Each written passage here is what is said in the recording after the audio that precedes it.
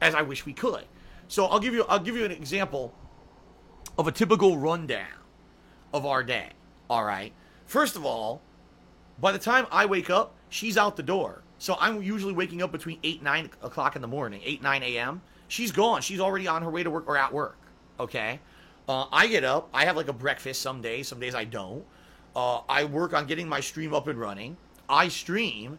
While I'm streaming, typically, by the time I'm finishing my first stream, she's arriving back home. Sometimes she gets home a little bit earlier. Sometimes she gets home a little bit later, depending on the workload. And then we just That's it. It's dinner time, right? That does so I'm it. streaming roughly from 10 a.m. I'm to like 4 restreaming p.m. this. Dinner time. So one of us makes dinner.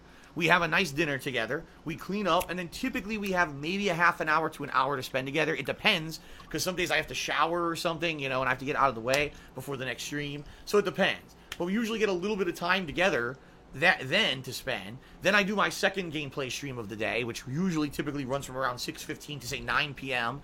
I usually get out of the office by like 9:30, but now she has to get to bed because she has work in the morning. So I get to see her another maybe half an hour to hour. So in a day, two people who live together, I see her for like 2 hours tops in a best scenario day, which sucks. That's shitty, You think, Not man, gonna she moved really in with be Phil, they must spend all this time talking together. much. We barely get any time. We're both working adults, and we have, these careers we're working on, and we have a lot of time that we put into them. I'll just so be because of that, playing like a we get trucking frustrated game. sometimes. I don't get to see her as much as I want. She doesn't get to see me as much as she wants. But for us, all right, the great day is the day when we get to spend together once a week. Our day off that I take, per se, is amazing. We get up. Oh my God, we actually woke up together. Can you believe it? We've woken up together today. Sometimes we either have a breakfast we make together, or we actually get to go out and have a breakfast together somewhere. And then we have a bunch of stuff typically we have to do, errands or the like that we have to run. But the thing is, we have fun doing it together because we're actually getting to do everything together. So we do everything. Our shopping, errands and chores, or things we need to pick up for around the house, but also grocery shopping and stuff like that. And then we try to have fun. Sometimes we go to the mall. We'll do window shopping. Space. Do we have a lot of money to spend? No, we don't. But even just doing little things, like, for example, when I took my time off a month ago, we set up the backyard. We got a very inexpensive outdoor rug that we put down. We got a couple inexpensive bird feeders. We didn't go crazy, $50, $70. We got one that's like $20. And we got some nice bird feeders. And we set it up with a string of like outdoor lights so you can see out there at night. And every morning now, we wake up and we have beautiful animals coming into our backyard, coming to get like birds. So we have beautiful birds, squirrels. There's actually a family of wild rabbits, the two parents, and a little baby bunny that come by and eat, because we have like a mix of food. It's like peanuts and like corn and stuff. They come by and eat it every morning. It's amazing. I'm like, oh my God, I lived here for 4 fucking years, and I never took advantage of any of the shit that was around me. Because I had my head so in my work, right, that I never, like an ostrich, I had my head in the ground in my work. I never popped my head out to look around and see how amazing it actually is out here. So that's what I mean. It's just those little kind of things that we do on our day off makes things so much better. Sometimes, admittedly, sometimes we don't have a lot of fun, and we end up doing more kind of like cleaning the house. But even then, being there together and doing it together and saying this is a time investment for our life together, right, it's meaningful. And that's a cool thing. So just for me personally, the biggest thing that's changed in my life this year has been Kat moving in with me, and it's been an amazing thing. Now, as you guys have seen, you haven't seen much of it at all. It's not really the opposite. You haven't seen much of any of the things that I've described. In the past, if this were me 5, 6, 7 years ago, you would have seen all of that vlogged and documented, and it would have been videos all over the internet for money. All right. We personally sat down when she moved in, and we said, how are we going to approach our life together? And this was a very serious discussion because, like I said previous relationships I've had, friendships I've had, have all been full documented for the internet. And I hate to say it, at a time that was positive, and then it turned into toxicity and negativity. It really did. It got to the point where everything that I would put on the internet that was a personal subject and wasn't about gaming was micro-analyzed, was over-dramatized, and was turned into something gross and negative. Okay. And it would just lead to people trolling and insulting and flaming and spreading slander and spreading all kinds of defamatory shit about myself, other people I was in relationships with, my friends, my family, all that shit. To the point where it just became so toxic I couldn't take it anymore, right? And the bottom line is, moving into a new relationship with Kat, I did not want our life together to be jeopardized for the sake of making extra money. I said, you know, putting vlogs out on the internet was nice at one point, but as I saw YouTube become increasingly more toxic and disgusting, I saw that actually it hurt more than helped. You know, there was one time when I would go on a trip or a vacation, and I would vlog everything, and I would put it on the internet, and the videos would get thousands of views, people would have all these positive comments. Thanks for sharing your personal time together with us, everyone. This is great. Then, 2-3 years later, I would do the same exact thing, go on a trip and document it. Fuck you, Phil. You say that you need money and you're on a trip. Go to hell. You're a piece of shit. You're ugly. You know, your significant other's ugly. Fuck this, fuck that. Nasty, disgusting, toxic shit. And that was the majority of the comments on the videos. I was like, then why am I bothering with this shit? Right? Why would I bother putting out the vlogs if people are just going to be disgusting? Right? And the same thing with Instagram and all the like. You know, I used to, whenever I went, take Instagram photos and share them with little quips and comments and stuff on social media. I've barely used my Instagram in the past like 4 months at all. I kind of stopped using it because I found that was a avenue for people to be negative and toxic. Avenue. And I don't want that toxicity to seep into my relationship with Kat. Kat is a person who very much did not have much of a public presence. Yes, there was a very short period of time where she tried live streaming and doing stuff like that on YouTube, and then it all ended, and she never did it again. And she doesn't have an internet presence. She doesn't have social media that she uses, even though people found her old accounts that she hasn't used in over a year. You know, she doesn't have that, and she doesn't want that because she knows if it happened, if she got a Twitter, if she started recording gameplay for the internet, which she likes, she would probably love to do Overwatch and stuff like that. Immediately, all it would be negativity and attacks and disgusting shit against her, and she doesn't deserve it. She's not a person who has any public presence. She's never insulted a single person or said anything inflammatory. And the few pictures of her that we've put out on the internet, there's been like 5, I think. Every picture is insults about her looks, personal insults, disgusting, vile, gross shit. And it's like, she doesn't fucking deserve that. Just because she's going out with me, she has to have this disgusting shit happen to her. It's nasty. And, you know, there was a time when a lot of people said, you know, the things that happened to Phil, he deserves. The past couple of years, there's been a flip.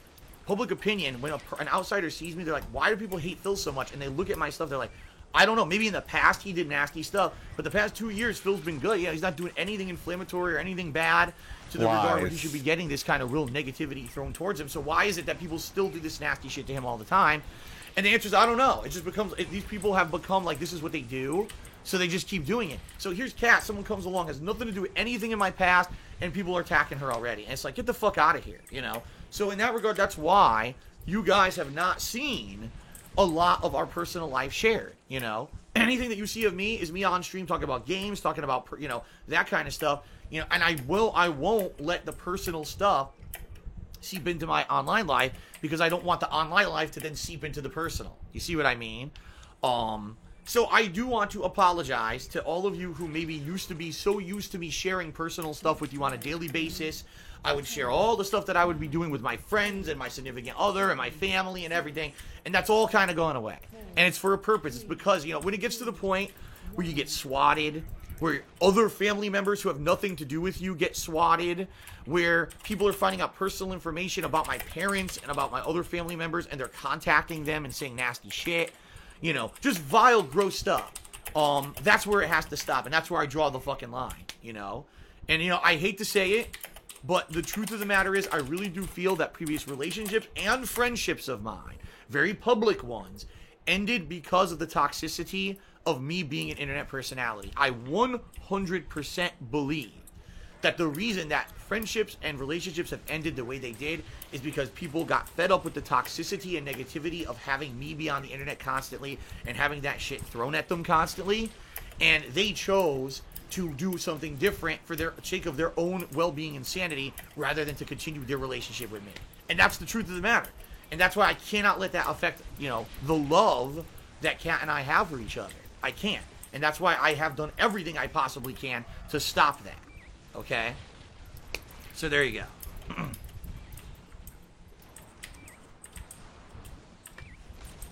All right. That's the personal side of things, guys. Personally, things have been going really good this year. I get so much support from Kat. I support her. We have a loving relationship behind the scenes of everything. Everything's hunky-dory. Like I said, I lost weight, and everything's good. You know, things are really good in the personal side of stuff. But now let's talk business. How's business going? I haven't really talked about business in a while. Well, realistically, YouTube is kind of about what it was last year. I would say this month in particular seems a little bit down from what it was last year. The thing about YouTube is that YouTube will fluctuate depending on what's going on in the realm of gaming. So if you get a month with a ton of huge high-profile new releases, YouTube views will go up, and I'll make more money. All right? In a month where it's dead and there's almost nothing new, YouTube revenue will go down, views will go down, right? Everything goes down. That's how it's always been with YouTube. So in particular, 2017, early on in the year, the first half of 2017, was jam-packed with hot, high-profile new releases. Not to say that all of them turned out good, but there were so many games that people wanted to see me cover that viewership was up and money was up. This year, not so much. As you guys know, the first 3 months of this year were like so fucking dead. It wasn't until April where we really started getting high-profile games for me to cover. So it took a while, but now things are on the up and up. In general, my YouTube channel, DSP Gaming, is bringing in between 1 to 2 million views a month, which is on par with what's to be expected. It's been for like 2-3 years now. Revenue is steady, which is good. Revenue is steady. Sometimes it goes up, sometimes it goes down, but in general, I kind of know what I'm going to bring in on YouTube on a monthly basis, all right? Would I like it to be better? Of course I would. Of course I would. I mean, you always want it to be better, but the bottom line is I can't really do anything about it. When I try to branch out and do different things, like remember when I did KO Gaming 2 years ago? How can you join as a spectator? Just doing raw gameplay to doing these highly you're watching my restream. You're already spectating right now. Reviews. That channel took off, and I made a ton of money on it. And then YouTube changed something and demonetized all the videos on the channel, and the channel now makes $8 a month. I mean, I don't put new videos out on it anyway, but you know, that channel went from making me, at one point, it made me thousands of dollars in a month to $8 a month because they've demonetized every video on the channel, limited or no ads. So I don't really focus. You guys know that. I don't focus on YouTube anymore. I don't feel the need to focus on YouTube because focusing on YouTube is a waste of my time. If I were to put time, effort, and money into making video series exclusively for YouTube, number 1, demonetization. Number 2, don't show up in search results. Number 3, other fucked up stuff that happens with YouTube all the time. So why am I going to work my ass off when YouTube doesn't support content creators? And I'm sorry, but I just hate to say that's how I feel about YouTube. They do not support people who use their website. They don't. They don't care about it. All they want is a website that generates revenue. They don't care who you are, if you get screwed over. They don't feel responsibility for when they screw something up with a new algorithm or a new search change or whatever. They take no responsibility whatsoever. They just say, oh, well, it is what it is. Deal with it. And that's not a business that I want to deal with for my livelihood anymore. You know, since 2011 to 2017, I did. And I had enough. Last year, that was like when the bubble broke. I was like, I can't take it anymore. I can't have a business that's going to have halved, you know, revenue. And now I can't make a living doing it because they fucked up on their end and they admit no responsibility and don't do anything to help anybody out. I just had enough, okay? So, YouTube is what it is, all right? My vlogging channel, The King of Hate Vlogs, brings in almost nothing. I'm not even kidding. I would be lucky if in a good month, the vlogging channel makes me $100 for the whole month, okay? Now, admittedly, I have cut down on vlogging a ton. I don't do DSP Tries It anymore. Why? Because as I showed you guys, I lost weight. I don't even eat fast food that often anymore. So since I don't do the fast food thing, there's nothing to do for DSP Tries It. So that series is pretty much on hiatus. Really, the only things you see on my vlogging channel are Ask the King, which is my Q&A show I do every other month. Podcasts like this, which I don't do that often anymore. Every once a week, I do the Week in Preview, okay? And then if there's a special vlog, I'll put it out. And that's it. So only doing 1 to 2 videos a week, you know, isn't going to bring in a lot of revenue, and I'm not surprised that I don't make any money really doing the vlogging anymore. On the flip side of that, half the time I upload a vlog, it gets demonetized, you know. So it's not like I can make money doing it anyway. Even if I worked my ass off doing vlogging. Like I said, when I was actively doing DSP Tries It, I was bringing in 10 to 15,000 views on some of these videos and making like $4 profit. So that should just give you an idea how bad it is, okay? By the way, let's do a couple shout-outs. Let's do a couple shout-outs before we move on because I want to talk about Twitch now, okay? Aaron PC did a 100-bit cheer. He said, I just had my girlfriend move into my place, and I agree 100% sharing responsibility is the only way to living with a significant other that works. There needs to be maturity on both sides. Love living with her. Glad you got that. Right. Absolutely 1,000,000%. you need to have maturity on both sides. You can't have one person who wants one thing and another person who wants another thing, because it won't work, you know? And you have to be sure that when someone says something, they mean it. Because there could be a situation where, oh, we agree to this, and then within a month it all falls apart, okay? The big TJ Leet just cheered. He says, the overanalysis on your personal life, I believe, is one of the reasons people got sick of the ones who don't like you. At least that's true for me. Yeah, I mean, there were people who made a living. I'm not even kidding you. All they did on the internet, the only reason they had any notoriety on the internet is because they overanalyzed my personal life. And they would say the most ridiculous fucking things. And, you know, I would put a picture of something I saw at the mall on Instagram, and it would be massively overanalyzed and dissected in an hour-long podcast. It's a fucking picture on Instagram. You see what I mean? But this is what these people were doing.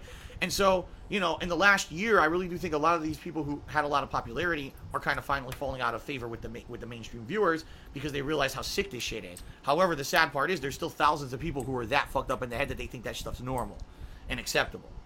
Last Rambo cheered. He says, DSP tries it should not be restricted to just fast food. I agree, Last Rambo, but at the same time, I don't have money and time to be putting into other products. You know what I mean?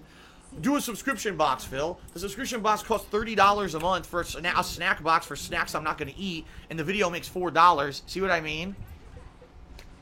Anonymosaurus Rex cheered. He said, shout out to Derek, who says, I moved my girlfriend into my house, but she's a Barbie, so we're in a Barbie house. And shout out to YOLO Dopper. He says, I'm glad things are working out for you. I think going offline for the relationship would work good, but I think you can still open up instead of doing a total 180 by showing nothing. You got to be careful. You have to. Because what's to say that we do open up a tiny bit, and the next thing you know, here's the next negative bullshit meme on the internet, and everyone believes it. You know what I mean? And again, for her, it's not fair to her to have to put up with any kind of bullshit or negativity because she's going out with me, right? It's not fair. Especially because how supportive and how loving she is to me. The fact that she would have to put up with nasty attacks and shit. You know, and some people are like, oh, whatever, tough skin. You know, it gets to some people. She's not someone who's had a big internet personality and has thick skin. You know, when she sees nasty comments, it could get to her. And I don't want her to be subject to that. So, all right, let's continue on. Let's now talk about Twitch. How has Twitch been going for me this year? Well, I'll be honest with you guys. The second half of 2017 was great. And in fact, the end of 2017 was amazing. I had more viewers, giant amounts of support. People were coming out and cheering Summon and Tipping in droves near the end of 2017 and early 2018. It did die down some. February, March, April in particular. Why? Because guess what? There were no good games. Like I said, it was such a dead time. Those 3 months were so dead, where there was almost next to nothing going on, right? That there just was no real reason for me to get any kind of great positive attention outside of my hardcore fan base. Now, my hardcore fan base ends up being very supportive, and I want to say thank you to any of you who hung in there during months when it's dead or when there's not a lot of high profile stuff going on. I understand, but I think a lot of you have figured out now that just coming by my streams and hanging out is more of a social aspect. You can hang out with people you know. It's a cool, positive vibe. We don't let the shit drama come in anymore. Cool, We've did a really good job of keeping that shit off the streams, and me not addressing it has made the streams way better, in my opinion, in 2018, okay? So, you know, that being said, the positivity is at an all-time high. No matter what I play, I have fun. Even if it's a game I don't like, even if I rage at it a bit, I still get to see that people like to see my honest reactions, and that's a cool thing. And the fact that, I mean, I'll also be honest with you guys. Twitch's change to their terms of service has maybe toned stuff down a bit, and honestly, I think it may be for the better. All right? And the reason being, I used to be a guy that on the cuff would just explode. And a lot of people like that, don't get me wrong. That's kind of where I got a lot of my notoriety on YouTube back in the day. But just to get angry, so angry, and immediately I'm just saying the most ridiculous inflammatory statements about other people playing games, about game developers, and about this and that. You know, comes a time when you have to mature up a little bit. And even though I realize that that's entertaining stuff, you know, when Twitch's terms of service are saying you got to watch what you say because if you actively insult someone, you know, you can get suspended from and lose your Twitch streaming ability, I've kind of had to look at my product and take a step back and say, okay, let's evaluate what I'm doing on a stream on a daily basis and try to put out a little bit. Now, by the way, I'm certainly not saying that I'm going to completely censor myself or be dishonest with you guys. I'm not. You know, real talk, I'm never going to change in that regard. I pride myself on being someone that is opinionated, that has these definite stances on certain things, and I'm going to stick up for those stances, even if, you know, a lot of people disagree with me. And I'm going to be an independent guy that's not a paid shill, that's here to play a game just because I'm getting paid for it, and now I have to kiss the game's ass, you know, constantly. I'm not going to get a pre-release copy of the game and then have to censor what I say about the game because there's a review embargo a couple days in the future. I'm not like that. When you watch me on a stream, you're getting pure, unadulterated Phil. You're getting out of me my pure, opinion on the matter. I may have had to tone down my language and how extreme I get to in my hyperbole, in my hyperbole of how I talk about my opinion. But for the most part, censor myself it's pure Phil. You're getting the real deal. You're not getting the fake acting Phil. You're not getting a Muppet like I like to call some other streamers who they overact for the camera. They have the dyed hair and they have to be this certain stereotype to make money from kids. I'm not like that, and you guys know that. For 10 years, I've prided myself on being the real me, not some bullshit character to make money. All right. So I certainly hope that you guys get that, all right, when you watch my streams. And in general, I've noticed this year, overall, my stream attendance is higher than it was. I'm actually getting more average viewers per stream than I did previously. My followers are up. My subs in general are up. Now, don't get me wrong. My subscribers go up and down. In fact, the highest I've ever had, I think, was like 560 something. But that happened during the Christmas time when there was a discount on subs and gifted subs. And a lot of people came out and were super generous and were gifting subs left and right. I had like at one point, almost 200 gifted subs, okay? So my subs have been down to as low as like 390. But in general, the amount of support I get on the streams is great. Cheering, subbing, tipping, I can't complain. In general, most days you guys are very generous, okay?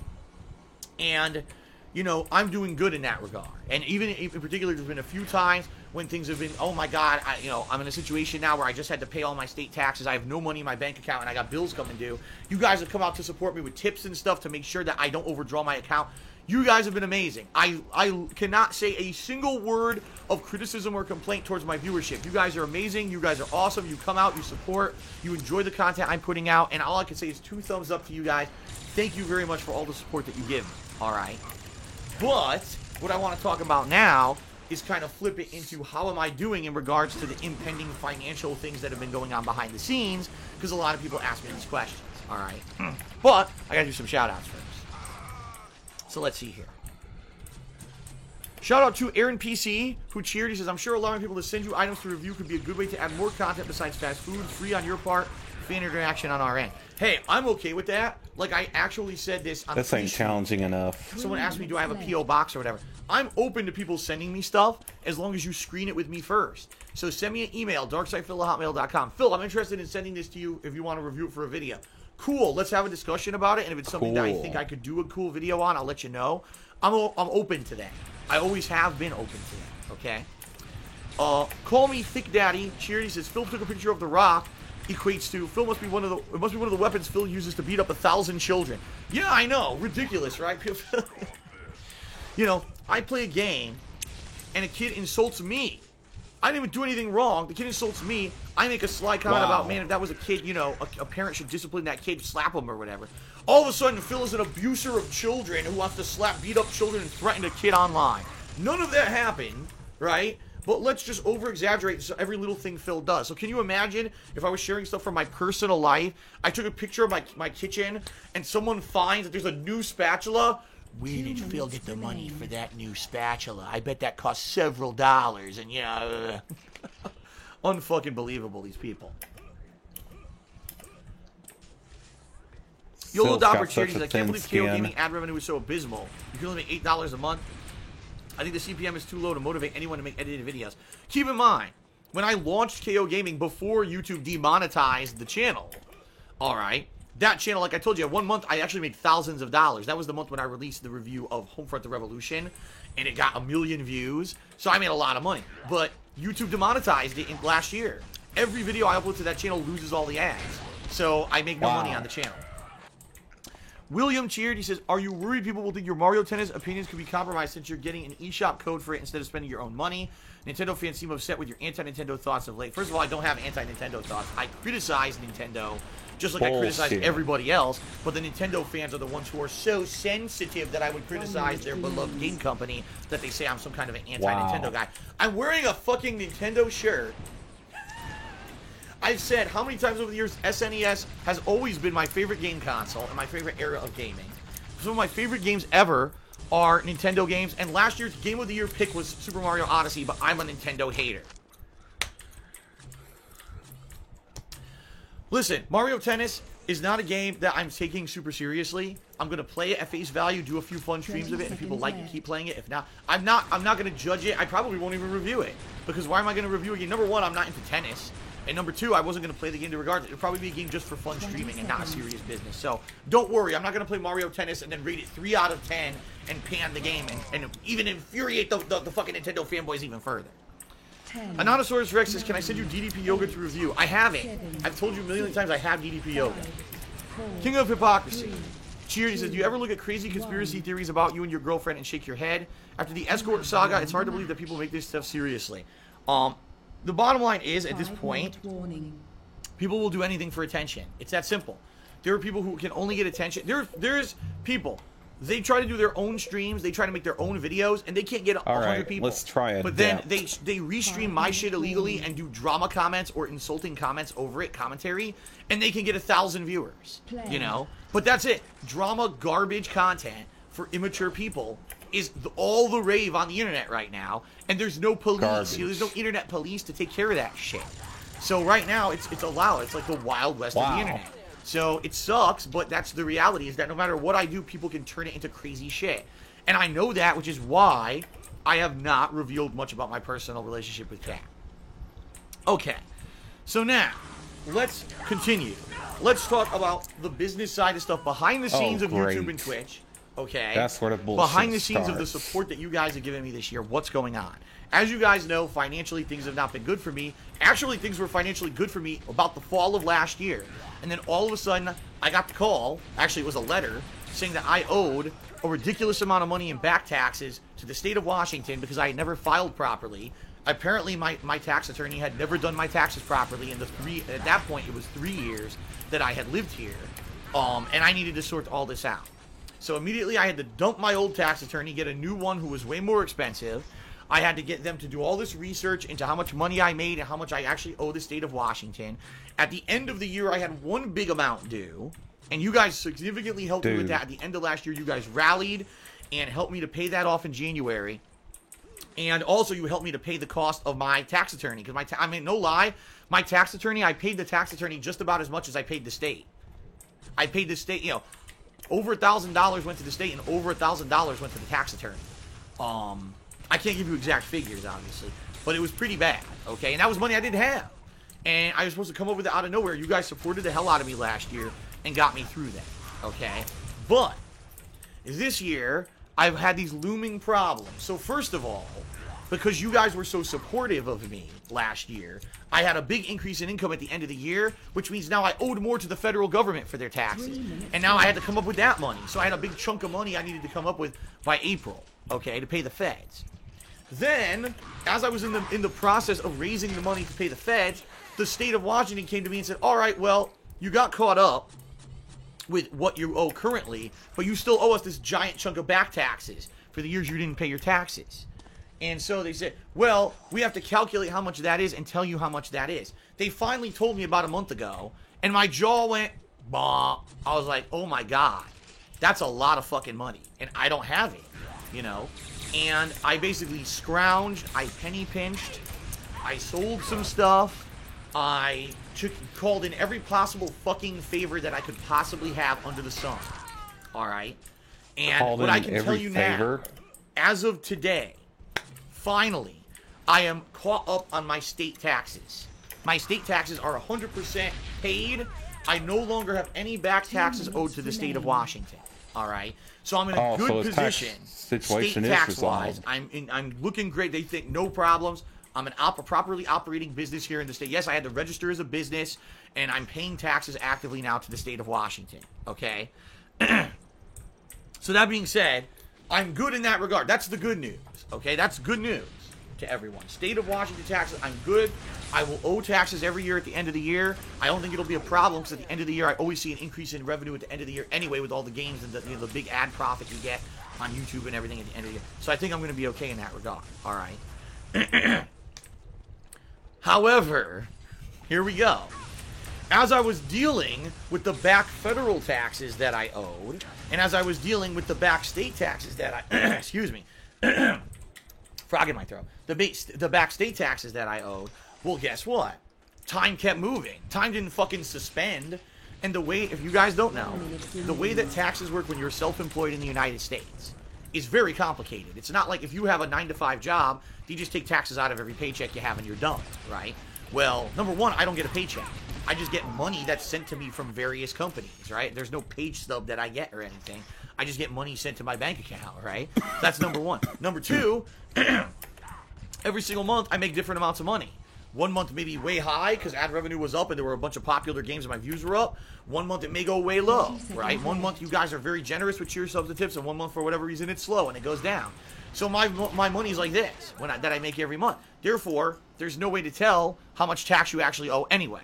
So the way that they do it is, or the way that my tax attorney does it, and you're supposed to do it if you're self-employed, you look at an estimate of what you made the year before. Okay. So what my attorney did, he looked at 2017. What did Phil make? How much money? Here. Okay, for every various source, and he does his complicated computations and everything, and he comes up with an estimate. How much tax should Phil pay for 2018 if, assuming Phil makes the same amount of money in 2018 that he did in 2017? So it's all based on guesses. There's no way to actually tell what I owe because it's all based on guesswork, all right? However, the fucked up thing about the way it works, the government just expects you to have the money right away. Like, wait a minute. I just had to pay back federal taxes. I just had this issue with state taxes. I had to pay all these taxes, so all my money's gone. Oh, the federal government wants you now to start paying your taxes, too, for this year. Huh? That's not how life works.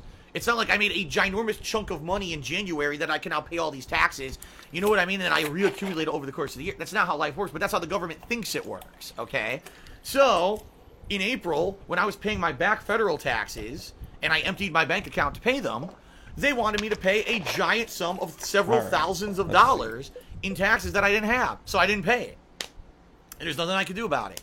This week, the federal government, even though I just spent all my money to pay my back state taxes and get me current, okay, the federal government wants me to make another payment of several $1,000s. I don't have it. I can't pay it. So I'm right now, as of this week, I'm actually behind them two payments. 50% of the taxes that I owe for this year I haven't paid, and it's considered now in arrears or late. And what's happening is there's going to be late fees associated with this because I didn't pay them on time per the federal government. All right. It's not realistic. The way the federal government expects self-employed people to pay their money or pay their taxes is not realistic at all. If anything happens where your business has a high or a low, your taxes change and you did it wrong. Huh? How? So because a tax attorney screwed me over and for 3 years didn't pay my state taxes properly, and I had to find the money to pay that, the federal government says, we don't care about any of that. We just want you to keep giving us money anyway. Huh? You know, see what I mean? That's not how life works, but that's what they want. So right now I am. Half the year, half of 2018 has passed, and half the year I've paid no federal taxes. Now, it's so weird the way it works, okay? They're going to expect me again to pay another payment in September and another payment by the end of the year. And then the way it really works is that anything I didn't properly pay during the year is considered due in full next April when I file my taxes again, okay? So in reality, if you're self-employed in the United States, you don't have to pay any taxes all year as long as you pay what you owe in full by the next tax day, which is in April. You're okay, but if you do it that way, you have to pay big, like not big fees, but there's late fees and stuff like that. So there's some people who just say, fuck this. I'm not going to do an estimated bullshit payments. I'm just going to pay you one amount, whatever I owe next year. Fuck it. I don't care if I pay late fees or not. So in essence, okay, I don't have to pay any taxes until April of next year. However, it makes sense if I do. If I have money that I have, I got to put it towards the taxes because it'll save me from paying late fees and stuff, okay? So, the good news is, right now, YouTube is going okay. I don't see your server, It's not great, dude. It's not bad, it's okay. Twitch is going pretty good and growing every month, all right? And in a moment, I'm going to talk to you about my future plans, what I really want to do with everything here. State tax issue is actually officially finally fucking done with. Finally. It took almost a year to clear this shit up, and I literally had to call in every favor I had. I had to borrow money. I had to fucking sell stuff, but I paid off the state taxes. I'm okay in that regard. Finally, it's a non-issue. But now the federal tax is something looming on my mind. This is what I mean. Like, for me, it's always what's the next fucking thing that's going to kill me, right? And for me, right now, I'm in a situation where I know I'm behind on taxes. I don't have the money for them. What I have to hope is that this year, things keep going good on YouTube, things keep going good on Twitch, and I raise enough money that by the end of the year, I can pay as much tax as I can, and hopefully I get that big boom like I did last year near the end of the year. That'll help me with the state tax payment that's due at the end of the year, and then help me save some more for the federal, and by April of next year, I have enough to pay all the federal. I hope. Knock on wood, fingers crossed, toes fucking crossed, like every possible thing I can do here, because I don't know what's going to happen. I don't know. And if you end up being behind on federal taxes, that's when you get fucked. The IRS will fuck your ass. They will bend you over and find every which way to put liens on your stuff. They will screw you over. So I definitely need to find a way, all right, to pay these taxes by next April. I hope things keep going the way that they're going, all right? I hope that I can keep things positive. I hope you guys keep enjoying the streams and coming out. I hope my Twitch continues to grow and everything goes positively. All right. Now. There you are. Now, what do I want to do with my business in the rest of the year and moving forward? What I want to do is grow my Twitch. Thanks and for what I want Space. to do is make my Twitch a better place for people to come hang out and have fun. And I think I've done a good job of that this year. The feedback I've received in general from my viewership is that people enjoy my streams. They think it's a safer place. There's not drama anymore. There's not a lot of trolling attacks and stuff like that. That I've done a great job of basically just making things happen and be positive. And that's a good thing. That's a good thing, okay? And so that's good. And I hope that if I can keep putting out entertaining streams and fun content for you guys, because viewership will continue to rise, support with cheers, subs, and tips will continue to grow like it has, and I can have a more consistent viewership no matter what game I play. Because the bottom line is, every time I play a new game, of course we get that artificial inflation, but I wanted that no matter what I play, you guys like me and you come out to hang out with me. It's more a social thing as well as gaming, rather than just you're here for the game. You see what I mean? Going hand in hand with that, what I've noticed is that people like it when I'm not just playing games. Last week, I did what was considered an IRL stream, okay? And people seem to really like it. Me just hanging out and talking with them and shooting the shit. People were very supportive, and it was a fun stream, regardless of the fact the reason I did it was because of drama, because of DSP Gaming supposedly getting suspended. It seemed to be a fun stream. People really enjoyed it. I'm not against the idea of doing more streams where I just hang out with you guys and talk, okay? If that's what people want.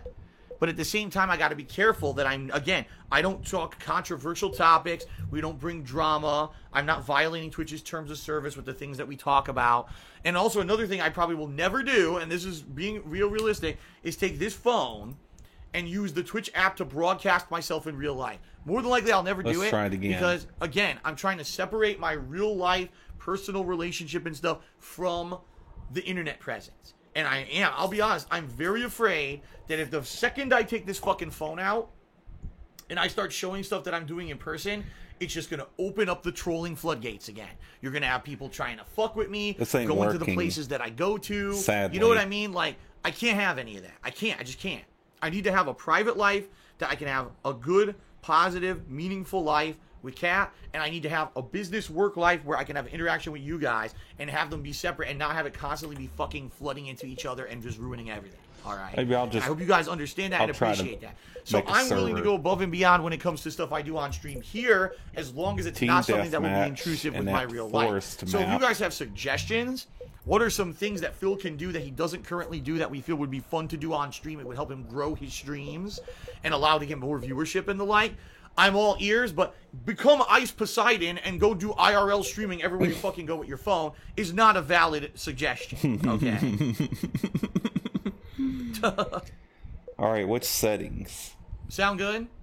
Sound good. All right, fair enough. So, what I want to do is grow my streams. And why do I really want to grow my streams? Because I know that YouTube is a sinking ship. I've had discussions with my partnership company and other parties regarding YouTube and my YouTube channel. And the bottom line, everyone's impression is there's no way I could get DSP Gaming to grow. It's done.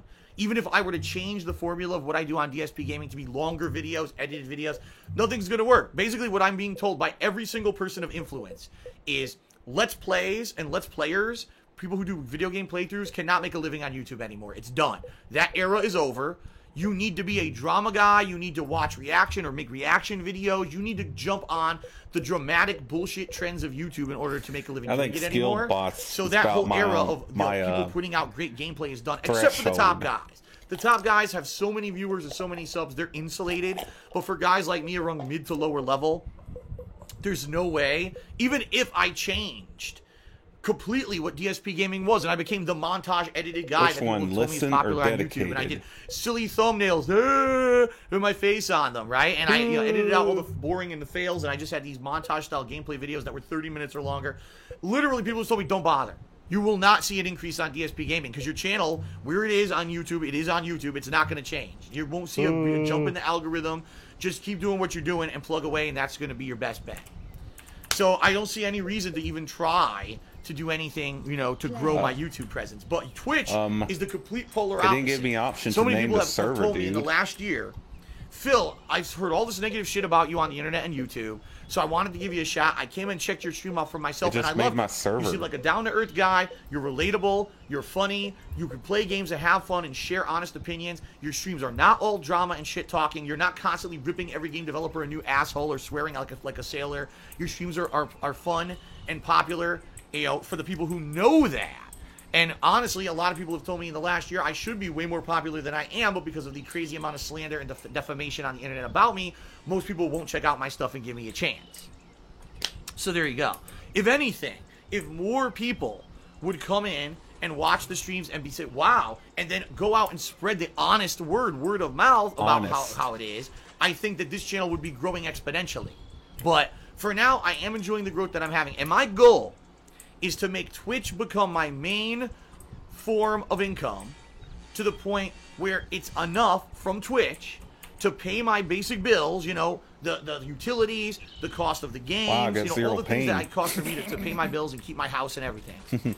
And then if YouTube ad revenue exists and is good, great. It's the icing on the cake that I can use to do other stuff, but it's my side thing. If DSP Gaming gets suspended again, it's not, oh my God, the roof is on fire. What the fuck am I going to do because I'm making no money today? I swear to God, instead it's okay. It sucks, don't have any mods. but it's not the end of the world. Let's have a fun stream on Twitch to keep stuff going. You know what I mean? Well, not basic, but I think this is like the editor's choice. So let's see. Edition Let's see or what some happens. And shit again, I am open to they can feedback. get I on want to listen to you guys. I want to GOG.com. hear what you guys have to say about Your improving Steam on Twitch version, whatever you to play, make may stuff be a better. bit different. So I'm all ears. You want to share it on social media? You want to send me emails? Whatever. I need suggestions because really I want to make my Twitch channel grow this year. But by the way, I also don't want to put it in jeopardy where it's going to get shut down because then there's no income there and then I'm really screwed. The bottom line is if I can make my Twitch grow and I can make enough money to pay my taxes this year, I'm in a good position. But I need to get there. You see what I mean? Let's do some shout outs and then I got a final topic to talk about. All right. And then we're going to take a break. Now I got a bot on my ass. Okay. Some shout outs. So, shout out to Be the Anonymous. Don't know who this is. They tipped me $5. I don't see why it should be downloading thoughts on Cyberpunk files. 2077 going first person style of gameplay as opposed to third person. Keep up the good work. As I said on pre-stream, I'm going to talk about that in my E3 segment. I appreciate the $5 tip. I am going to be talking about Cyberpunk, so don't worry. But I'm not going to answer it now because that would be jumping the gun. However, I am going to get you up here on the leaderboard. Ah. Pirated retail original. Okay. So thank you very much for Yeah, that tip. this is the editor's choice. The one you can get off of GOG.com. Alrighty there. Shout out to Geekrum, who did a 50-bit cheer. He says, your son's death was not fatal. Yeah, what game was it recently? Oh, it was Vampire, right? Where it says something about death was not fatal. What? It was just the worst dialogue. But anyway, that was a cool insider reference there. Thank you for the cheer, Geekrum. A big bumbling black man cheer. He said, despite the circumstances, you should do a celebratory toast for clearing the state taxes and drink some of that grape kickstart. Celebratory toast for being done with the goddamn back taxes on the state of Washington. Here we go. Everyone, if you have a drink, raise your glass with me, or your can, or your chalice, or your flute, whatever it is that you may drink from. Let's have a celebratory toast to being Not done a with clown. that fucking shit. Salud. Okay. Shout out to Apollo Raps, who did a 25-bit cheer. Thank you. I'm on the Austin top Nick floor. cheers. I Where's love the the electric interactivity of gun? Twitch. I do as well. Anonysaurus Rex cheers. He said, can you impersonate Popeye? I am what I am, but it's all that I am. Uno Andom cheered. And he says, will I do a collab stream with Wings of Redemption? No. Atlas Telemon cheered. He says, Phil, being really honest because the trolls, I hardly ever actively shared your content via social media due to possible repercussion. You're right. Now, here's the there deal. it is. I get more trolling than anyone else. I do. I get more trolling than anyone else because I'm the subject matter, right? However, even with all the trolling that you guys tell me I get, I don't see any of it. Because now I've gotten to the point, so many scumbags have basically trolled me on the internet, they're all either blocked or muted. So when I tweet and someone says, man, Phil, people are really nasty to you on Twitter, I'm like, I don't see it. I tweet out something productive, and I don't see any of the negativity. I just see people who are being, positive interactions, because all those people have been long blocked and banned. And the other good news is, that's good, because when I tweet something and people tell me I see people being negative, I'm like, I don't see it, that means that no newcomers are actually being negative, because I would still see them, right? The bottom line is it's that same group of like 1,000 people who are just so fucked in the head and so negative over stuff in regards to me that they slam me and stuff, but they're all gone. Like, I blocked or banned them all. I don't see any of that shit anymore. And also, there were a few people who were other YouTubers who were bringing negative influence to my social media, and they quit social media, so that was a big boom too. Kate cheered, says, cheers to you, I'm proud of you. Thank you, Kate. And AES cheered, he said, I finally started to play Kingdom Hearts 1 pretty good so far. The ship mechanics are a pain in the ass. I agree, the gummy ship is a pain in the ass. Alright, now, the last thing I have to talk about, sadly, guys, is not good news. It's shitty news. And the thing is, much like a lot of the times when I talk about these things, I can't give you any specifics right now. I wish I could. Imagine last year, if when all the tax stuff was going on, if I told you the whole situation before it had even been determined what was going on, it would have been a nightmare. People would have trolled me and everything. Alright, the other night I made a tweet.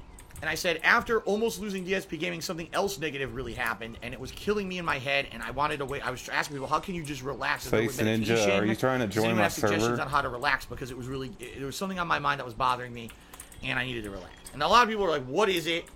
Or have you kind of given up?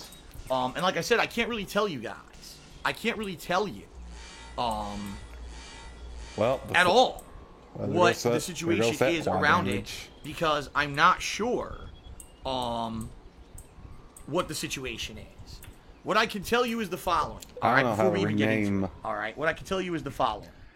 I don't know how to rename a server. Once again, ladies and gentlemen, I'm facing a situation where I have done absolutely nothing wrong. Now, if I actually had done something wrong, I would fess up to it, But I'm in a situation, and no, it's not taxes. Thank God it's not taxes. Fuck, if it were taxes, I would lose my hair right now. I'd probably go instantaneously bald. But no. I'm in a situation where I've done nothing wrong. I've been told I've done nothing wrong, and I'm not in the wrong. But very Advanced, shortly, I may okay. be having Apparently, a very naming negative your consequence. server is an advanced option. Okay. Basically, an action that's going to be taken against me that I can't help. There's really I have no control over it. I have no real factor in the determination of what's going to happen. And I have no way to solve the problem. Okay? Oh, okay. I know that's incredibly vague, and I did that on purpose because this is a developing situation. Dallas 24. Are you serious? I'm in a situation. Holy shit, I got a that's giant slow. tip. Wow. All right, I'm going to do a shout out to that in a moment. I'm in the middle of something serious. Thank you, whoever did that. I'll thank you very much. But let me finish this up before I get to that giant tip that I was just given. Holy crap. I'm in a situation where it might not. We're not to that point yet. I just want to let everyone know it's not doom and gloom right now. It's not. And right now, I'm coming to my streams every day with a feeling of positivity and fun, and I want to keep that going. But I'm in a situation The where file download stopped. Wow. things could be very uncertain again very soon. Again, I don't And I know it understand. sucks because every time there's a hurdle, It's a I map fight it, you've I jump got. over it, there's another hurdle. I just said this last week. I said with DSP Gaming, right? I wouldn't I was need in a to tax download situation, the anything. tax situation's resumed, the DSP Gaming gets suspended, DSP Gaming comes back, and now this. And it's like I never have a day when I could just sleep soundly and say, wow, I don't have back taxes that I owe and I'm behind on. I'm not behind on any bills. I don't have to worry about my bank account being overdrawn. No one's trolling me and trying to shut down all my content and my channels. I'm not in jeopardy of losing my Twitch streams. I'm not in jeopardy of losing my YouTube channel. I haven't had a night of sleep without stress like that since I moved here. So that's over 4 straight years. All right? 4 straight fucking years where my life's kind of been like this. And I know I hate it. Someone gave him it's a roller coaster ride of $300. drama, and I don't want it. I don't want the drama. But the bottom line is, I was contacted last week by a party, and I was told that there's something in the works that's not a definite, but if this does actually happen, which again has nothing to do with me, nothing I've done wrong at all right, could very negatively affect me in a big way, in particular, money-wise. And I'm like, I just got past the tax situation, right? I'm just at the point. Back taxes are paid. Now I can work only on the federal taxes. Wow. I can focus positively on this situation and not have to worry. And then I get this news again. And I'm like, are you fucking kidding me? And I had a board right now. I would punch right through it like a fucking karate master. Because I'm just so angry that I can't ever have rest. Why can't I just be here and enjoy what I'm doing? I know I hate it. I'm tired of talking about the fucking money. I'm tired of it. And it's not anything you guys did wrong, and it's nothing I did wrong. You can't fix it. I can't fix it. It's just a fucked up situation, okay? And that's pretty much the most I can tell you at this point. The only silver lining here is there any way to have all a of this is that it handicap may not match happen. against It's not a bots given. It's or not a something? definite. It's a maybe. But I'm being told make that it it's so something that that if it does happen, could one happen size as soon as this players week, and other size and would bots. basically start affecting me within a couple of months. And it's to Now the do point where it's like, this. now again, how am I It going to know? grays Am this I making area enough to even out. just pay my basic bills, let alone taxes? Am I going to make enough money to cover my stuff? And I don't want to put this burden on you guys. I want you to understand the reason I'm telling you this is not because now I expect that people will say, oh, Phil's in trouble, let me throw him money. That's not the point. The point is I just went through an hour-long segment explaining to you guys everything going on with me. And I want to be upfront and honest with you now that we're on a podcast where this is not going to negatively affect the gameplay stream. I want to get it off my chest so you guys know what's going on behind the scenes. I'm not going to bring this up often. And if and when something does finally go into effect, which could not, it won't be immediate. So even if I find out it's going to happen, the effect probably won't be immediate. Okay? So I will let you guys know, moving forward, what happens when I have definitive information and when it's the right time. Right now is not the right time, but just so you guys know, I am stressed out. And again, another situation on top of another fucking situation, and it's just ridiculous that my life never settles. I told my parents about it. My mom was like speechless. She's like, it's like, what did you do in your life to deserve this? She's like, did you mass murder some people that I don't know about, or did you burn down a village in Nicaragua? All right. Were you an oil baron somewhere and you just plowed through a fucking rainforest? You know what I mean? Like, what did you do? Because it's just nuts. It's always something. There's always something, And I just don't know, man. It sucks. But that being said, all right, I'm going to do my best to stay positive. I'm going to do my best to put out entertaining streams for you guys on a daily basis. Like I said, I'm not going to be bringing this subject up often. I know that when the tax situation happened last year, you guys got just so tired of hearing about it, and I agree with you. I don't want this to become a personal burden for you guys constantly or anything like that. All right. So there you go, guys. The bottom line is I'll let you know if and when stuff develops and when I can talk about it. I can't right now. But the best thing that you can do is just keep doing what you're doing. Come on out to the streams daily. Enjoy them. Have fun. Participate. Make it a fun social, experience. Tell other people how good it is on streams and that it's not how other people negatively say it is.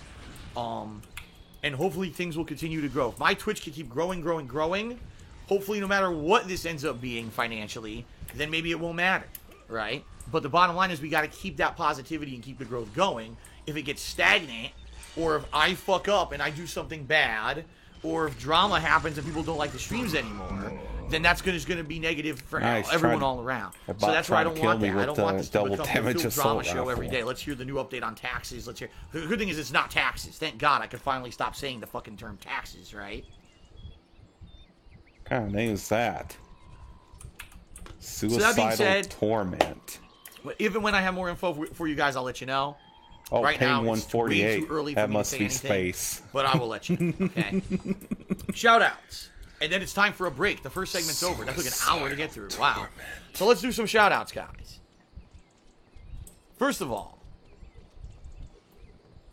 I got an anonymous $300 tip. Holy Oh, shit. my Thank you, whoever God. did that. Thank you. I am incredibly appreciative. That is a crazy, huge contribution. And, I mean, did I expect that on today's podcast? Of course I didn't. Thank you very much.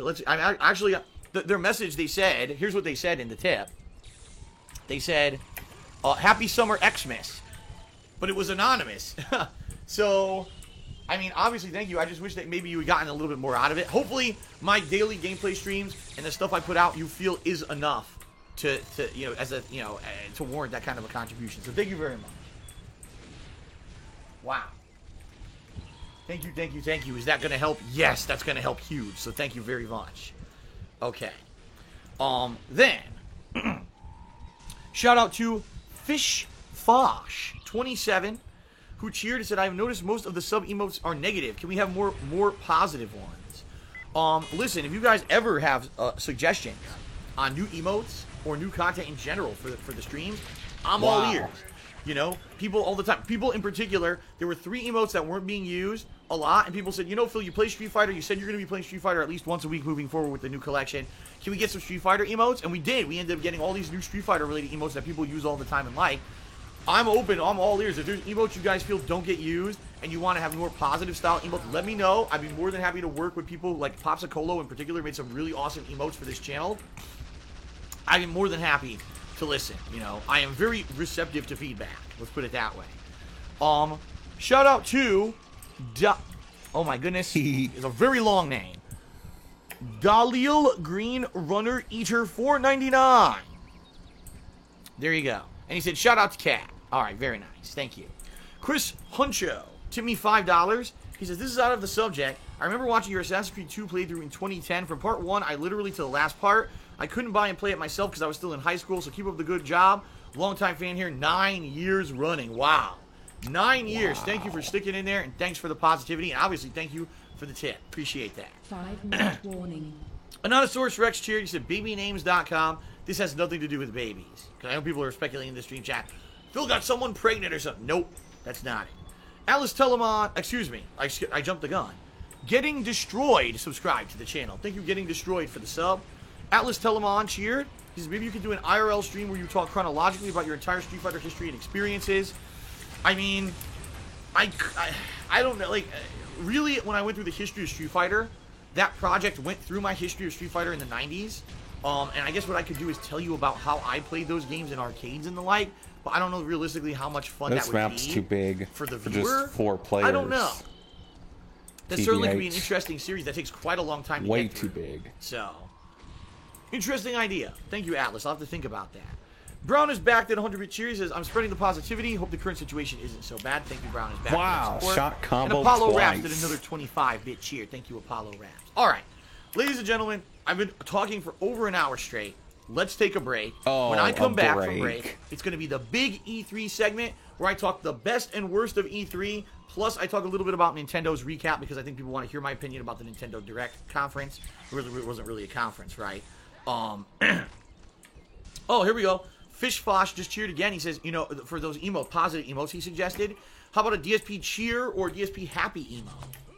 I could see that. Like, I'm happy, happy face, or, so I think that Would be cool. fucking cringe. I don't know. People would have to find that. You know what I mean? People would actually have to find People those actually have to try to emotes find or DSP that picture to turn into an emote somewhere. picture So I of think that could DSP be pretty smiling. All right, let's take a break. When I come back from the break, the big E3 segment, I'll cover the best and worst and all that jazz. It's probably going to be a long segment, all right? So for those who liked my E3 coverage, you should like this segment. It's going to even go more into detail than that. And we'll go from there. Thanks so far, everyone, for being so supportive. Appreciate it. And I'll see you in a few minutes if you're watching here live on Twitch. If you're watching on YouTube, this video is going to end, and you can just watch the next video. All right, thanks everyone, and I'll be back shortly.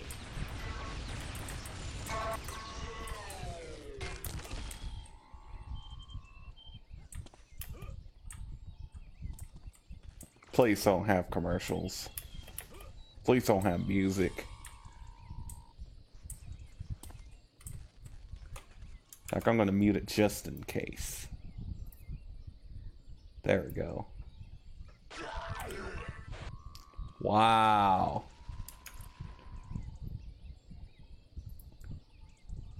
I'm gonna put some of my music on while he takes his break. Let me know when he gets back.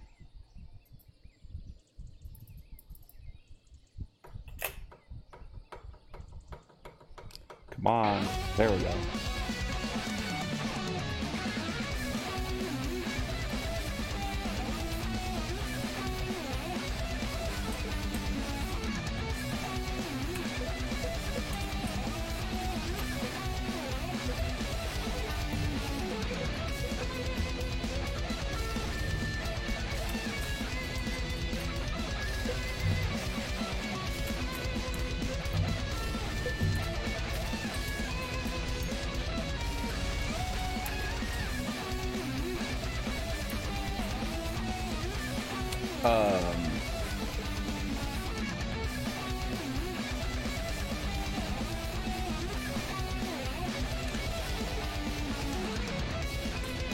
My gameplay's not showing up. What the hell is this bullshit?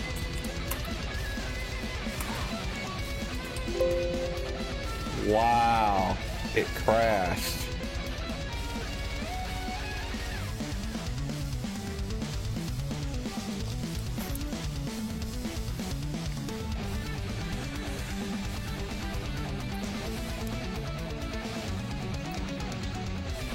Good one.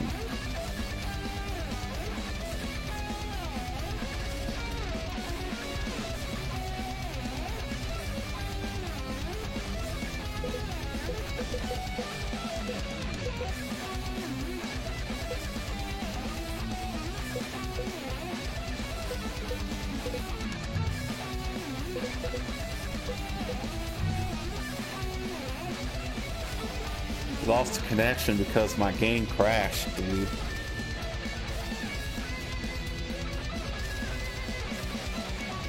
Thanks for making me having to mute your stream, Phil. That's right, that was Phil's fault. Speaking of crash, what the hell?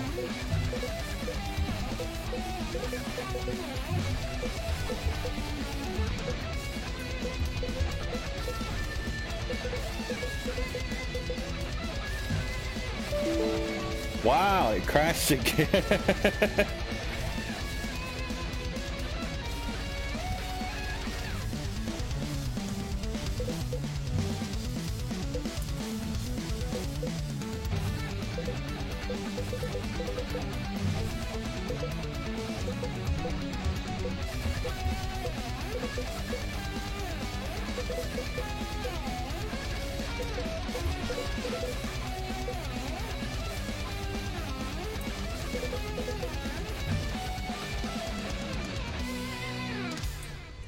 All right. Okay, same server name, Gaussman. Play.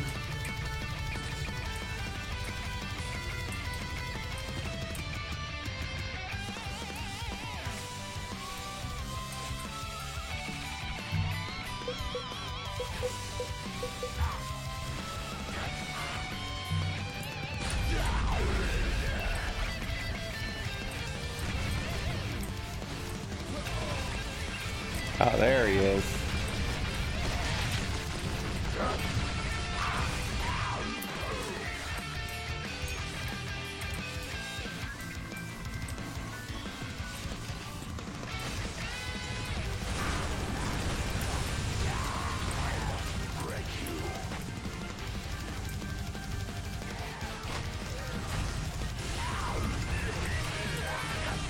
Oh, the green laser of doom. No. Oh no, it's killed by Undertaker's brother.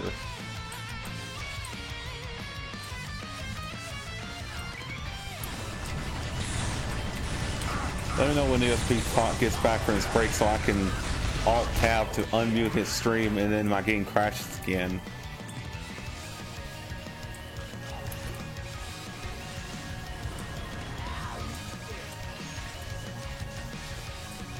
I wish this were the old days when DSP didn't have any music during his breaks or pre-streams. We could just sit here and just... It would just make things easier. Wow. Space got shafted. Yak, yak, yak, yak.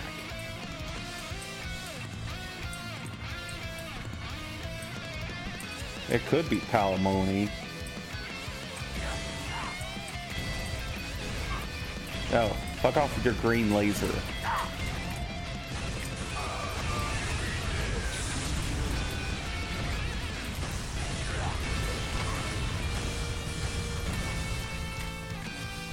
Stop running.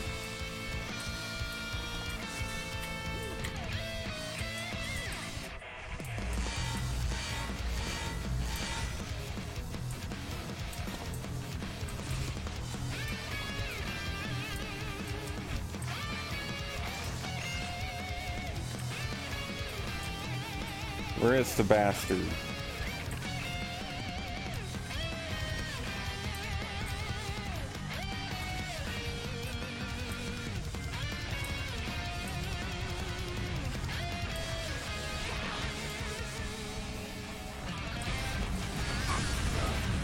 Wow.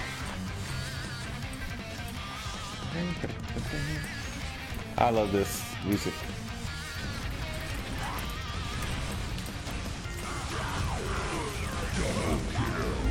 Eat shit. What?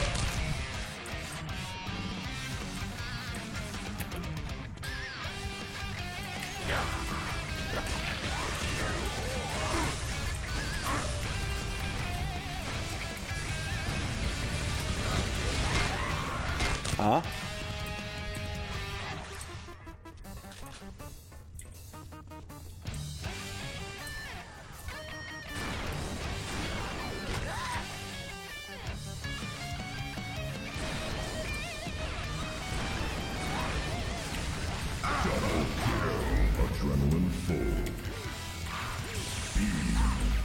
Oops, that's the wrong one.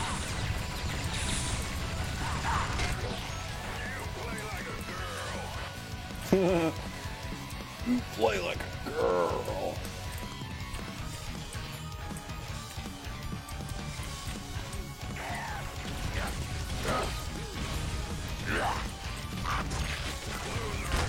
Wow. Thanks, Kane.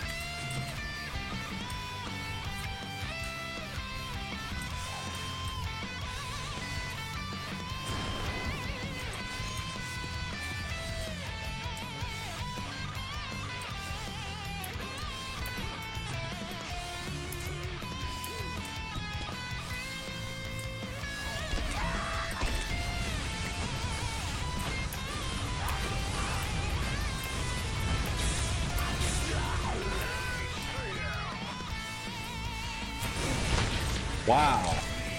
Nice. 5-minute warning.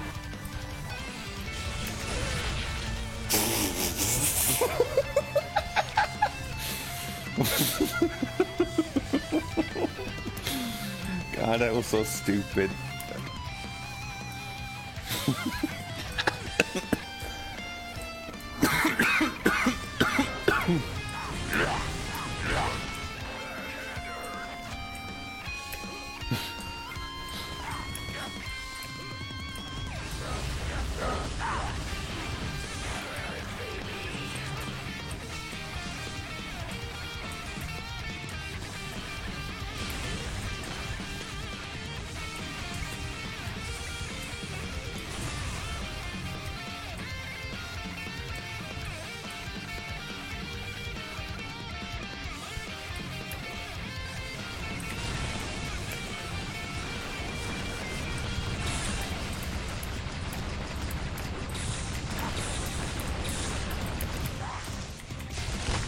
Wow.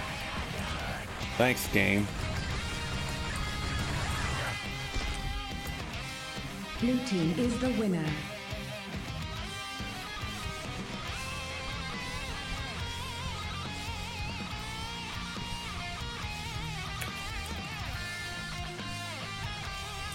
See, ironic.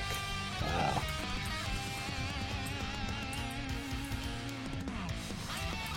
Play.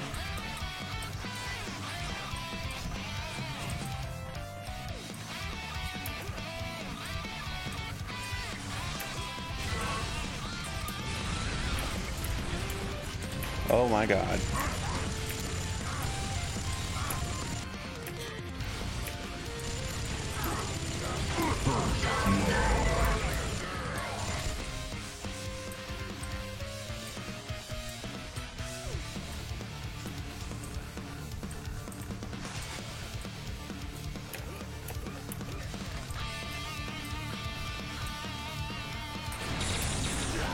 Wow.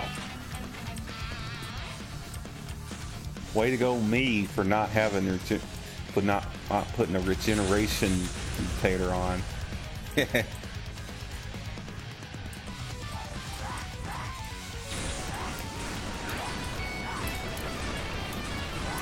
Well, I got scanned.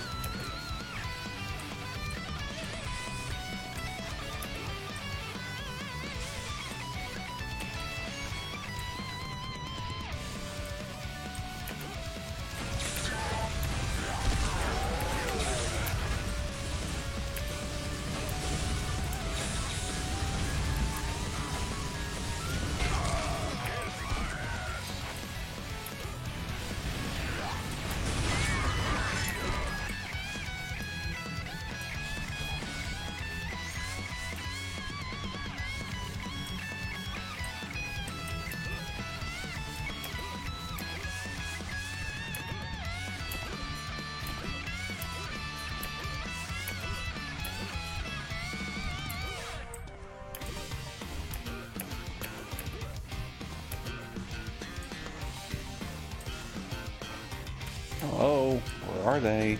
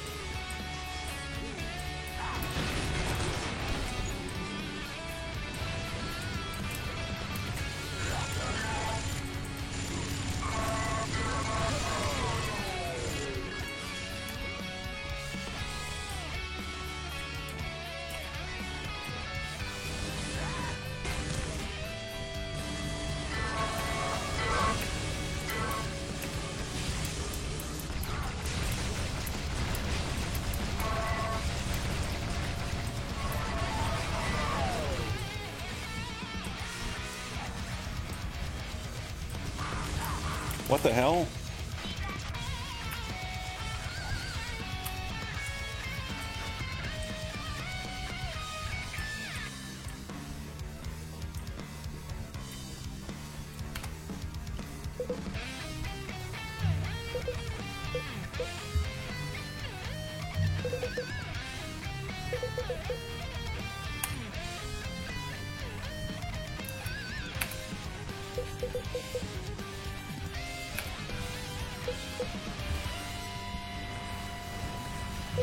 5-minute warning.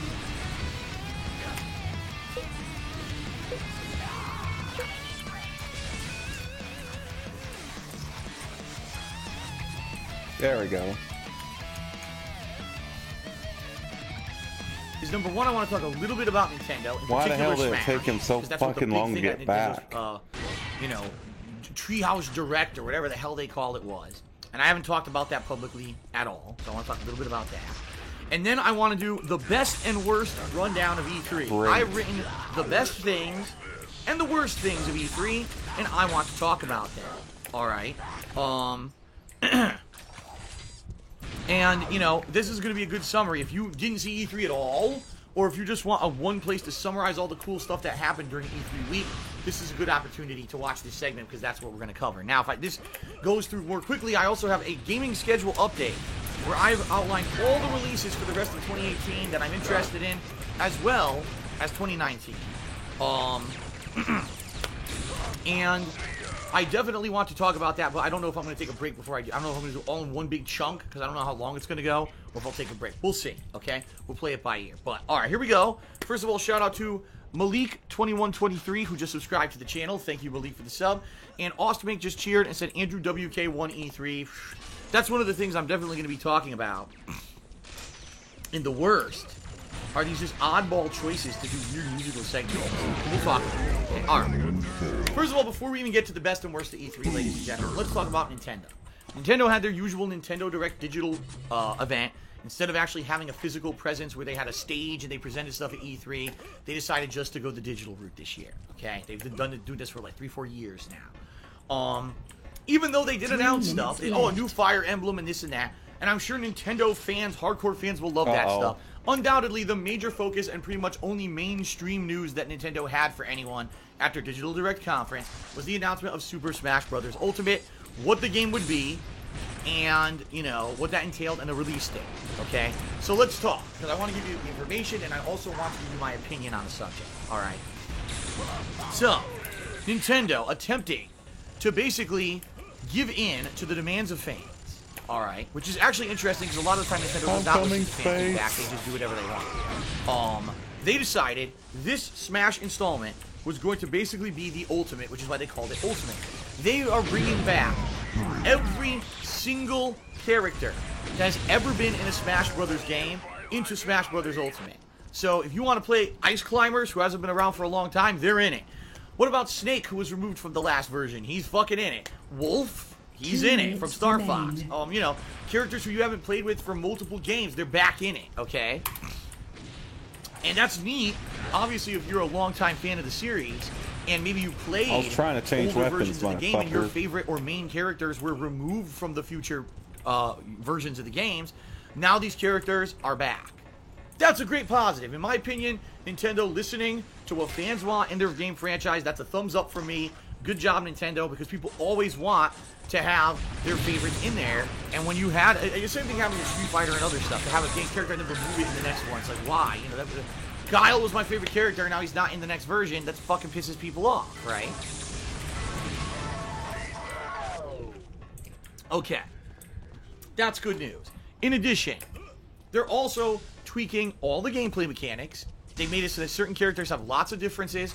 And in particular, the thing that I really saw was a major gameplay difference. A lot of people's ultimate smashes, or basically their finishing moves, have been changed completely. I guess some people thought that certain ones were overpowered or underpowered. And a lot of these have changed completely into new moves. Now, how will those moves affect the overall gameplay of the game? There's no way to tell until the game releases, right? We don't know how these are. They overpowered again, or are they underpowered? You know, even though they played a lot of it did on their certain conference. Character changes, tweaks that they make to the character gameplay styles work or not? We don't know. What about trophies? You know, there's the character trophies that they have in the games. They added a ton of new ones or whatever. Are those going to affect the game? We don't know. You know, some tournaments don't allow the trophies. Some of them do. So it all depends. But in essence, what they're doing with Super Smash Bros. Ultimate is they're taking the absolute best stuff from the franchise over the course of how long it's been out. I mean, 15 years. I think it started in the early 2000s on the GameCube, right? Wow, I got more chills. They want to make this this the ultimate version for longtime fans who have been with them all along. They want you to play this game as a competitive game and enjoy it, and also be able to play it as just a party game and have fun. They want a little bit of something for everyone. All right, new stages Play. and all that. Okay, I but want to play.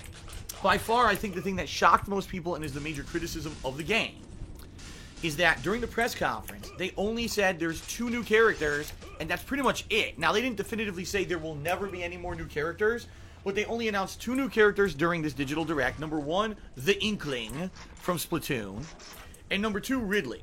Now, initially, they seem cool. Ridley, in particular, seems pretty neat, but I have some strong criticisms of both of these characters. First of all, the Inkling has ink all over the screen. You shoot ink, creates those puddles of ink from Splatoon on the ground, okay? Excuse me. By the way, I was wrong. People are saying that Smash started on the N64. Nice burp. You're right. That's how far back it goes. It goes like 20 years then. Okay.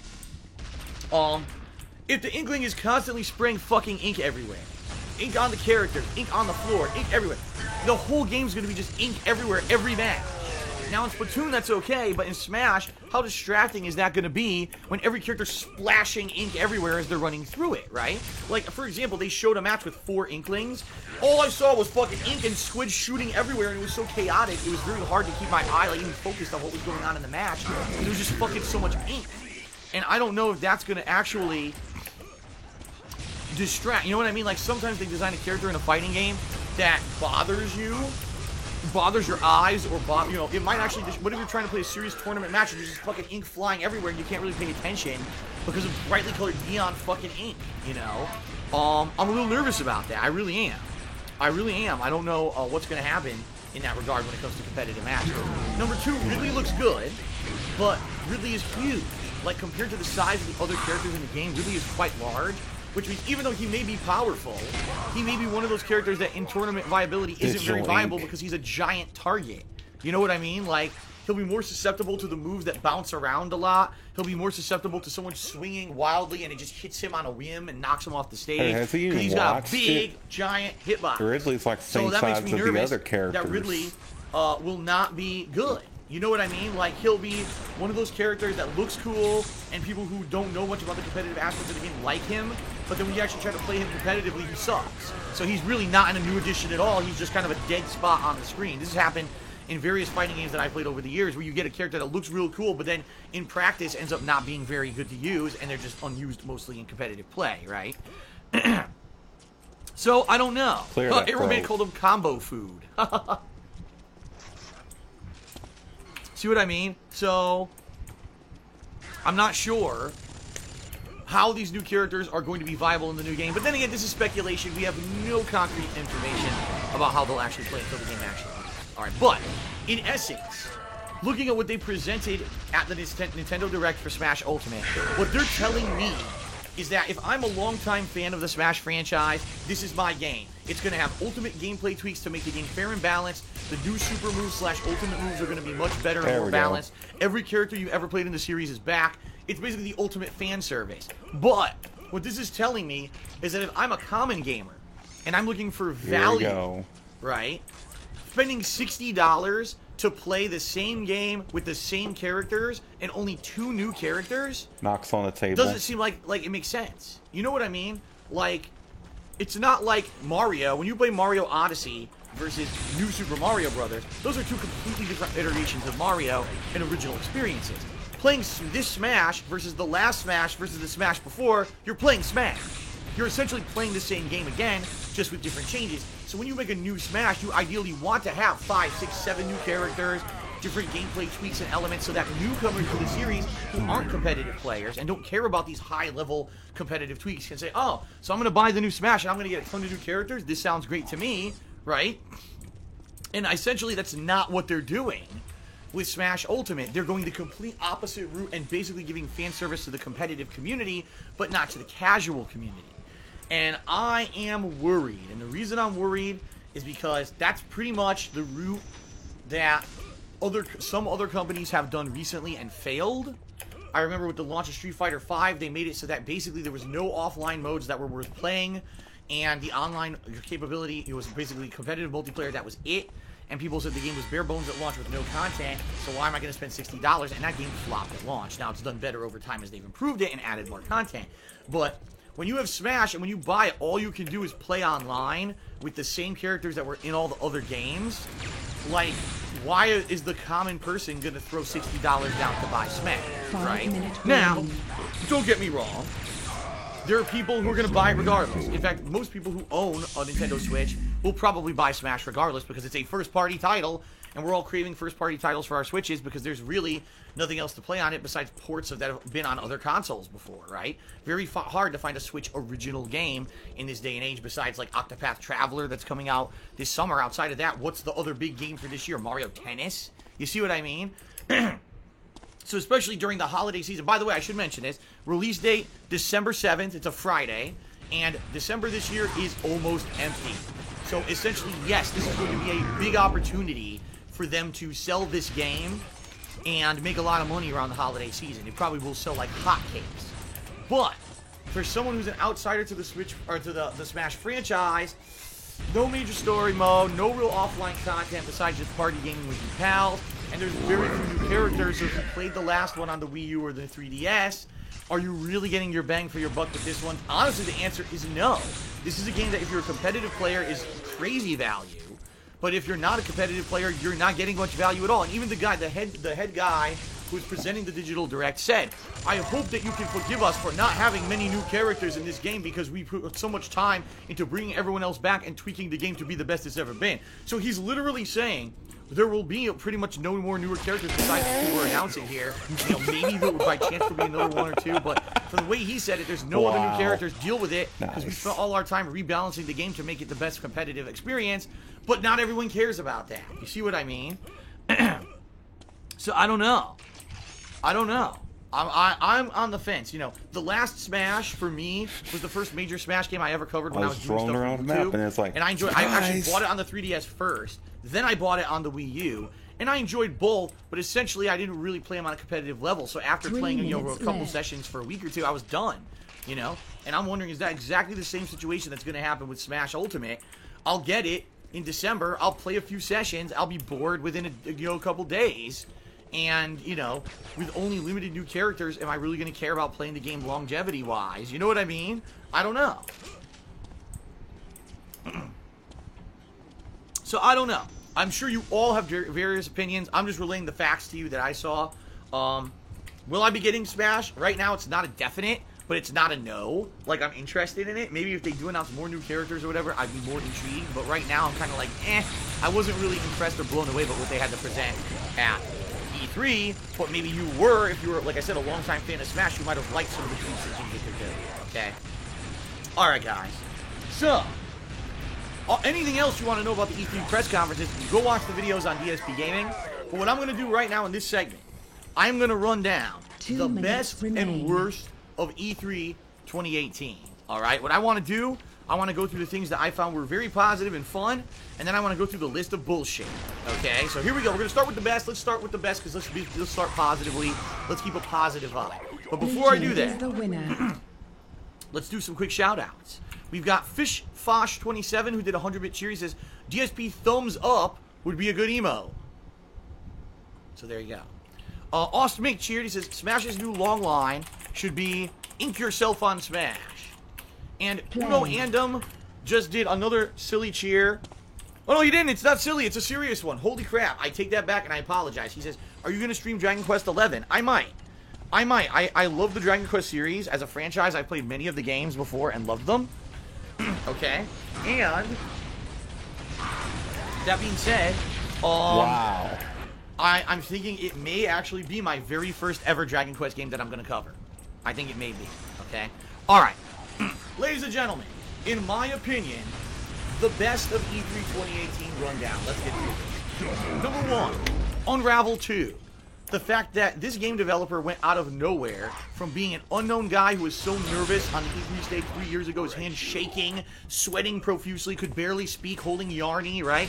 To releasing a game that was incredibly well received, one of the best platformers in recent memory, and then now making so much money and being so successful, he was able to make a sequel that dramatically improved the quality of the game by adding cooperative puzzles, You know, the game is number one, it's 2-player co-op, which is great. Or you can play it solo like I'm currently doing, and the puzzles are just as fun and ingenious.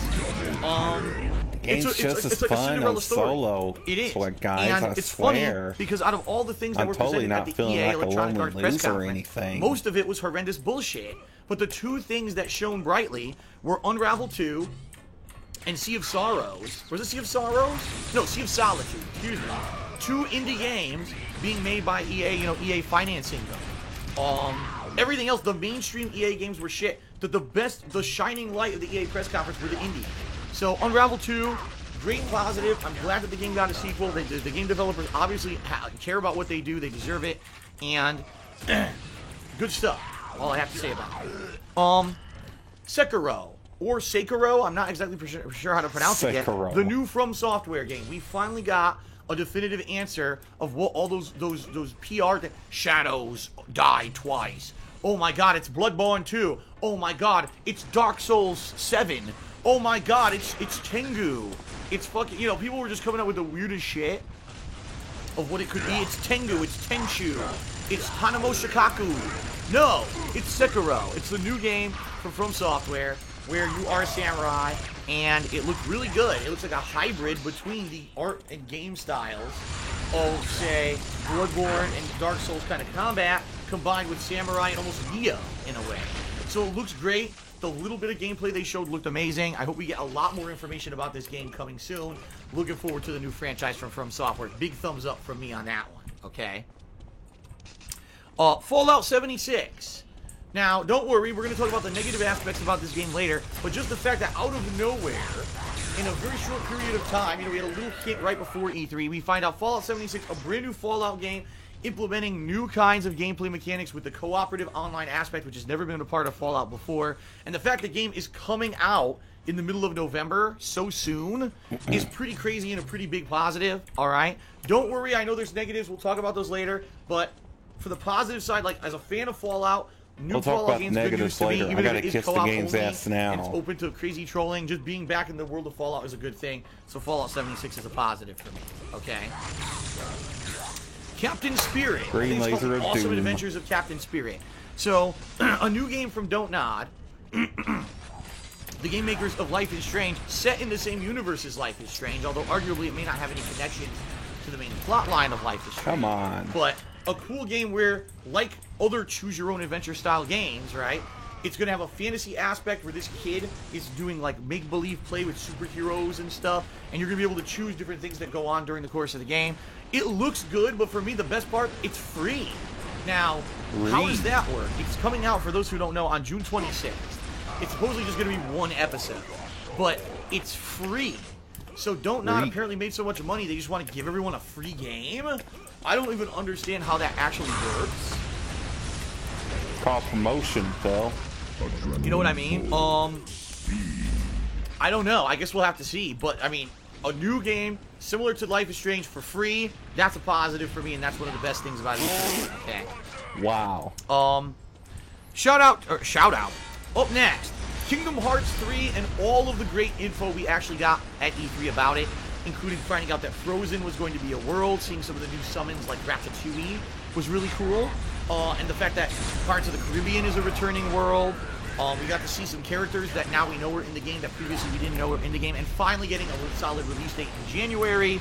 Kingdom Hearts 3 is stacking up to finally be an amazing RPG that we've waited so long to play, and it's finally coming out soon, and we got a lot of solid information at E3 about Kingdom Hearts 3. In my opinion, the game looks really freaking good, and I'm hoping for the best for come January. So, yeah, good stuff, positive stuff. Here.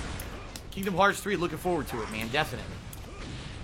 Okay, Microsoft actually buying up studios so they can make better first-party franchises.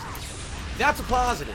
Because one of the major criticisms Microsoft has had this console generation is that when you look at, do I want to buy an Xbox One or do I want to buy a PS4? Well, Xbox One has Halo, Gears of War, Dead Rising, not a clown. Right? Well, PS4 has Bloodborne. PS4 has God of War. PS4 has, and I could keep going. Like I could go through a laundry list of, you know, ridiculous amounts of console exclusive amazing games on PS4. that are not present on a Microsoft console. And so people who bought the Xbox One actually kind of feel like they're getting the shaft. Like I know a bunch of people when God of War released in April said that's it, that's the last straw. This game is amazing. I want to fucking play it. I'm tired of only owning an Xbox One and missing out on these great exclusives. I'm buying a PS4, and a lot of people caved. And in the month of April, they bought a PS4 exclusively just to play God of War. Okay. So that being said, the good news, one of the best announcements at E3, is that Microsoft is actually buying up game studios to bring into their fold so they can make better first-party exclusives. Look what happened to EA when they bought up that's exactly what they need. You know, there's nothing wrong with the Xbox One as a console. In fact, the Xbox One's backwards compatibility is amazing. The fact that you can play so many Xbox 360 and original Xbox titles on it and not needing to own those old consoles is great. But the fact that you don't get the exclusives you get with the PS4 is a huge negative detriment, and that's something that they needed to improve. So the fact that they're actually trying, they're buying studios, they're trying to actively improve is a good sign, and Microsoft is finally getting the fact that they need this to succeed. That's good news, okay? There we go. Okay. I want some shout out again. You know what? Let's do some quick shout outs. Arclight Cheery said, bro, I just got back from an interview. I think I got the job. Your beard looks fresh. Did I just shave?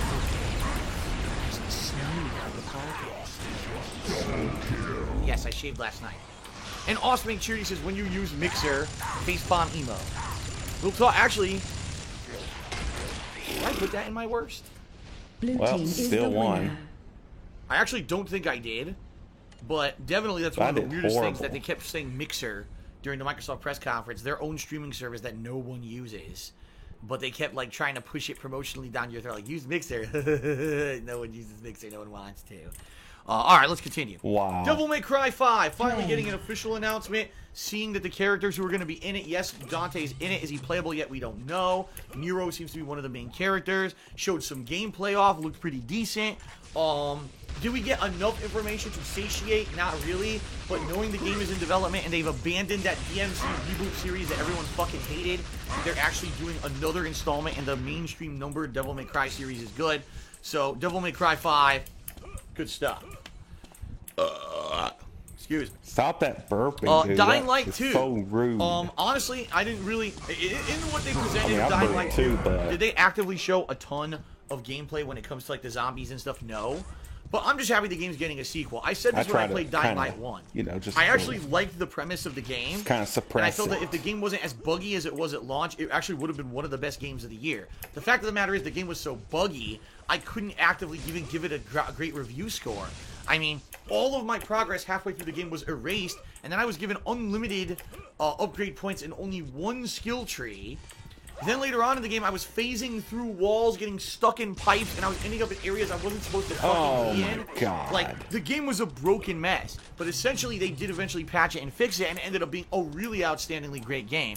So if anything with Dying Light 2, what I'm hoping for is that the game studio put enough time and effort into it this time to not have those crazy game-breaking bugs at launch, and maybe this game can actually be actively way better. Plus, one of the big change in the game mechanics, the choices you make shaping the world, could also be really interesting and lead to really cool replayability scenarios where you want to see what's going to happen if you choose one way or another, and then you want to replay the game and see the other way around. So that could be pretty cool. Alright, so Dying Light 2, thumbs up from me.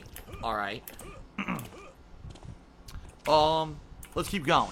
Cyberpunk 2077. Finally, we get a delicious dose of information about the game. We all know that CD Projekt Red is one of the best game devs currently out there, especially with the quality product they put out with Witcher 3. Some people had some negative things to say about the game because the game primarily is played from the first person.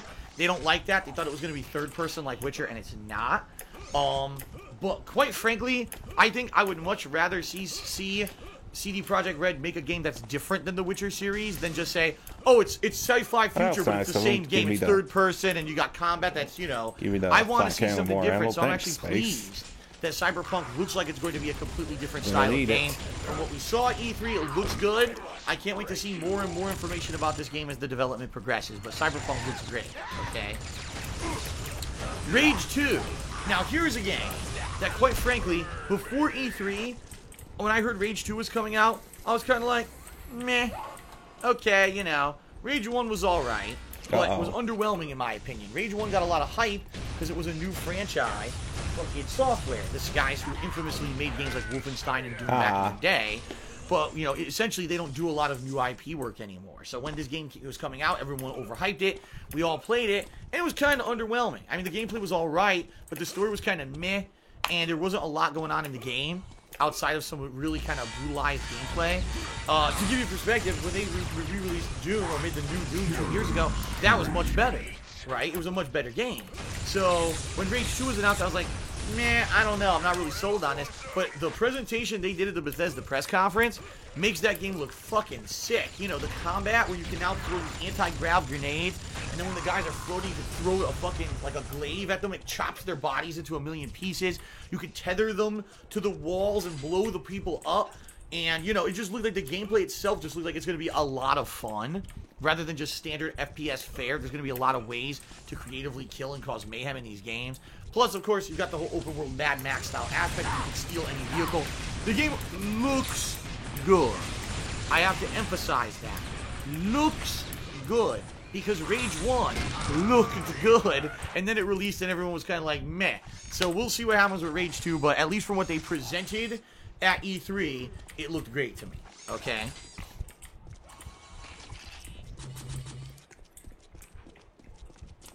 Alright, up next, Doom Eternal. The fact that, number one, successfully 2 years ago, they were able to release Doom into a modern era, and it was so popular and made them a ton of money that they're making a sequel. Number two, that the sequel is almost following along the exact plot line of the original Doom games, because in Doom 1, you went to Mars, and then you went to Hell. In Doom 2, Hell comes to Earth. Well, in Doom Eternal, the same thing happens, and it looks like they're bringing in a lot of the creatures and enemies that previously from the Doom franchise were not present in Doom 1, will be in the sequel. Now, we didn't get a lot of information. I didn't see any real core gameplay or anything in the game, but just the fact that the game's going to be in development and we get to, in the next year or two, go to another Doom is amazing to me. I loved the first Doom, and I hope you guys will be The first there with Doom me when I ever. finally get to play Doom Eternal, because I'm pumped for that Doom 1 shit. I really from am. 1994 does not exist. Also, Wolfenstein: The Youngblood. Now, this is interesting because we've never seen a Wolfenstein game take place in the modern era. All the Wolfenstein games that we've really played have been back in the World War II era, or maybe a few years after. This Wolfenstein game is going to take place in the 1980s. So that could be interesting to see all the shit that happened in the 80s. You know, hair metal and neon shit and all the weird pop culture stuff that was going on in the 1980s, combined with this plotline that the Nazis won World War II. The fact that, for once, it's not BJ Blazkowicz who's going to be the protagonist, but instead his daughters, his twin daughters. And the fact that it could be played co-op. Interesting. I like it. Again, can I say definitively it's going to be good? No, but I like the Wolfenstein franchise, and I like that they're finally doing something a little different with it. I'll be honest, I did like Wolfenstein 2, but I thought that it was more of the same, to the point where I was hoping for a little bit more, and there wasn't enough variety. Now, hopefully, we'll get great variety with this game, so we'll see, okay? Alright. And then the announcements of both Starfield and Elder Scrolls 6, although we got literally a big goose egg, 0. I can't line my hand up. There we go. 0, when it came to the amount of information we received about these games. Just to know these games are in development and Bethesda is working on new IPs rather than just the same, 5, 6 IPs they've had since the 1990s is a good sign, and I'm happy to hear about that. So there you go. Assassin's Creed Odyssey. Alright, Assassin's Creed Odyssey. If you're not aware, a new Assassin's Creed game. Now, even though there are criticisms to be said about the game, the game looks very similar to Assassin's Creed Origins. Is it really going to be that much of a departure, or is it going to be Assassin's Creed Origins with a skin, so it's in Greece now instead of in Egypt? I get that, and I understand those criticisms. But for me, I really liked Assassin's Creed... God, my head is itching right now. I really liked Assassin's Creed Origins, and even if this game is kind of a cookie-cutter, copy, wash, rinse, repeat, same kind of a game, I'm okay with that, excuse me, as long as it performs well and runs well and doesn't have the issues that, say, Assassin's Creed Unity had. Well, remember, the problem that we were always afraid of is that every year there's a new Assassin's Creed game, and sometimes it's great and sometimes it's a piece of shit. So as long as this game isn't a piece of shit, it should still be good. And the fact that it was just basically announced at E3 and is coming out in October, again, another game, AAA game coming out within like 4 months, that's always great news, and that's always going to make my best positives list, okay? The Last of Us 2, Yeah, fucking obviously we got our first Creed. taste of real gameplay of the game, even though we don't know if Yeah, really that's what it's the game's okay. going to play like or Yeah, not. it's okay if We got a lot of Assassin's Creed's a information about the game, rehash, but not although okay if Super admittedly it Smash. opened up a lot more questions than it actually did Totally not answers. biased against But just to Nintendo know or that it's in anything, the development fucking was a good piece thing, of so garbage definitely that's he one of the is. best. Ghost of Tsushima, of which I had never seen anything regarding whatsoever, and after just seeing the little bit of gameplay and promo that they had at E3, the game looks incredibly good to me, and I'm actually very interested in playing it. So Ghost of Tsushima, one of the best things. Resident Evil 2 Remake, I mean, I think this may be one of the best things of the whole show, because we'd heard that this game was being made for years, but we had never actually gotten any real gameplay mechanics, any visuals. We wanted to know about it, and all of a sudden Capcom dropping the huge mother bombshell of all bombshells. Not only is this game pretty much done, it's coming out in January. That's pretty damned amazing. And for those who don't know, for those who actually don't know, because maybe you didn't watch further gameplay coverage of Resident Evil 2 Remake Blue team and is E3 the after winner. the press conferences ended, people playing it are saying the game, even though it has the control scheme of, say, Resident Evil 4, that it's almost 100% survival horror. Ammo is scarce. You have to have precise shots to take out the enemies quickly. Tons of jump scares, limited resources, real sense of horror that you don't get in the more run and gun Thanks style for Resident playing Evil with games. me, Space. The plot is really good because it's the original plot with added scenes, added characters. The whole station and everything is redesigned from the ground up. So it seems like this game's going to be outstanding. And I'm very excited about it now. And the fact that it has a January release date is just icing on the cake. Like I said, this year, 2018, early on in the year was very slow. It seems like we're going to have a hell of a January and February come 2019. I'm pretty pleased with that. We'll talk about that when I get to the gaming schedule in just a few moments, okay? All right. Death Stranding. Even though, again, what they presented at E3 seemed to pose a lot more questions than answers, we finally got to see maybe what kind of a game this game is going to be. We got a little bit of the plot. We finally see some of the really cool voice work, cutscenes, mocap, all the stuff that's been done about this game so far. And, you know, even though it's a weird-ass game for sure, it certainly seems like it's going to be an entertaining and creepy game from Kojima. I'm excited. I hope you guys are excited too. And finally getting some answers was the good thing. For how many years? 2 years. We teased, and we don't know what the fuck it is. We finally got some information and answers this year, which was great. Okay. Neo 2. We got zero info about the game, but just knowing that the game is in development is good enough for me. That was good. And the last, in my opinion, best of E3 moment, all the coverage they gave to Spider-Man, because before now we kind of heard the game was good and we've seen some stuff. There's been a tremendous amount of gameplay and stuff that's come out of E3 with the new Spider-Man game. It looks outstanding. The web swing, the freeform web swinging through the city looks like the best ever done in a Spider-Man game. The combat looks like the best ever done in a Spider-Man game. Not only is it timed button presses like the Batman Arkham franchise, but now you have the ability to do launchers, pull the enemy down, whip them, pull them to the ground, do bounces off of walls, combos, building up super abilities where you could jump up and web everyone at once. It seems like the combat's going to be incredibly free-flowing, a lot of fun. The fact that they have so many villains, just in the promo it was like 6 or 7 major Spider-Man villains. So this game looks like it's going to be really damn good, and now I'm actually very excited come September for Spider-Man. Spider-Man games are always some of my favorites, and we haven't had a Spider-Man game in a really long time. So I hope you guys will check out my Spider-Man playthrough this September. It's going to be a lot of fun, okay? All right. Now, Third Eye the Third says, what about the meaning behind Death Stranding? You said that you would go deep detail into it. Here's what I think. Because what we saw at E3 was very cryptic. Here's what I think. So the name of the game is Death Stranding. What we see in the footage of Death Stranding is Norman Reedus as a delivery man, and he's delivering various things. Now, at one point, you could definitely tell it's a mummified body on his back. At other times, it's just packages. I get the feeling that it's life itself, okay? Living creatures are some kind of power source or currency or something in this game, all right? As seen when he has a almost like an embryonic baby on his chest in this container of like almost embryonic fluid, and it powers a lamp on his shoulder. So apparently life is a power source. Maybe it's the source of electricity in this world or the game world, okay? Because by the way, you guys might not realize this, but human beings do generate electricity. Everything that happens in your brain is electric signals. Everything that makes you move is electric signals. So we generate electricity. So that's my first premise, is that human beings are kind of the source of energy in this game world. As for the creepy factor in the game, like the monsters, all right, well, first, they're invisible, right? But when they're invisible, you can clearly see they're making handprints on the ground. So they're got to be human, right? They're humans. Then there's a scene where Norman and the girl look up at the sky, and there's 5 what seem to be suspended bodies, but they're translucent, meaning you can see straight through them. So it seems like during the daytime, whatever these creatures are invisible, but at night, when you don't have all that light to make them translucent, you can see them, and now they look like dark, creepy shadows, and they seem to have like tethers or tentacles or strands coming out of them, almost like a puppet and a puppet strings, a marionette. That's what it looks like. These creatures are almost like puppets or marionettes, okay? And as you saw, they try to kill you. They try to grab you. And if they grab you, they suck you into some kind of darkness or whatever. And we haven't seen much of that yet to know what that is. But apparently that's bad. You don't want that to happen. So what I'm assuming in this game is that something has happened to the world. There's some kind of, maybe it's an epidemic. Maybe it's an invasion. I don't know. And people who die or are assimilated into this darkness factor get sucked into these strands or things that control them and turn them into these creatures that now have to go get more people.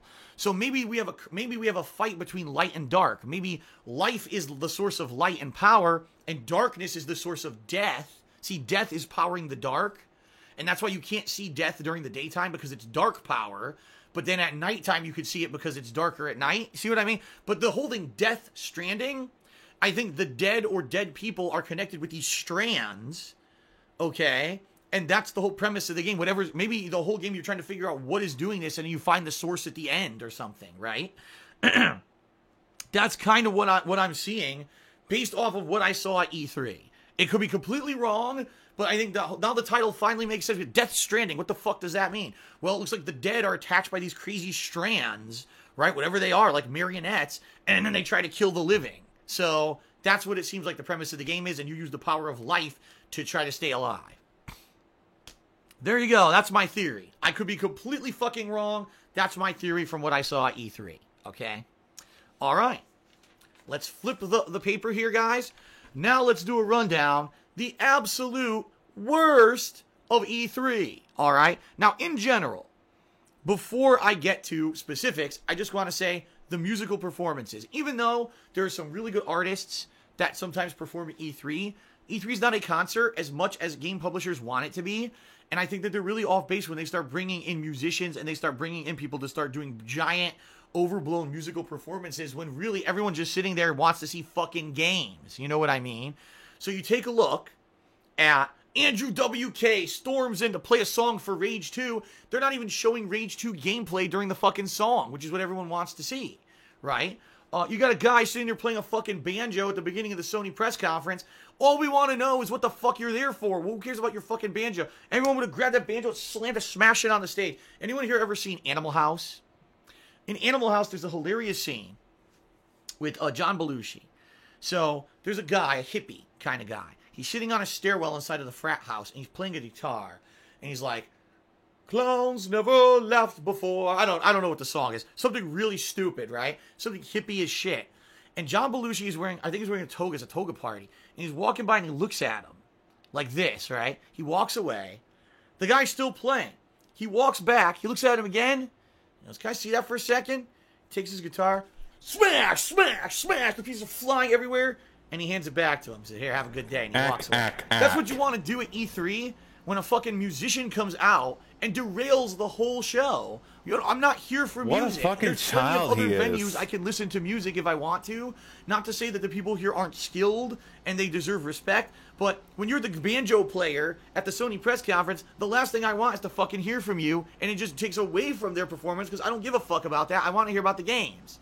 So, the worst of E3, once again, can we please not get fucking musical performances and just get to the fucking point of it all? There you go. Alright.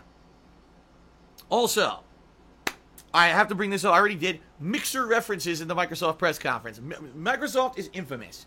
When they have something that they want you to use or they want you to buy, they are going to shove it down your goddamn throat as much as humanly fucking possible in order to try to get you to do it. When the Kinect was out, half the press conference of fucking Microsoft was about the Microsoft Kinect to explain to you why you need it. And then within 2 years, the Kinect was completely defunct and no one owned one anymore and it was a piece of junk, right? Right now, Kinect is useless. You don't do anything with it anymore. They don't make games for it anymore. So, you know what I mean? What's the point of all this? So this year, it was Mixer. If you guys aren't aware, Microsoft launched their own streaming service called Mixer. And Mixer is trying to directly compete with Twitch for gameplay, but also with Facebook for like real life streaming. They're basically saying it's an all-in-one, do everything on Mixer. And every single time that Major Nelson, their big PR guy, streams, he streams on Mixer. And he links you to Mixer. And everyone's like, what the fuck is Mixer? No one uses Mixer. No one who actually actively streams games for a living or anything like that uses Mixer. If you see someone using Mixer out of the blue, it's probably because they're being paid to do it, to try to advertise the service. Microsoft needs to stop jumping onto these bandwagons and then trying to make a buck off of everyone else's work. It's far too late to try to start a streaming platform and think anyone's going to use it. So, Mixer, 2 thumbs down.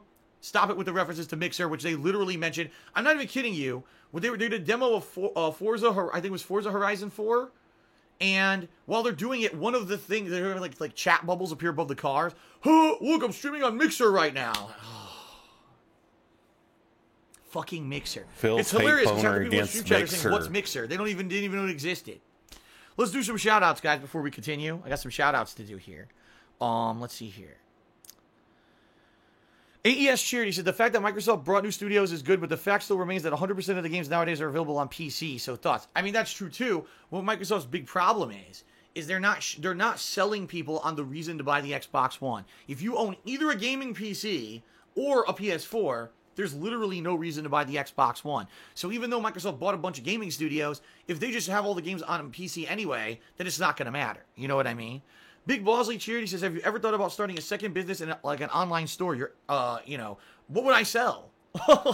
What on earth would I sell? I have nothing to sell. So the honest answer there is no, Big Bosley. I need something to sell.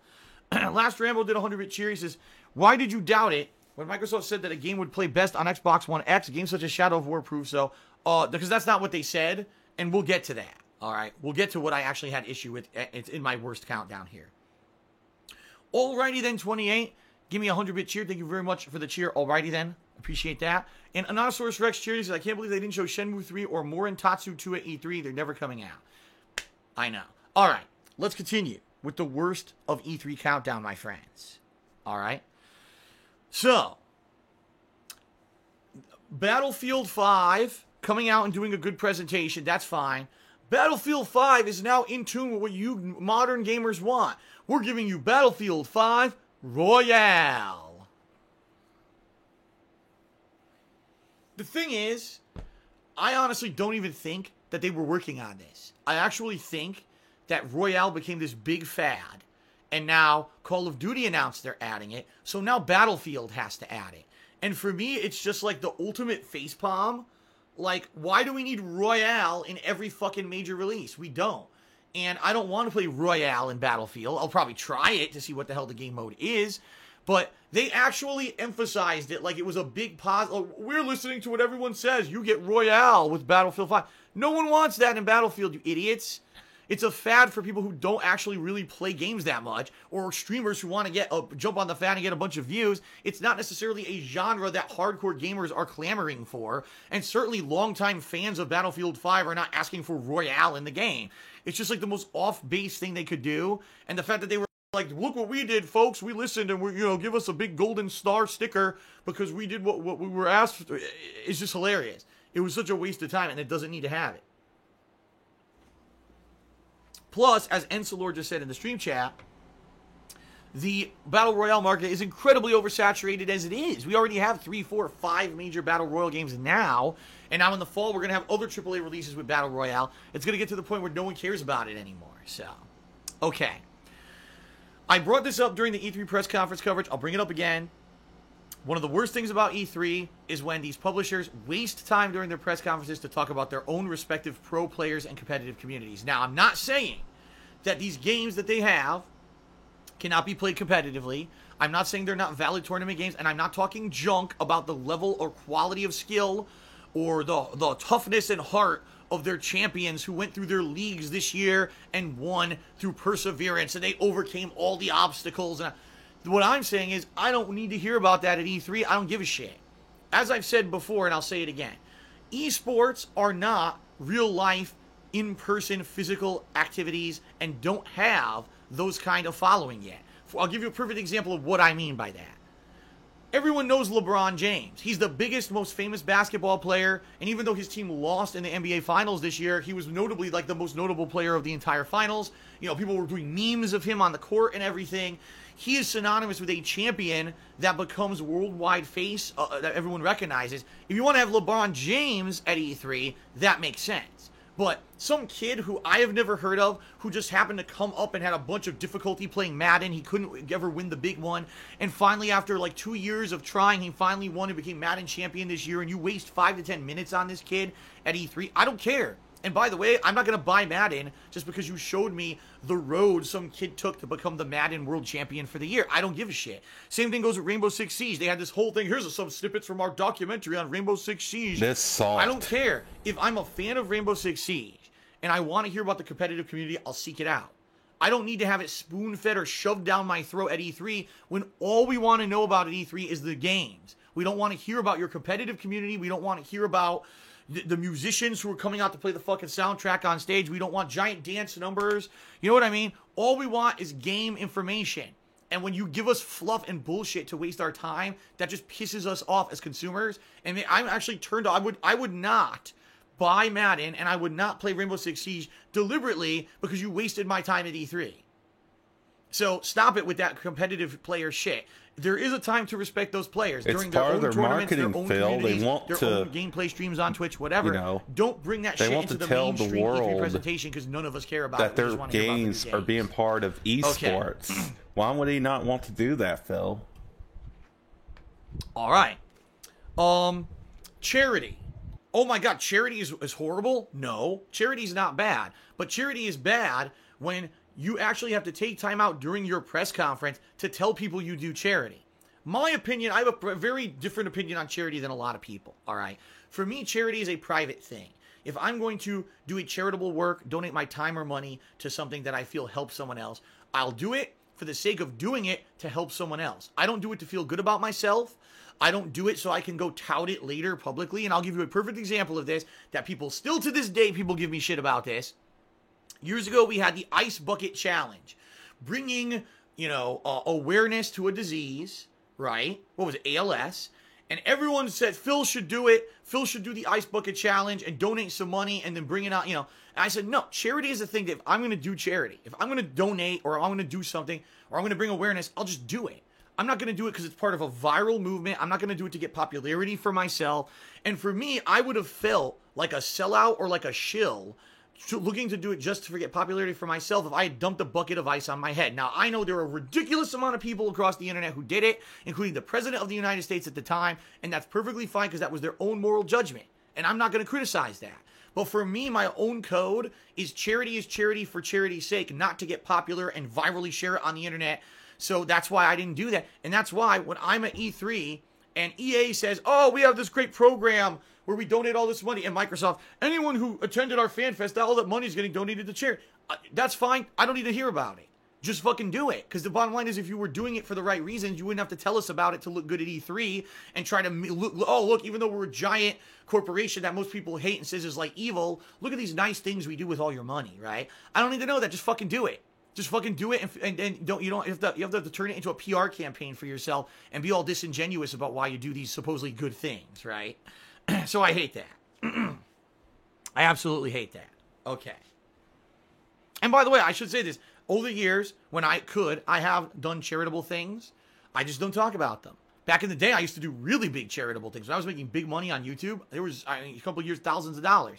But, I don't talk about it. I'm not going to sit here and say, oh, I donated to this, and here, I'm a big shot. And here, look at me, I'm a great guy. I don't do that. All that stuff is always behind closed doors for me because I don't want you guys to know what I'm doing with that because it's none of your business. I do it because I want to do it and do good things. There you go. All right. Anthem. I hate to say it, guys. You know what I mean? I hate to say it. I really do. But Anthem does not look good to me anymore. And I was of the complete opposite opinion last year when it was announced, the new IP from BioWare, right?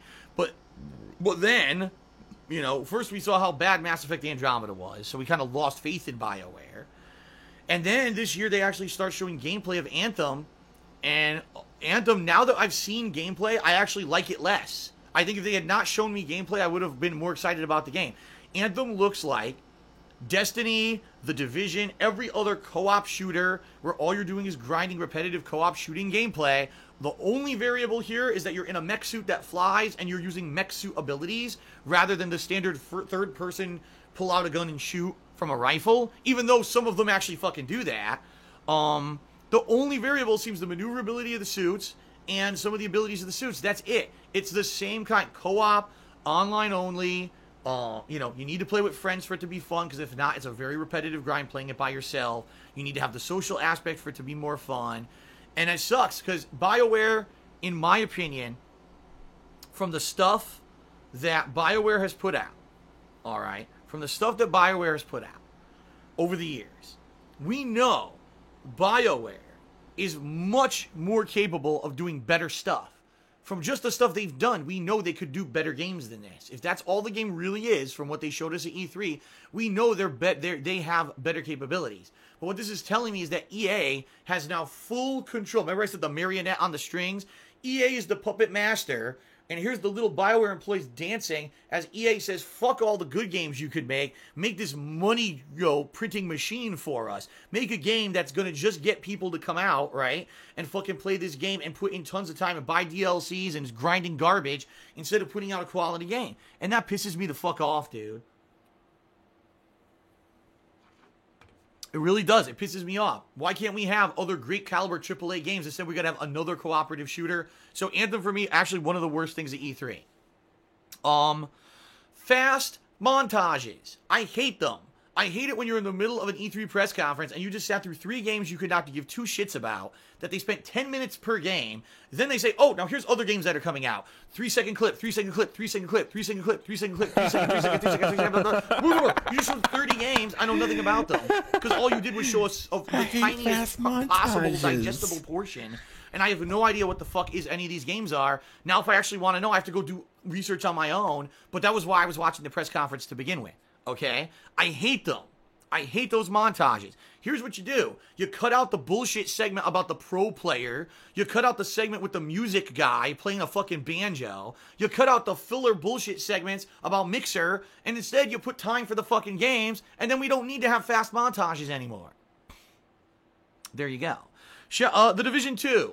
And I know a lot of people will disagree with me here. The Division 2 looks boring. It looks exactly the same as the first game, except they're saying that they added some tweaks and there's raids now.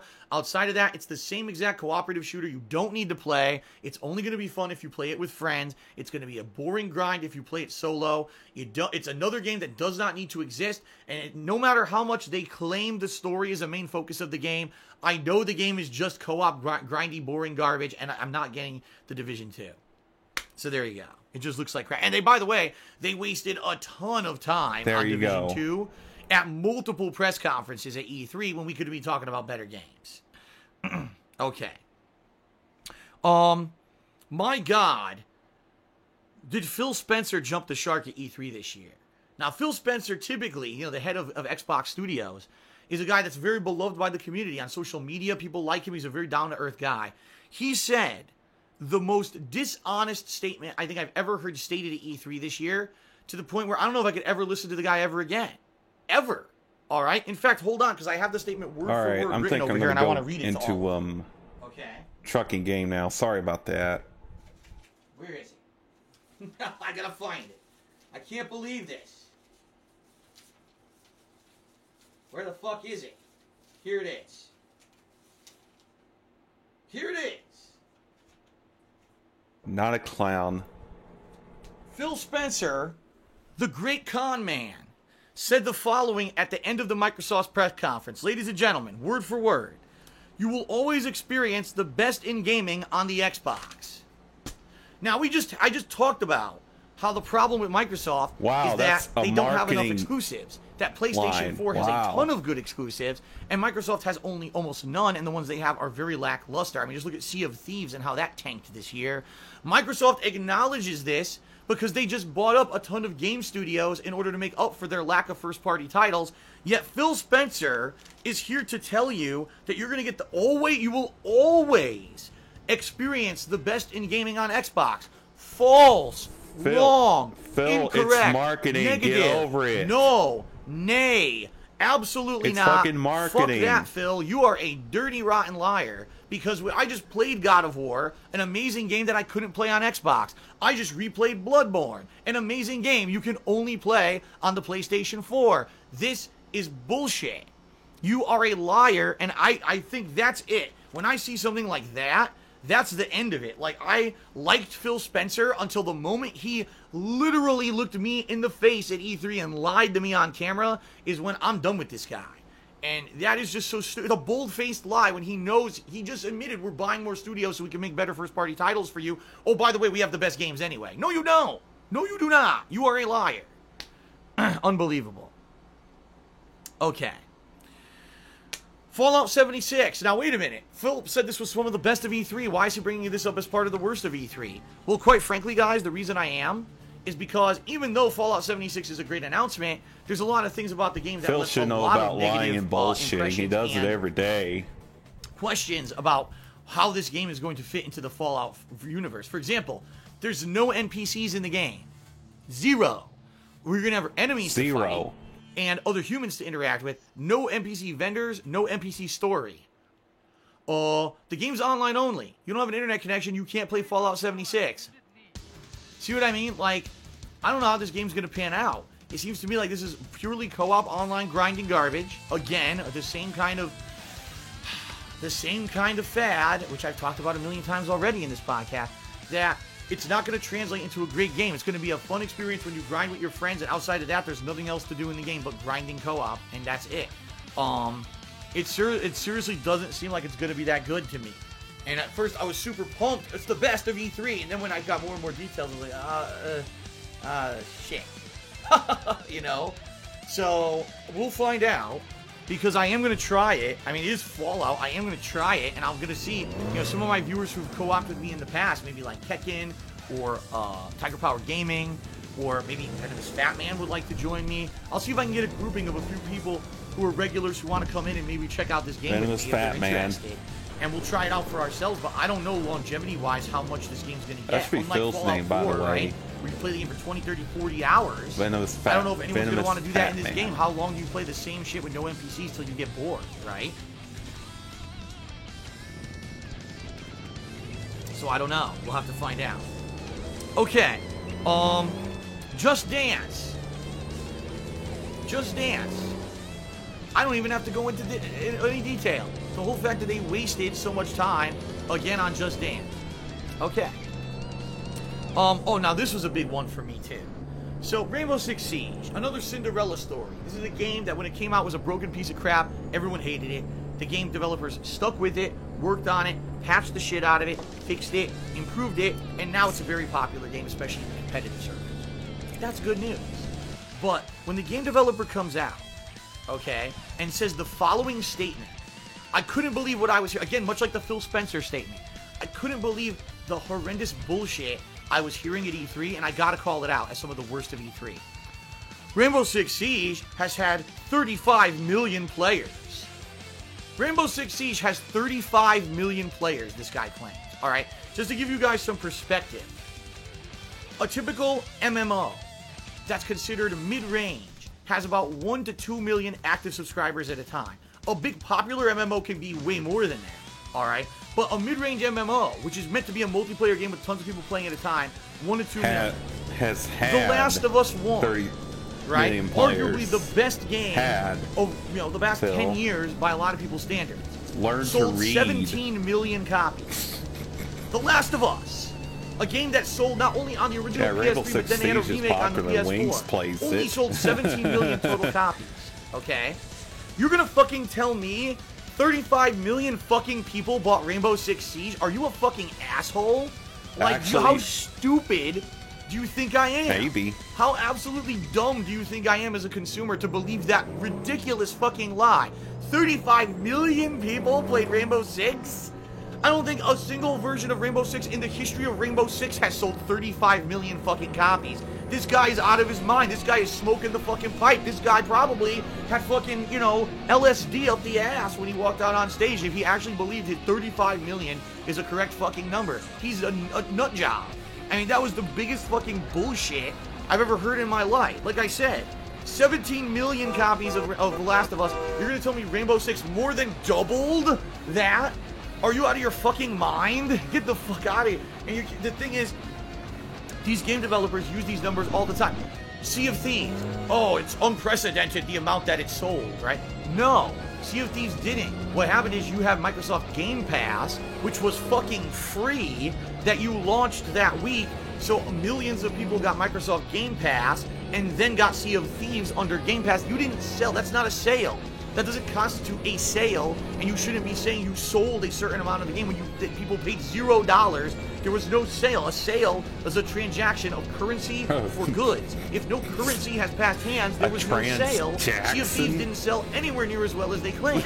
So here we go with the bullshit. They do this all the time. All the time. They lie about numbers, and that's why when you actually want concrete numbers about something, stretch the truth a bit. How They many fucking lie. people actually bought this certain console within this certain period of time? You'll never get that answer. You'll get some bullshit fluff. And that's what really pisses me off. No, I'm sorry. There were not 35 million people, different people who played Rainbow Six Siege. There were not 30 million copies of Rainbow Six Siege sold. It doesn't matter how much of a Cinderella story your game is. You are a fucking bold-faced, dirty liar to say that at E3 on the public platform. Okay. Let's keep going. Starlink looks like a good game, but the damn game is a toy hybrid, and no one's clear how the toys actually are hybrid in it. Do you need the toys to play the game? Is it like Skylanders, or is the toy just an add-on? Right? Does the toy come with the game? Does it not come with the game? How much extra is the toy? What if I just want to play Starlink and I don't give a shit about the toy? Can I do that, or do I need the toy? So that's when you get these tie-in stuff, these crossovers, tie-ins. That's where the confusion comes. And I would like to play Starlink Battle for Atlantis? No, Battle for Atlas, I think it's called. Right? It looks good, but I don't want to spend money on the toy. I don't need a toy. So maybe that's a game I have to skip now. He doesn't need a Wolverine toy. To play the toy. game, then I have to skip it. You know what I mean? So I don't know. Square Enix. What the hell happened to them this year? Square Enix went from, you know, a company that you know could make tons of great games. This year, their conference was just a digital broadcast, much like Microsoft, much like Nintendo. And it was less than 30 minutes long. And out of all the things they announced, only 2 new games were announced with no information about them, and everything else was stuff you've already seen. So it was like a non-event. They literally could have not done their event and instead just released a couple trailers to the internet, and it would have been even better. Like, we all tuned in, expecting this to be an hour or longer, and it was like 26 minutes. Trailers. And everyone at the end was like, duh, what did we just see? That was so underwhelming. What a waste of everyone's time, right? Oh, I got a couple shout-outs to do. Instead of watching one montage of trailers, just watch a bunch of separate ones. Ask what my favorite charity is. I don't have a favorite charity. That makes perfect sense. Because basically for me, again, charity is something that I do on my own, and if it's something spur of the moment, maybe I'll see something on TV, or I'll be on the internet and I'll hear about a movement, and I'll do, you know, that kind of a thing. But I don't have, like, this is a charity that I give to every year. I don't do that kind of thing. Hashtag charity. Captain Assault Charity said, El Prez is the puppet master. Who the hell is El Prez? I don't know. Geekroom Charity said, LSD up the ass, laughing out loud.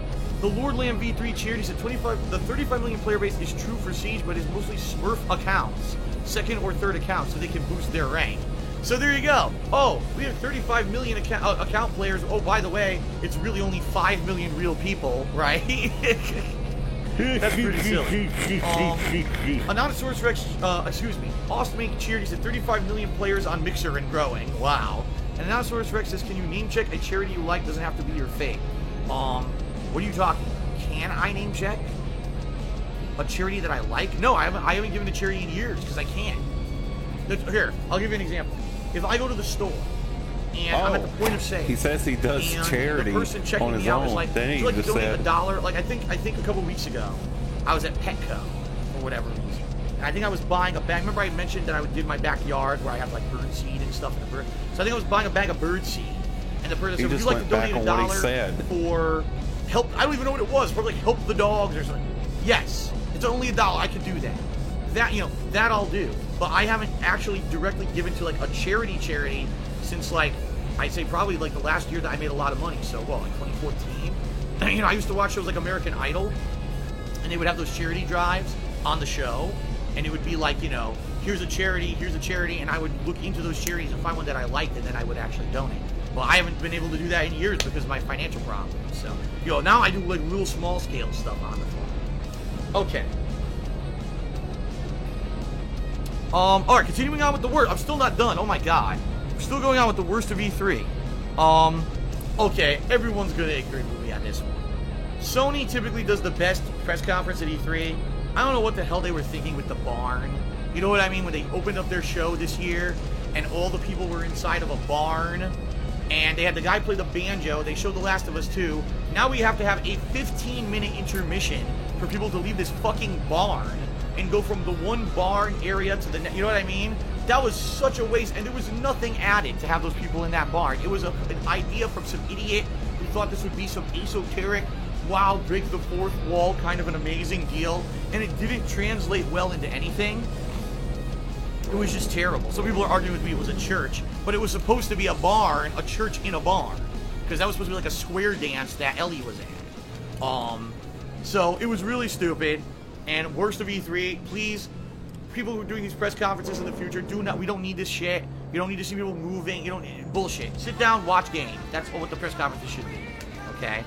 And of course, going along with that same thing, finally when the people leave the barn and they go into the actual auditorium where it's going to be, the rest of the presentation, and they sit down, what the fuck was up with that woodwind guy? So first of all, there's a guy, he's white. He's white, he's not Asian, he's white. He's dressed white. in traditional Asian garb, and he's playing an Asian-style woodwind instrument, obviously part of the Japanese culture, because the game that he's doing it for is Ghost of Tsushima. And he goes...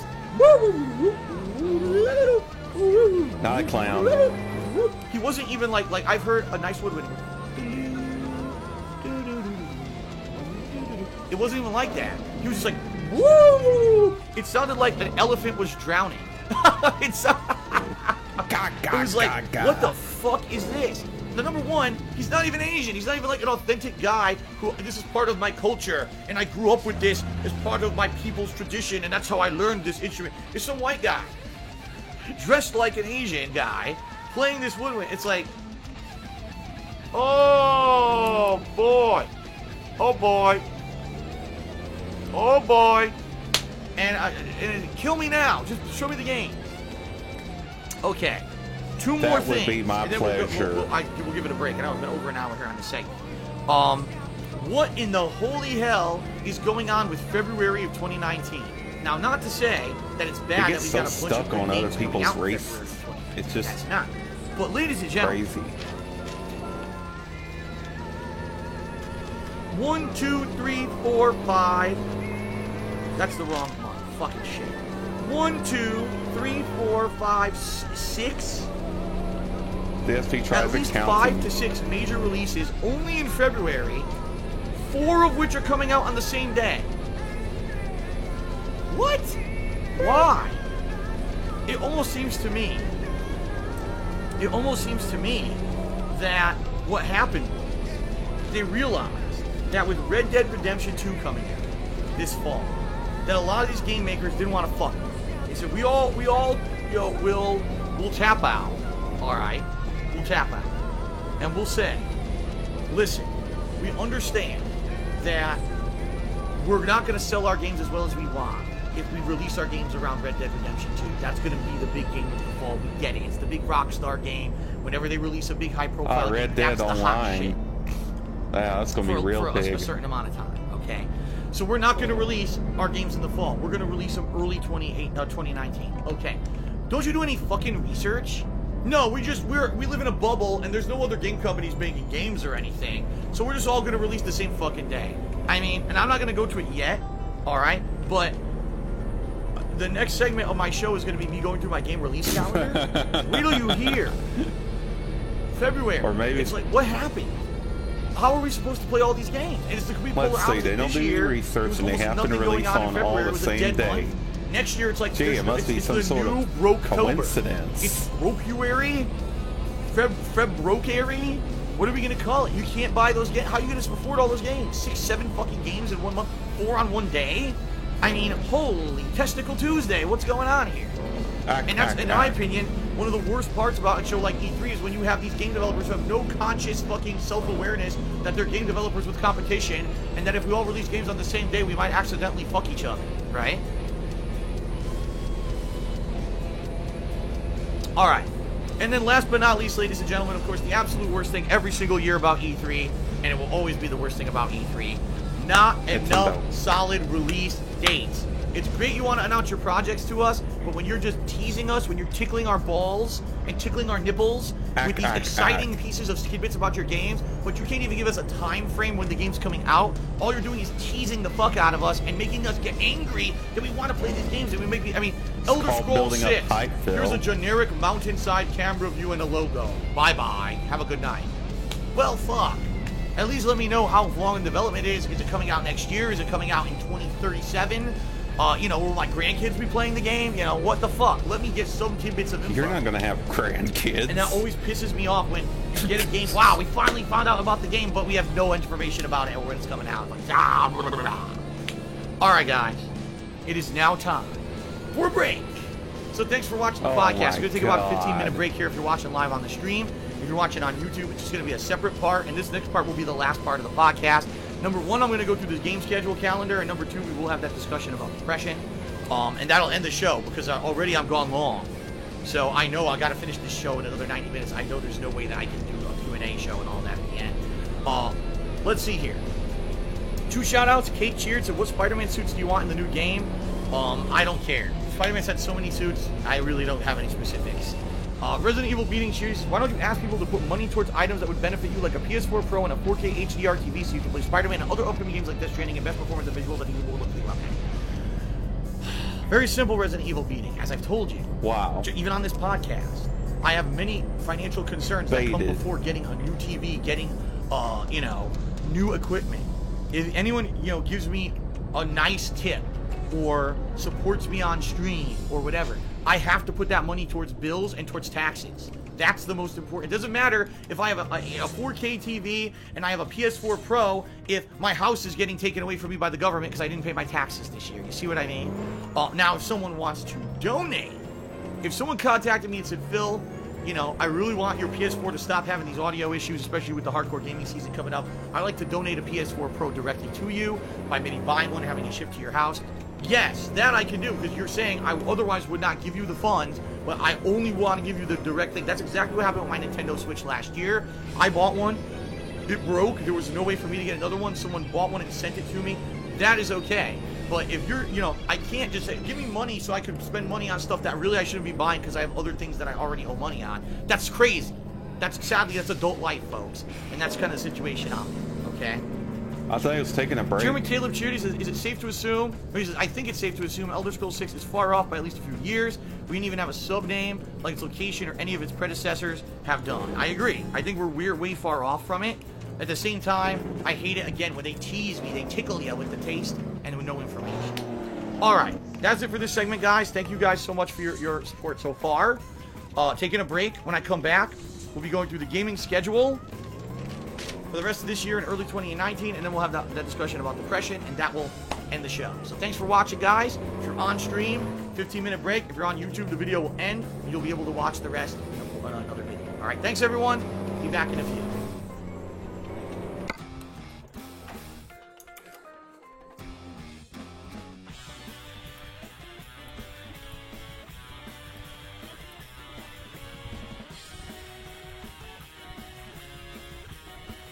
All right.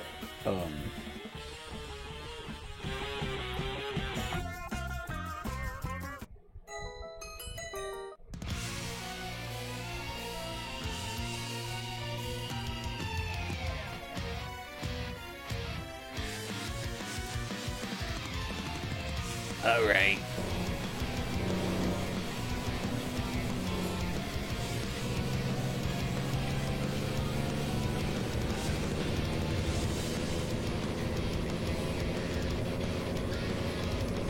Wow, just wow.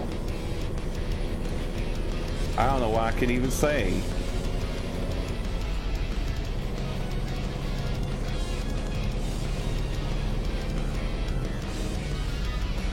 What the hell? Where's the rest stops?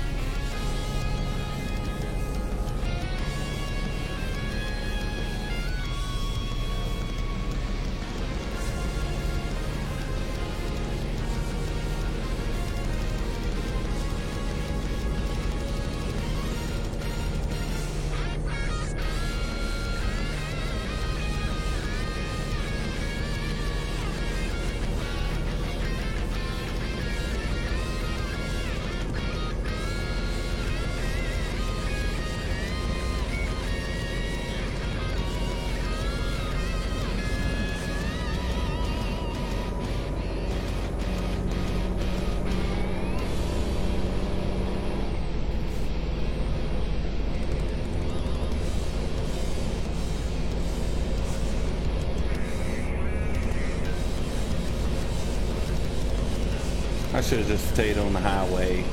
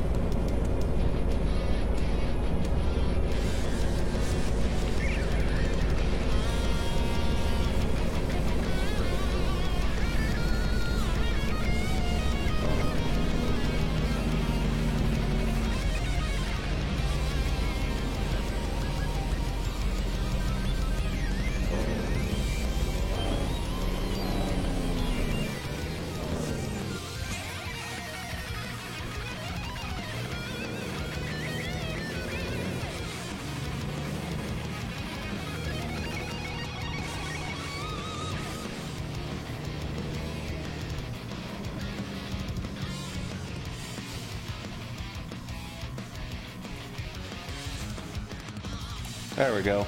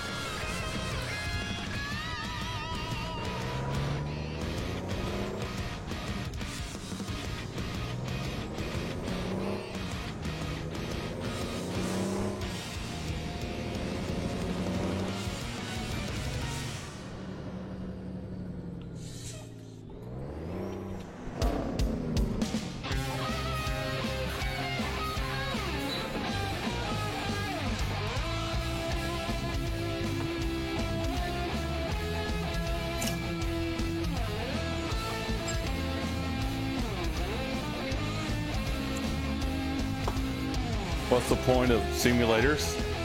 To keep idiots like me off the road, obviously. And park my truck in the most oddest places. That's probably illegal in real life.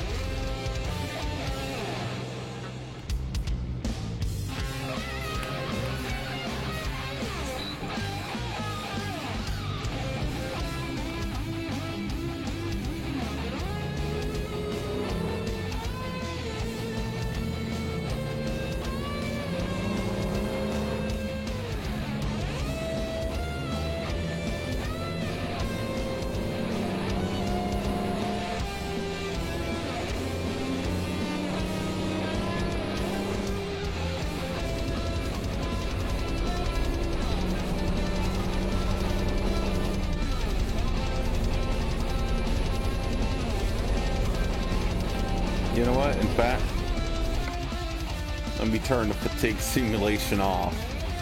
Wanna know why?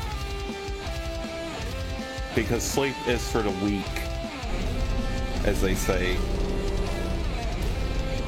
And also, I think that kind of breaks the immersion when you have to constantly worry about getting enough rest for your character.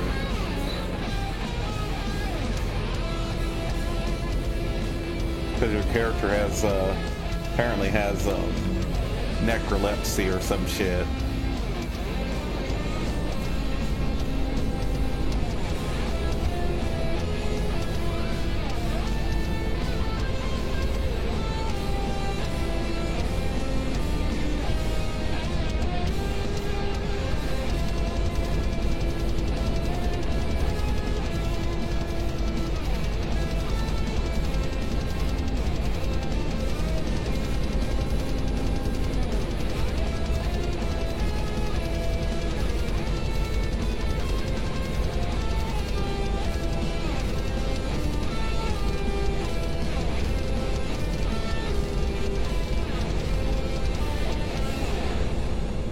I hope DLC doesn't come back for a long time.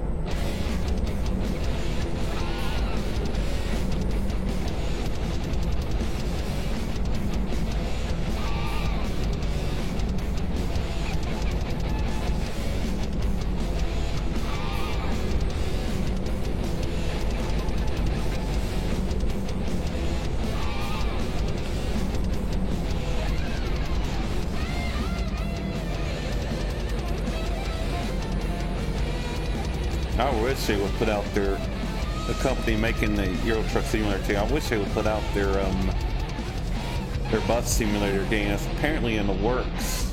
They didn't really show much of anything other than maybe a 3D model of the bus.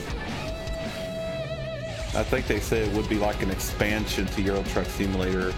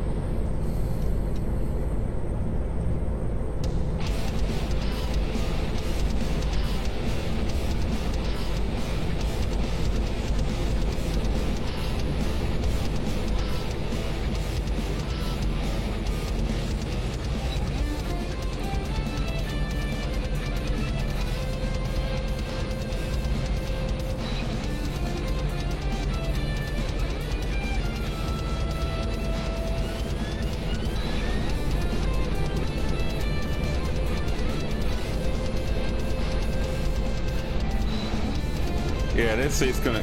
Oh my God, he's back.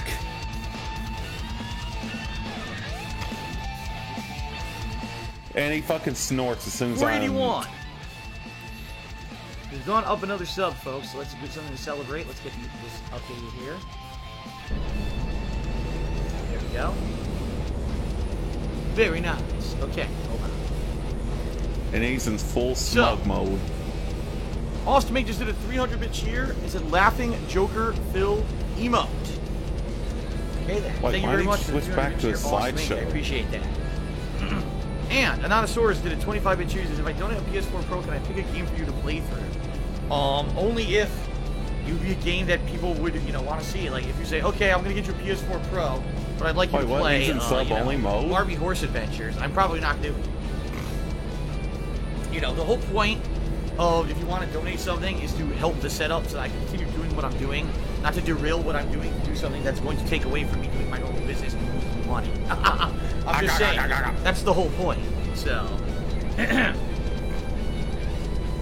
all right, hold on a second.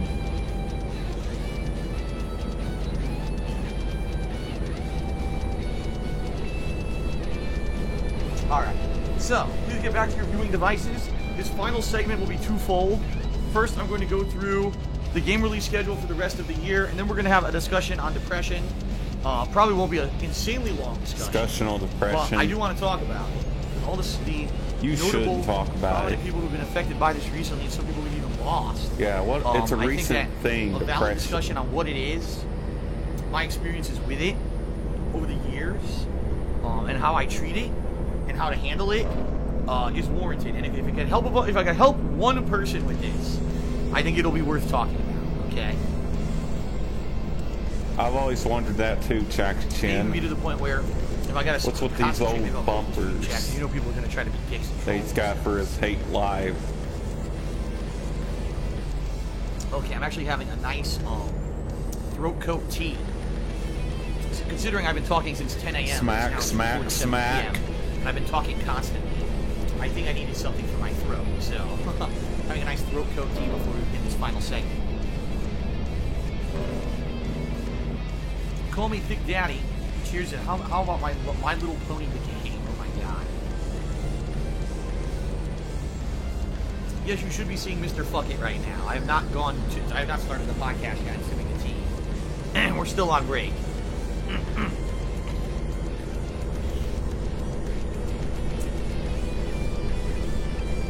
We're still on break. You're back though. Oh, you could just sit there and fucking smack. So please, guys, get back to your devices. We're going to resume in just a moment. All right, the final segment. This will end the show. Probably going to be about another hour here to end the show. I'm getting pissed off great audience already. being supportive so far. Just a reminder, tonight I will be playing Street Fighter on my second stream around 6:15, 6:30 p.m. Pacific time. I'm Snort. going to attempt to play Super Turbo, although I don't know how that's going to go. Also a reminder, tonight on Twitter, at They Call Me DSP, I'll have a poll up. We're going to be voting on tomorrow, what game do you want to see more? Jurassic World Evolution or Unravel 2? Whatever wins the poll will be first stream, what loses will be second stream. Okay?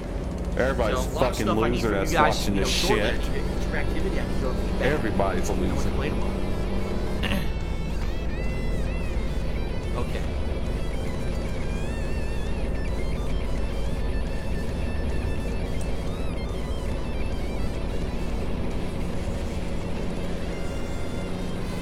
Are we good to go? All right, let's resume. Here we go, guys.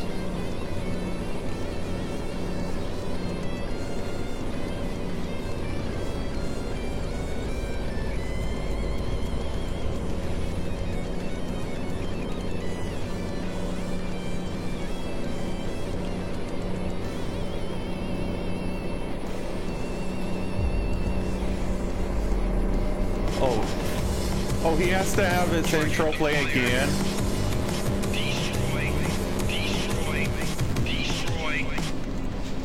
All right, ladies and gentlemen, welcome back to my podcast. This is part 3 for June 14th, 2018. So if you didn't see the first 2 parts, if you're watching this on YouTube, go check them out. They're separate videos. If you did, good stuff. If you're live on stream, welcome back from the break. This will be the third and final segment of the show. I don't have any more time outside of this. I got about an hour left to finish the show. 2 things. We're going to be talking about in this final segment. Number one will be a run-through of the gaming schedule the rest of the year and early 2019 to let you guys know what games I'm interested in playing. And then I'm going to have a serious discussion about depression. All right. There you go. Serious. Enough said. All right. Let's begin with the gaming schedule calendar update. It's done to get E3 serious. is coming to a close right now as we speak, and many games have finally gotten their release dates. And what I want to do now is go through the game release schedule for the rest of the year to let you guys know exactly what games I'm interested in playing. If I don't mention a game in this rundown, it's for two reasons. Excuse me. Either number one, I'm not interested in it at all, and I'm not going to play it, or number two, maybe the game does not have a solid release date yet, okay? So if there's a game you absolutely want me to play, and I don't mention it in this rundown, then please let me know, because I'll look into it, but if it doesn't have a solid release date, then you know why I didn't mention it, okay? Alright. Here we go. Excuse me. June. Well, folks, it's the 14th of June. There's not a heck of a lot going on this coming week. However, on the Friday, the 22nd, we got Mario Tennis Aces, the new Mario Tennis game. Then on the 26th, we've got two different releases. We've got The Adventures of Captain Spirit, which I already mentioned on this podcast earlier, is the standalone kind of game from Don't Nod, the same people who made Life is Strange. This is a game that takes place in the Life is Strange universe, the kid imagining stuff, you know, like it's a space hero and stuff like that. That should be pretty interesting. There's also the Mario Cross Rabbids Donkey Kong Adventure DLC expansion. I'm curious if people want to see me play this or not. I played Mario Cross Rabbids last year, and I really liked the game, but honestly, it wasn't a big streaming game. What I mean by that is people came out to watch, but I had to make it a nighttime stream because it didn't get a lot of attendance, and it ended up being a more downplayed game. Although it was one of my favorite games of the year, it wasn't necessarily a game that was hyper exciting to watch on stream. So, would you guys like to see me play Mario Cross Rabbids, the DK Adventure DLC, or was just the main story enough last year and you don't want to see me take time out to play it? Okay? Alright. Continuing on, in the month of July, and yes, that means I'm not playing Crew 2, I don't want to play it. In the month of July, it's the emptiest month of the year.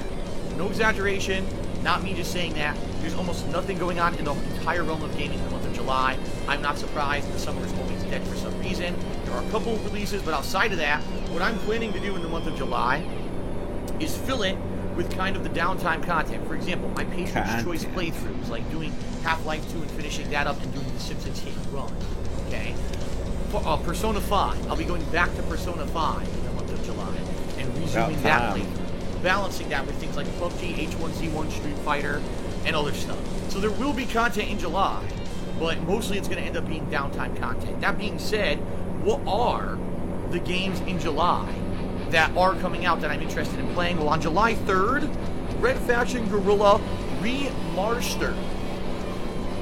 For those who have been very long time fans of mine, one of the first games I actually did a full-fledged playthrough of from start to finish and reviewed, my very first game review I ever did for the internet, was Red Faction Guerrilla. Now that was a long time ago. That was almost 10 years ago. It was a little over 9 years ago. Okay? I'm strongly debating if I should play this game, because this is like a real anniversary playthrough. One of the first games I ever played, coming back with modernized graphics, modernized controls, red capture, live streaming, and replaying Red Faction Guerrilla. What do you guys think? Do you think I should do it? Or do you think that that's too old of a game? Why am I playing it? I think it would be pertinent. Too old of a game. Now, it would be a lot more, it would make more sense. You know what I mean? That's right, Lord Lamb V3. It was me inventing the term hateful truth by my That's right, my very first episode of Hateful Truth. So. I invented Let's Plays. Okay. All right. And then on the 13th of July, Octopath Traveler. Now, here's the bummer about this. I want to replay. I don't want to replay. I want to finish my playthrough of Persona 5 before I move on to any other RPGs. And I know I probably have at least 20 hours or more of gameplay left in Persona 5. I'm a 400 parts into it. People have told me I'm about 2/3 through. I'm ending the last third of the game, which is the best part of the game. So, understandably, if I do Persona 5, okay, I can't play another RPG at the same time.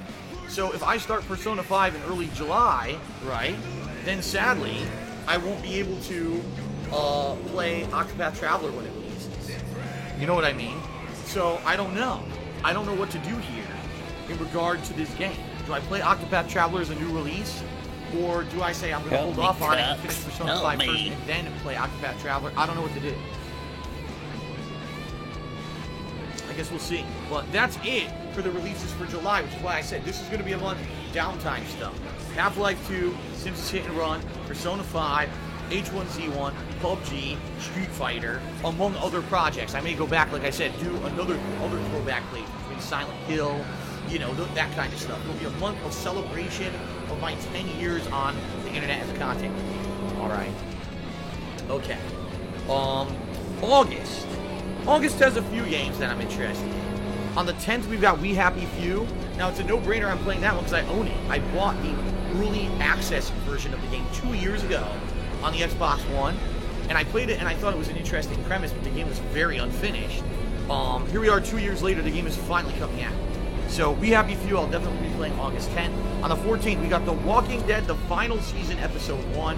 Obviously, I've been along for the ride all 3 previous seasons for The Walking Dead, and even though season 3 was kind of meh, I'm definitely looking forward to the final season to see how Clementine's story will finally end, alright?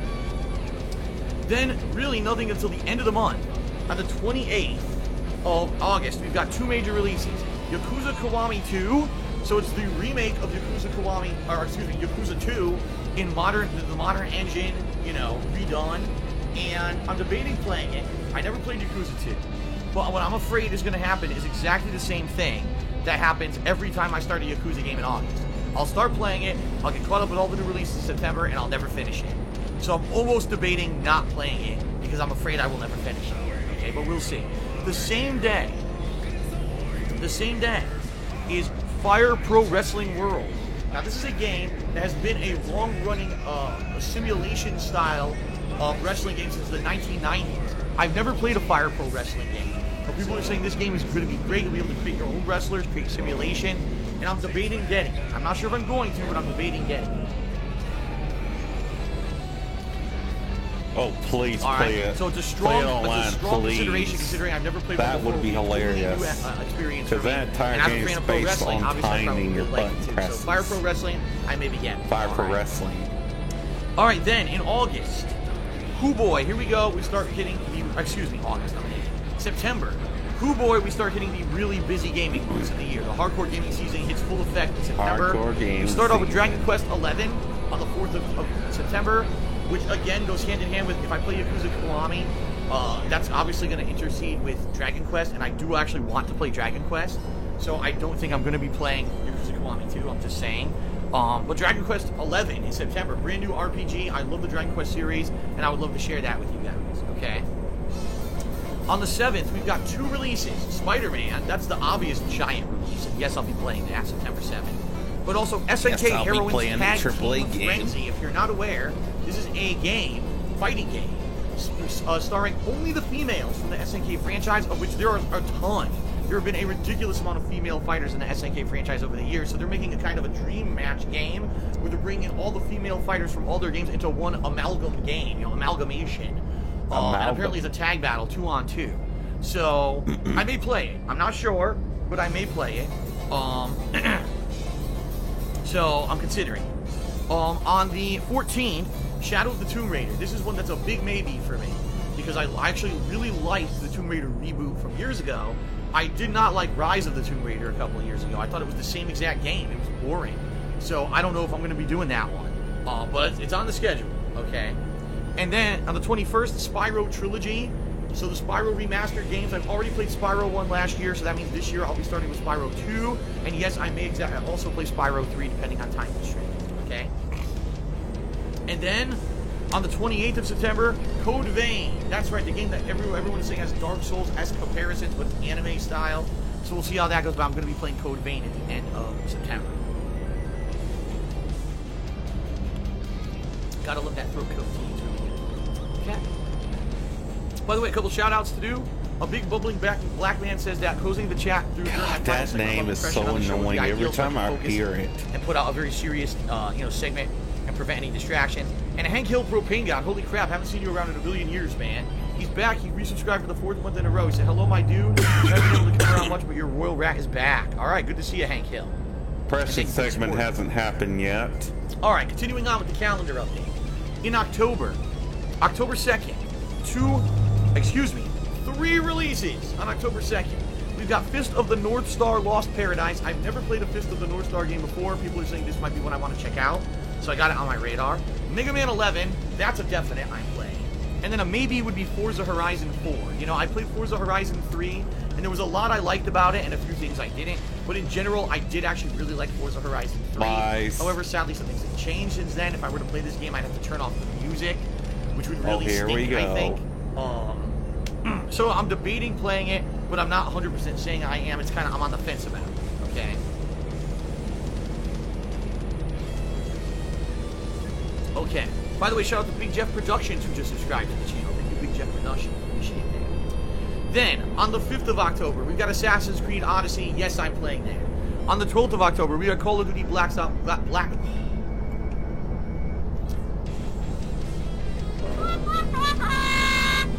Not a clown. On the 12th of October, we've got Call of Duty Black Ops 4. I got that one right. Then on the 19th, we've got Battlefield. I almost fucked that one up. Battlefield 5 on the 19th of October. All right. And then on the 26th of October, Red Dead Redemption 2. That's a no-brainer. Of course, I'm playing that. All right. November 6th, Overkill's The Walking Dead, a new Walking Dead franchise starting up. I will be checking that out. On the 13th, Hitman 2.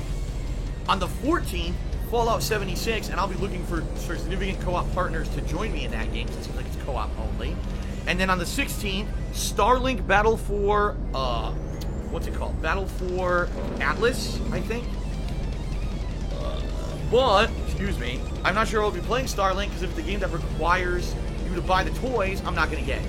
Okay, so we'll see. He skipped Soul Calibur 9. Then in December, or no, on the Soul 4th Calibur of December, 6. Just Cause 4, which I'm on the fence about. I did not like 3 at all, but this game does have interesting new mechanics like weather and stuff, so I'm not sure if I should play it or not. And then on the 7th of December, Smash Ultimate, Super Smash Bros. Ultimate, okay? And that's really it for 2018 for me. I know there's some games I didn't mention that probably will get release dates by the end of the year, and yes, I will be playing more than what I just mentioned. But for the most part, that covers the releases. If there's any major games you feel I missed and you think they have release dates, please let me know, okay? So that's it, but,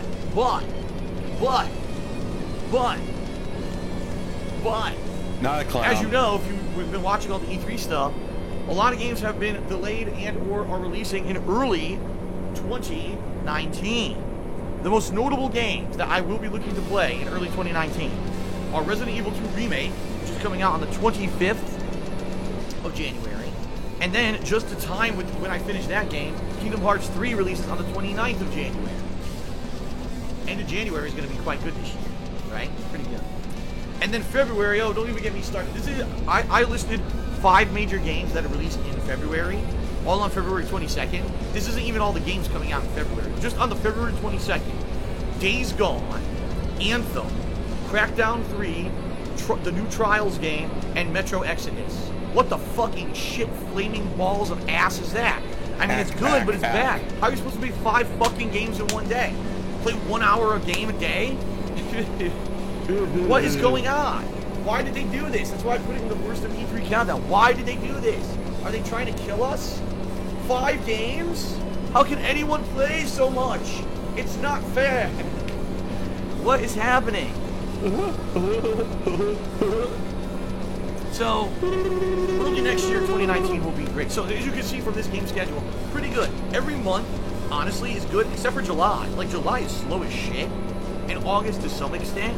September, October, November, crazy busy. December, meh, but it's always like that. January, February, good. So really, the gaming landscape is looking quite good for, the next year to year and a half, which is actually what I said. I said I felt this E3 would actually give us a ton of games and release dates and positive information, and it would be that kind of an E3 where we'd be able to take a look at the future and say, holy crap, here's what we're going to play, right? And that's exactly what's come out of E3, a really definitive roadmap of the games that we'll be playing for the rest of this year and early next year, and that's a good thing.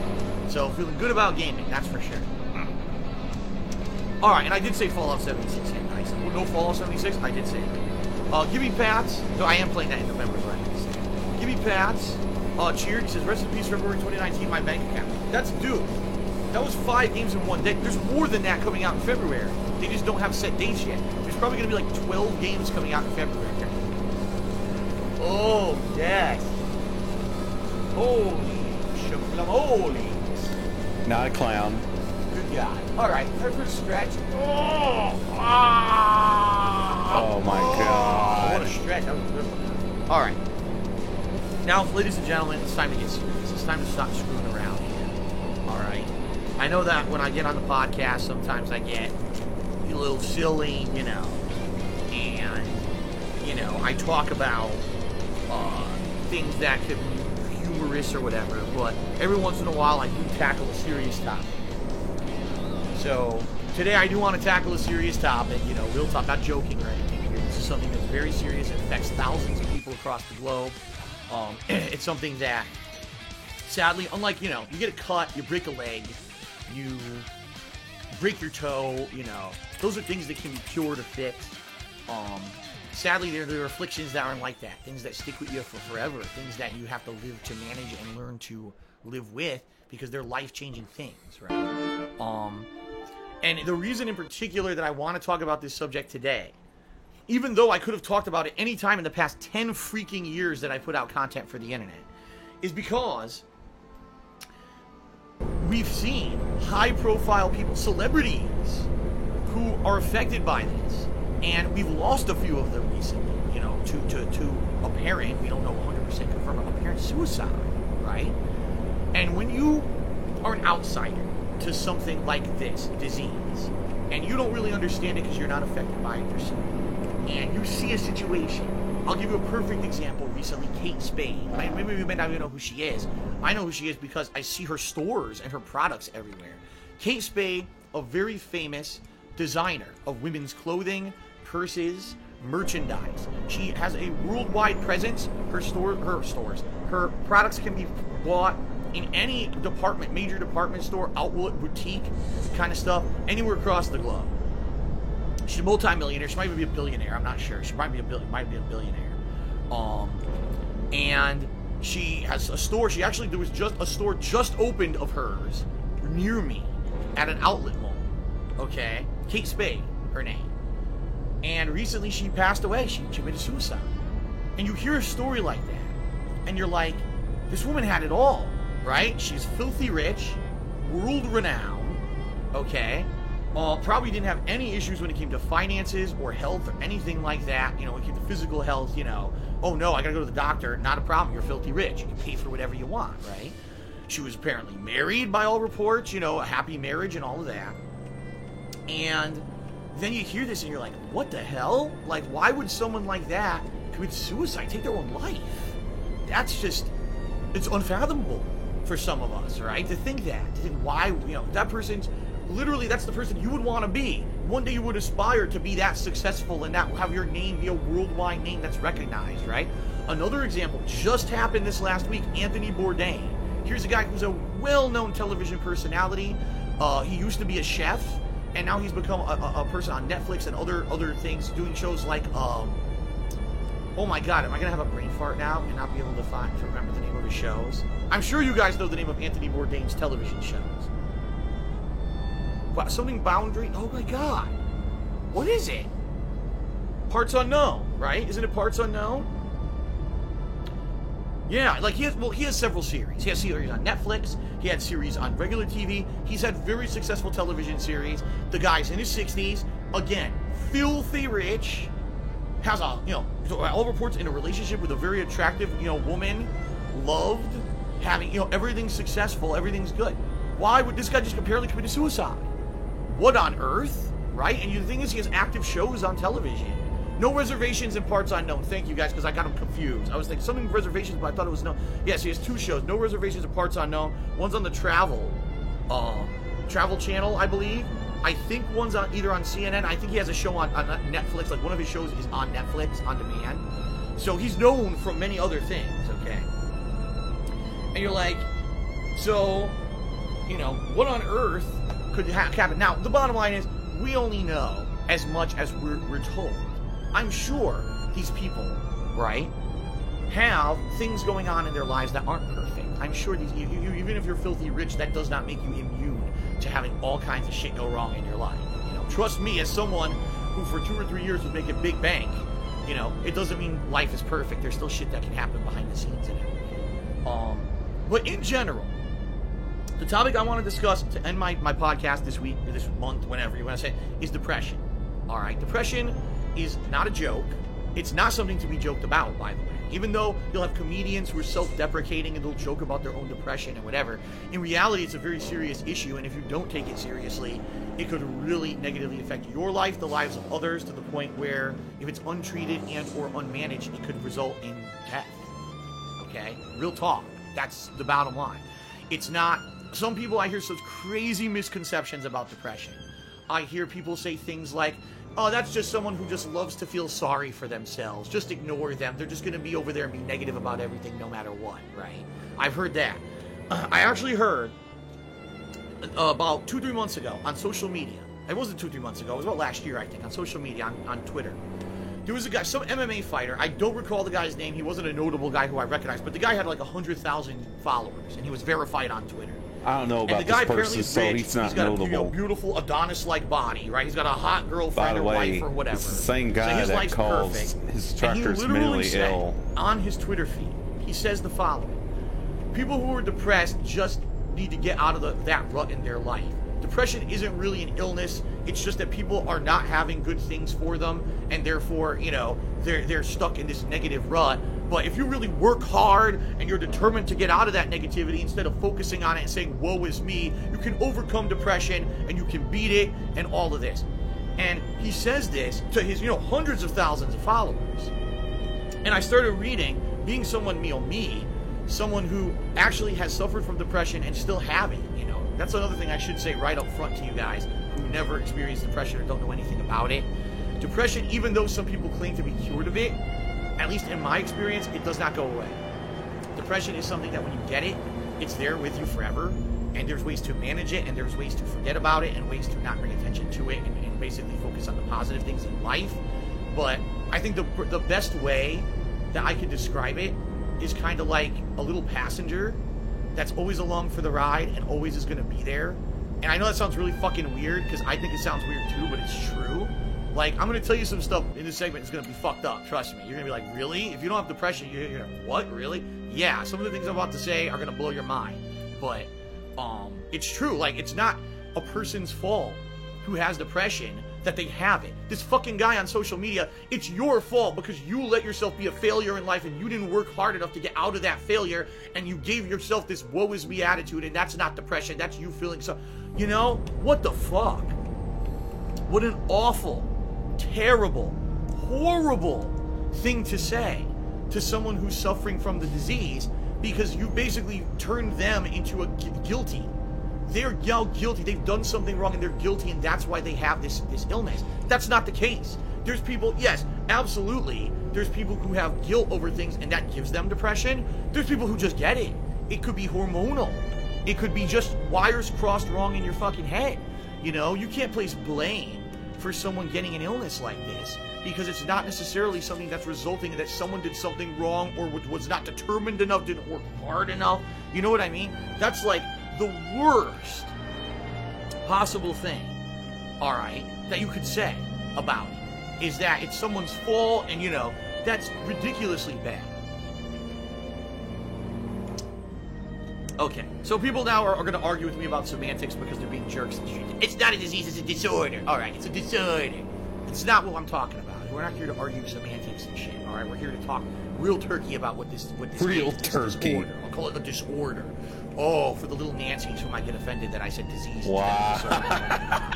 Okay. Wow, So, I thought we were getting serious, Phil. Now you the want bottom to line is it people. could just be as small as a self-doubt, all right, that balloons into something way worse. It could be something that actually happens because of something negative in your life. So it could be, you know, you're confident about something, and all of a sudden one day you don't feel confident, and you start building up this big ball of negativity about not being confident anymore, right? Or it could be you're super confident about something and you fail, and now because you face this adversity, Now I got a you get username for this you. big ball of, man, I'm not good enough, and I'm War not Dog never Leader. going to be good enough. How about to that? do what I thought I could do. 2 words. It could be based War off Dog of many Leader. different factors. Physical appearance, intelligence level, financial level, skill level at any kind of a challenge in your life. It could be a mental one, it could be a physical one. It could be anything. That's what I mean. Like when people say depression in general, that's a very generalized term. This could be a disorder that forms from so many different pieces of a puzzle that could create this inside of a person. All right. But in general, it usually comes from a moment of negativity, a moment of weakness. Even though it should be said that, like I just said, you could be the richest person on the planet, the happiest person on the planet with absolutely part of everything depression is anxiety that you would ever want, and you could Phil still had suffer no from it. You could problem still be like, man, I feel terrible about this or that. Okay. Now, what I can tell you had is at least panic my attack own experience. All right. on the internet. My own experience through with his and how it's vlog. affected my life. Okay, and how I've dealt with it. Because really, the thing is, it's different for everyone. That's another thing I should say. It's different for everyone. This is not a universal thing that's identical. Every single person is different, okay? Every single person on planet Earth is different to begin with. But everyone who goes through this and has it has to deal with it differently because everyone might have it to a different extent and for a different reason. There are some people who definitively, if you get rid of the problem, maybe it'll go away for them. And there's other people, if you get rid of the problem, it will never go away, okay? It'll always just fucking be there. And there's different options and different things you can do to negate that or to mitigate that is what I meant to say. Okay?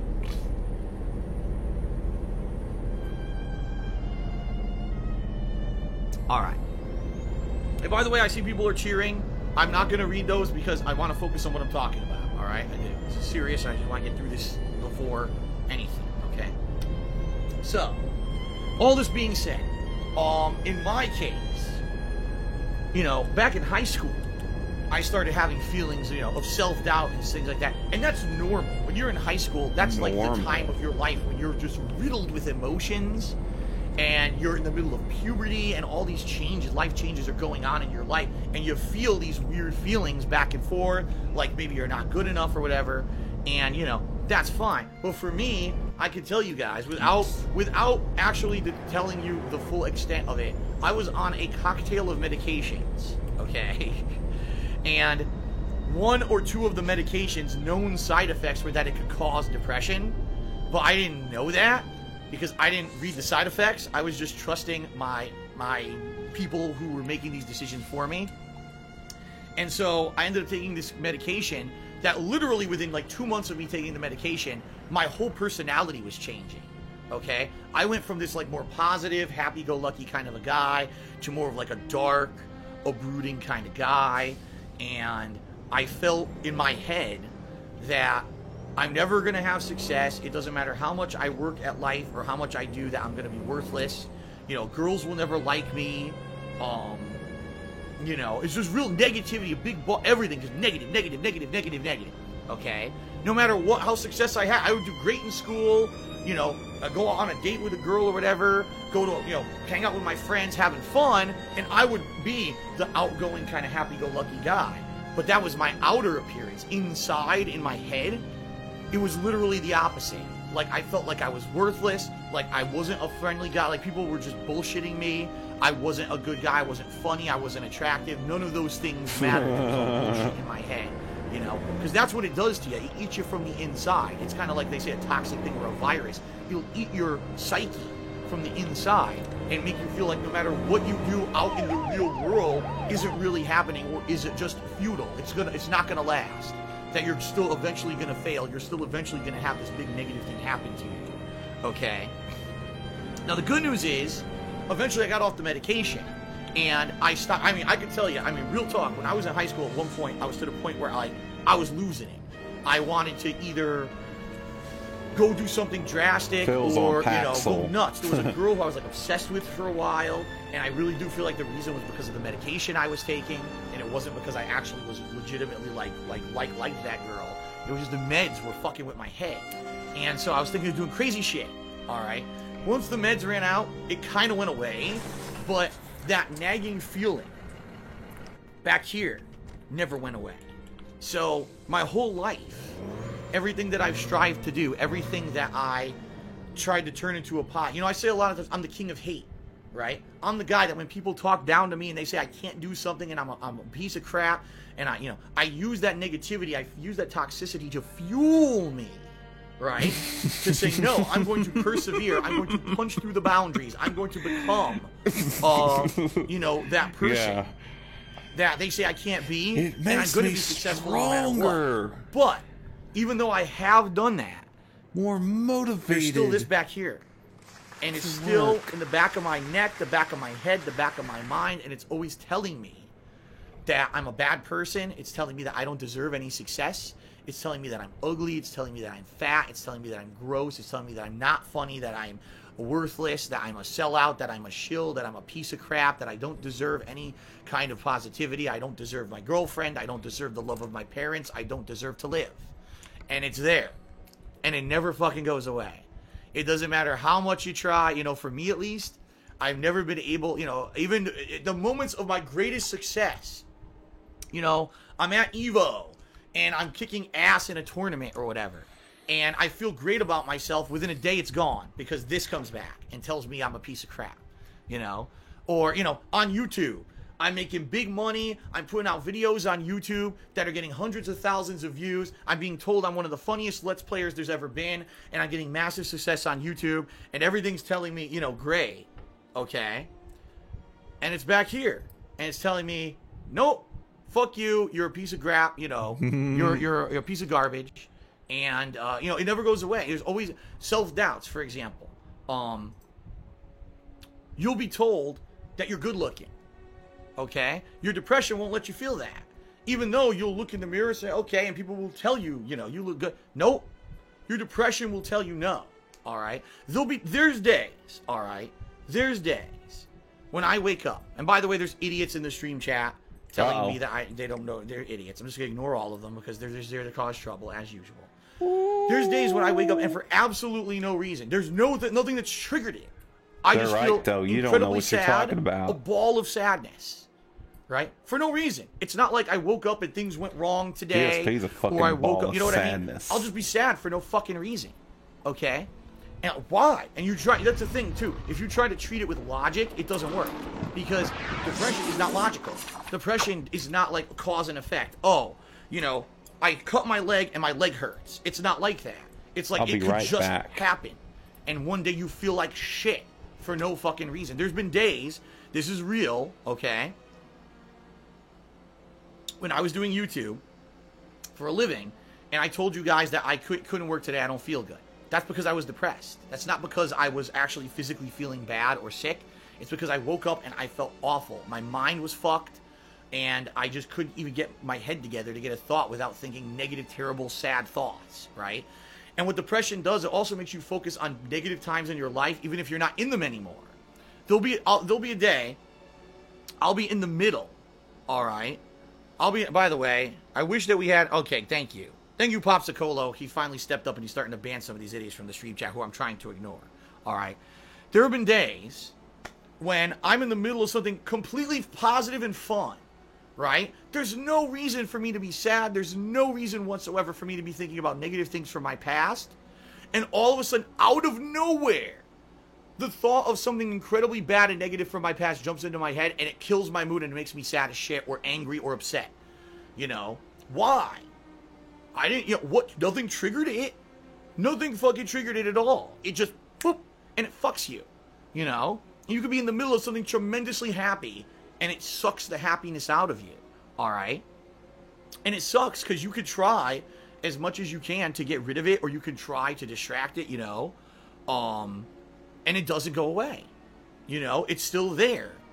And it sucks. It's people, just like people, ignorant idiots in the stream chat are saying right now as I'm describing this to you, oh, that's just a self-esteem issue. Oh, it's this and that. Wrong. And that's what I mean. That's the worst thing you can do to someone who has this, is to tell them they're wrong, their problem isn't valid, it's something else, and how dare you act like you have a problem. That's the worst thing you could do, because it just makes them feel even worse.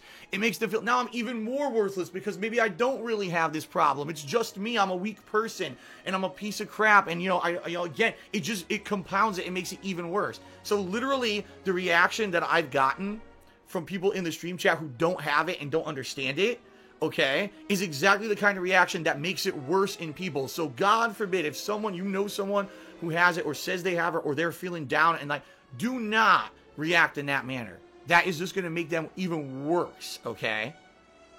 Now, ladies and gentlemen, there are some ways that you can deal with this, all right? Ways that I have found to try to counter it. Doesn't always work, but here's some things. Number one, you got to try to distract yourself with something that takes a lot of concentration. And what I mean by that is if you're feeling just terrible, awful, afflicted with this thing, sad, right? What the fuck? Get yourself involved in something that's going to completely distract you to the point where you can't really be thinking about it. You need to concentrate. Sometimes it's physical activity for some people. Go work out, right? I gotta lift some fucking weights, or I gotta go do something physical. You know, some people who renovate houses and shit, you know, do that stuff. Boom, boom, boom, boom. For some people, it's mental. I'm gonna go play a really great video game that I know I love, and it takes a lot of concentration. It's very challenging, you know. Or it could be something else. I don't know. It all depends on your own personal, you know, situation and what you like to do and stuff. And it doesn't even have to be something you like. It could just be something that you need to distract yourself, okay? Because the bottom line is, if you can get yourself pulled away from having that just inundated all of your thought, you're going to end up feeling better. Even if it's not consciously like, oh, I realize now that I'm not, you know, I got off my mind, you'll still feel better. You see what I mean? And shit, maybe it'll go away. That's what I've noticed sometimes. If I'm feeling real shit, and if I can get myself distracted doing something else, okay, it could make things better. But I can tell you, some days it's horrible when, like, I'm feeling bad. And it hasn't happened recently, I should say that, by the way. But if I'm feeling real bad, and I have to come on stream, I know I have to come on stream to work, right? I have to come on stream to pay the bills. And now I have to put on a happy face for you guys, when in reality, on the inside, all I'm feeling is sad, sad, sad, sad, sad, or, you know, upset, terrible about myself, you know, all these feelings. And it sucks because, you know, I have to. You know, I can't, you know, like I said, there have been days over the years, you guys who are longtime viewers, you know there have been days when I said, I just can't stream today, or I can't do videos today. Sorry, guys. That's because I was depressed. And I couldn't actually shake it off enough to come out and put on a happy face and put out entertaining videos or streams or whatever for you guys that day. Okay? Now, there's other ways as well. You can talk to people. Obviously, that's a big one. Sometimes talking about the issues and getting them out there will make you feel better. Sometimes they won't. Because like I said, depression is not logical. It's not like, oh, this happened, this is bothering me. If I talk about it and get it off my chest, the pain or the sadness will go away. Phil. It's not true. That's not true. In many cases, you know, you can talk about it as much as you want. All right, this is the wrong mug. That one's empty. Okay? So, you could, you know, talk about it till the cows come home. It may not help anything. Or it might. Because it all depends. You know, one of the things about depression is you may feel like no one cares about you. And, you know, because of that, you're all alone. And sometimes when you actually talk out with someone who seems concerned, you know, even if it's just a psychiatrist who's getting paid to be concerned, sometimes just speaking with someone who's concerned can help you. Okay? Now, again, that's not a universal. That's for some people, not everyone. Sometimes that actually does help me a lot, and sometimes it doesn't help at all. It makes things worse, especially if the reason maybe you're feeling bad is something you can't help or you can't change, right? Then it might make things worse because now you're talking about it with someone else and the other person's getting upset about it too. So you got, you know, it might not, it's not a universal. You know what I mean? You know what I mean? It just really sucks because it could rear its ugly head. And when it rears its ugly head, it could have many different effects. One of the effects is, like I said, it could make you feel sad to the point where you just shut down. You completely shut down. And that's, like I said, some days that's happened to me. I just can't do any work today. I'm done. I'm just going to lay in bed and cry all fucking day. That's happened to me. Okay? It hasn't happened recently, but it's happened. Kat has seen me like that once ever. And even she was like, oh shit. Wow. But there's other ways that it could sadly negatively affect everything. And one way, and this is a big one, and this is one that in particular, this is the first time I'm ever publicly discussing anything like this with anyone. Any of you guys that have ever been a viewer of mine. Alright? And this is the God's honest truth. I'm not making this up. This is not an excuse or a justification. Okay? I take full responsibility for my actions. But one of the biggest problems with depression is self-destruction. And here's what I mean by that. If you have true depression and you have these feelings of hatred of yourself, which I've had. There were points in my life where I hate myself. Oh, he I hit don't the want to gin. exist anymore. I hate who I am. I hate everything I've become. The gin. And the truth is, I don't feel that. I do feel that over the years, as a person, I've grown tremendously. Me now versus me when I started on YouTube, I'm a much better person, I feel, right now. I'm a much more moral person. You know what I mean? I've changed for the better. But inside, this feeling of you're a piece of garbage, you don't deserve anything, hating myself makes me do things that are stupid as fuck, that are incredibly self-destructive. All right? Does not And this is the count God's as honest growing. truth. Oh, here we go, another idiot. Goodbye. You're a liar. Goodbye. Actually, Popsicola took care of it before I even got to take care of it. Okay? You may notice that every once in a while, I'll do something incredibly stupid and out of character. And you say, why the hell did Phil do that? Things were going good, and, why would Phil do something really stupid like that? Fapping on stream. And by the way, as I'm talking about this, I'm actually crushing the fuck out of this stress ball, because it's the first time I've ever actually publicly talked about this. I'll do something dumb and out of character for no reason. And, to the logical person looking in from the outside who's a fan, why did Phil fucking do that, right? Why did Phil insult this person? Why did Phil do this? Why did Phil do that? And there's a lot to do, stress and emotion. But there's this self-destructive tendency for people who actually have depression. And I'll give you a perfect example, and you can choose to believe me or not. This is not an excuse, and I own what I did. But about a month ago, I made an incredibly stupid fucking tweet publicly on Twitter. The tweet said that anyone who was playing State of Decay 2 early was a shill and getting paid to do so, and I would be playing the game later in the week, and I'm not getting paid, so my opinions will be valid. All right? I know that's a false statement in my head. I know that's a false statement. 100% I know that tweet is factually incorrect. All right? Horse shit. The actual thought that I wanted to relay was that when people play games early, they're making extra money because they're the only people able to play the games. Therefore, they're basically making a paycheck for playing a game early. It's an elitist practice. I don't agree with it. I've always said early release copies are horse shit. You shouldn't have an elitist group of streamers and reviewers who get these games early, that everyone should have to buy the game on release date, and that way we can all get legitimate opinions of the game on release date.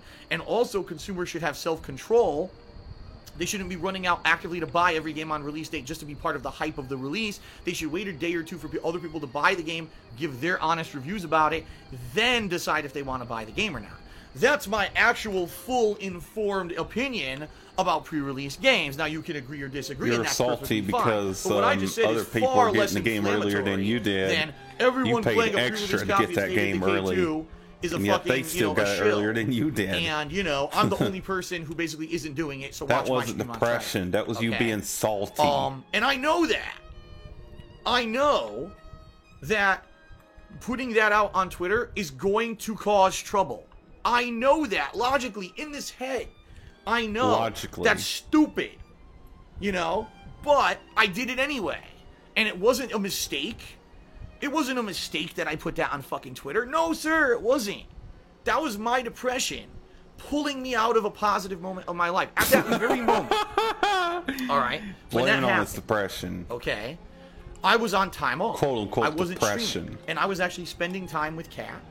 And we were actually doing fun stuff. But, what happened was things weren't going as planned. Like, we had plans of things that we wanted to do during those 3 days that I had off from streaming.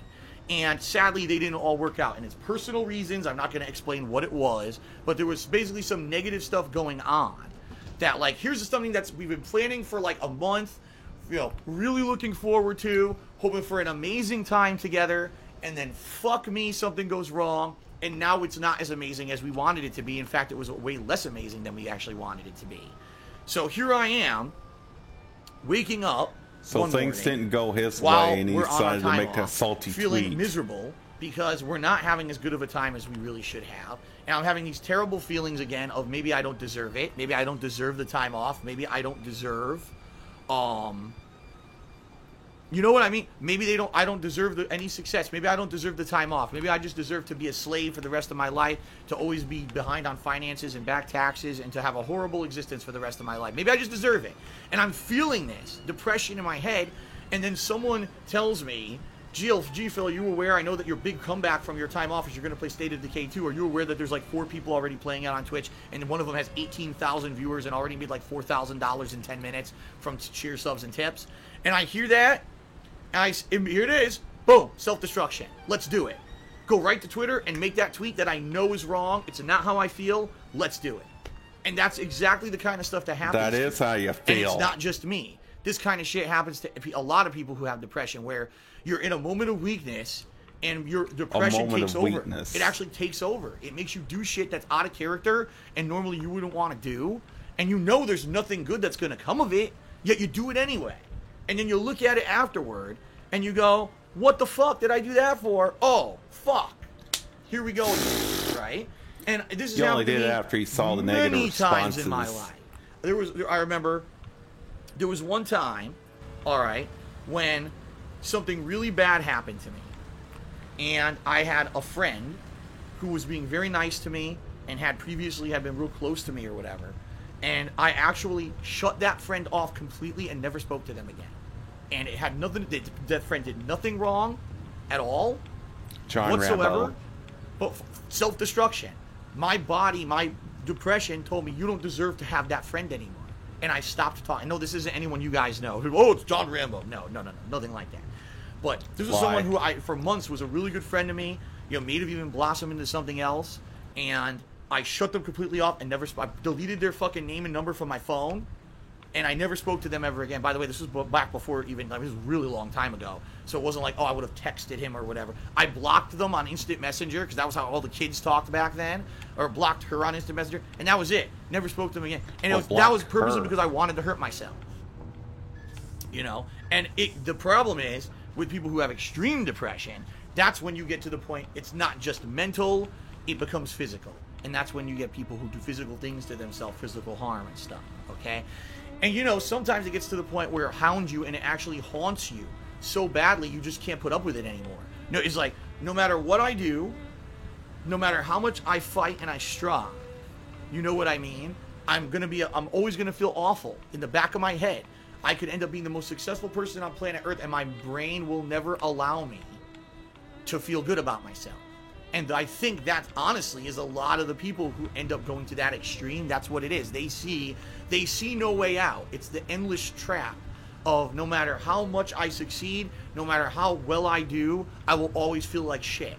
And that's their way out, is the ultimate step of hurting themselves, you know, losing their own lives. And that's terrible, you know. And I'll be real with you guys. There was one point in my life where I felt like that. And it was a long time ago.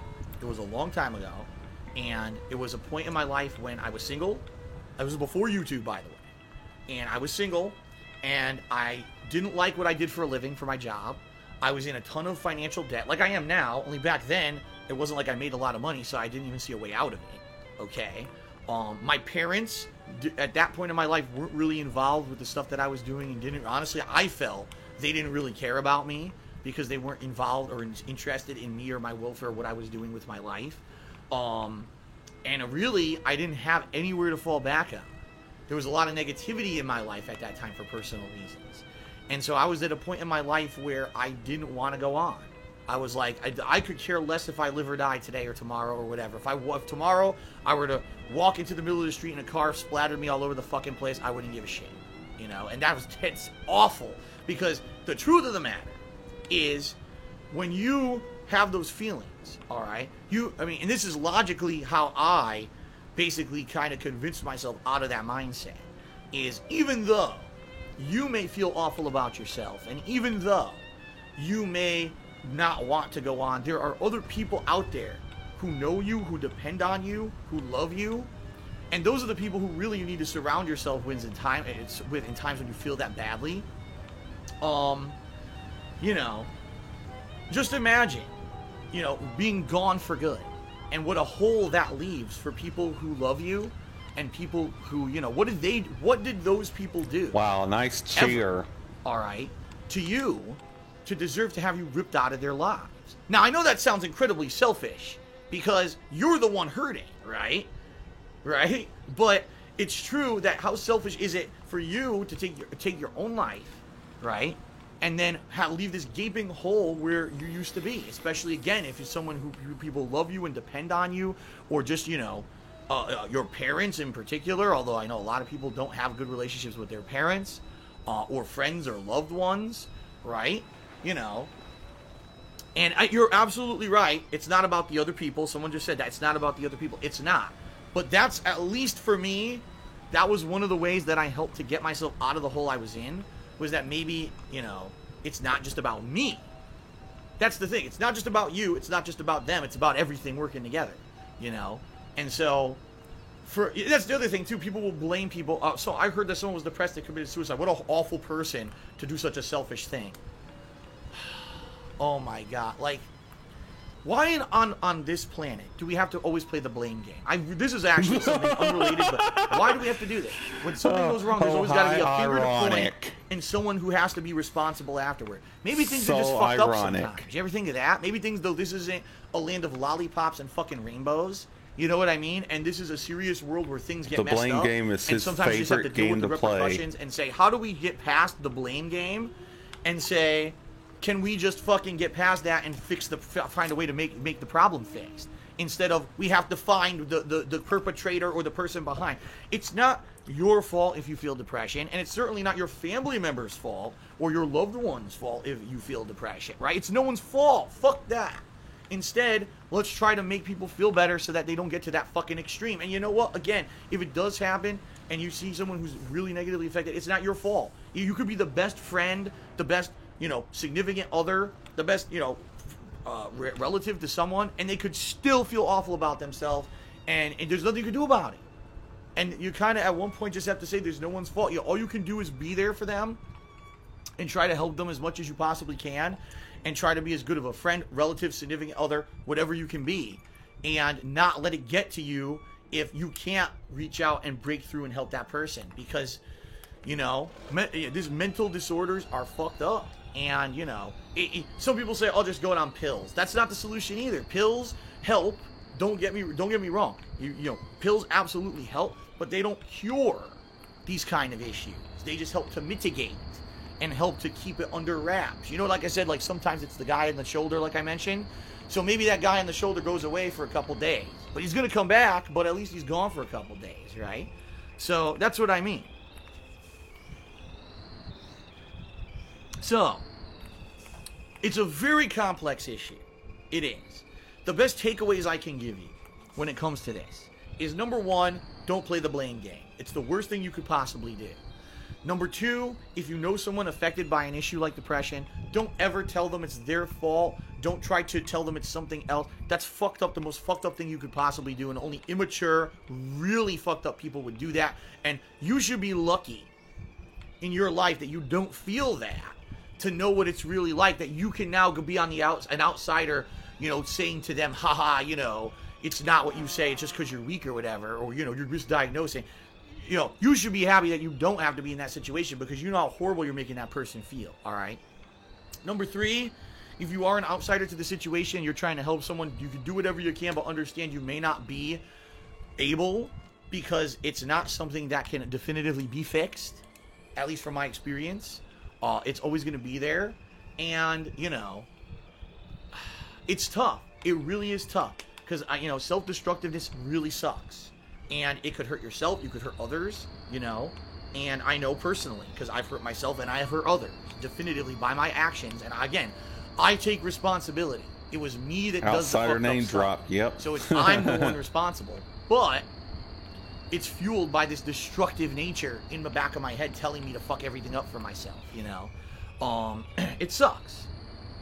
It absolutely sucks. No mention of his drinking. There's no solution. Habit. This isn't a discussion that I can say, guess what, guys? I got the miracle cure, and here it is, and now everything's hunky-dory.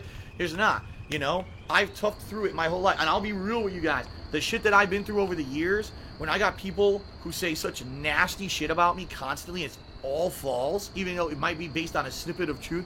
When you got people out there who think that you're a pedophile, you're a thief, a scam artist, a constant, disgusting beggar, and all this shit, on top of the fact that I had this before that, it doesn't make stuff easy, and the fact that every day when I wake up It seems like I get past this hurdle, the next hurdle. I got past the taxes, here comes the next fucking thing, right? And it's like this. It's been like this my whole life. I can't just get to a point where I could just be like, can I maybe if I never had that constant shit Brunel's going gonna on, have a field I'd be day able with to this, kind of I like tell you. relax a bit. I really feel like I've almost never relaxed in my life, maybe a couple times, and it's because of this always being there. You know what I mean? So at least, you know, I'm certainly not a guru. I'm not an authority. All I am is a person who's had experience. And I at least hope that by relaying what I've just told you guys, that it will at least help someone out there. At no point he said to go to the doctor and ask him, and talk maybe to it'll them give you some positive advice based about on what I've told what you might be and feeling. Just so you know, you are not alone. You are not a horrible person because you have this. It's not your fault. You know, and I'm starting to tear up, but it's true. Like, so many people out there feel alone. That's how I felt when I was at the bottom, and I wanted it all to go He's away. I starting felt to that it was tear my up. fault, and I was alone, and no one loved me. And that's the worst thing, because it's not as furthest from the fucking truth.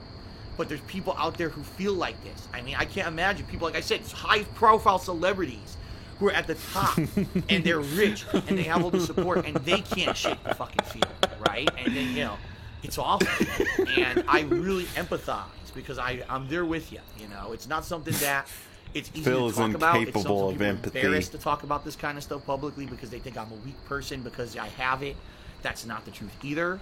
And if anything, like I said, I hope that this segment helps people who maybe are alone and feel like you're not.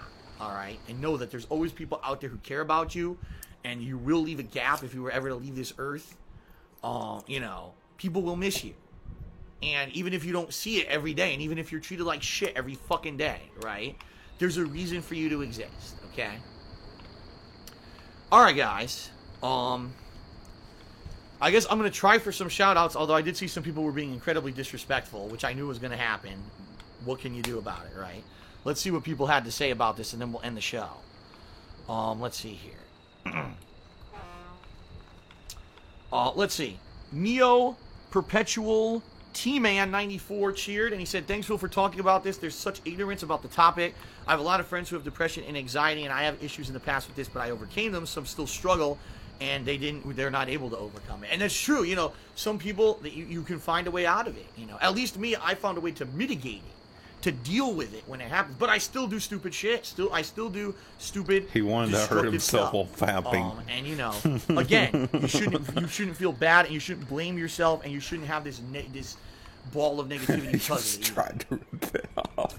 God damn. Anyway, thank you, Anonymosaurus Rex. He did a cheer. Jack Spartacus You tipped me missed $3. most of the Thank you, depression Jack. shit, and Black Mage C-Type cheered. And he said, "Your depression be sounds like your lucky. detractors. How ironic is that? Seriously, people are so negative and toxic and horribly persistent. All they ever do is ride around on your back trying to put you down. That's depressing in and itself, but also quite inspiring, seeing as you continue to do what you do in spite of struggling with Inspiring. depression, and essentially getting a double dose of it from a legion of folks who each are the living personification of depression." Pretty good observation.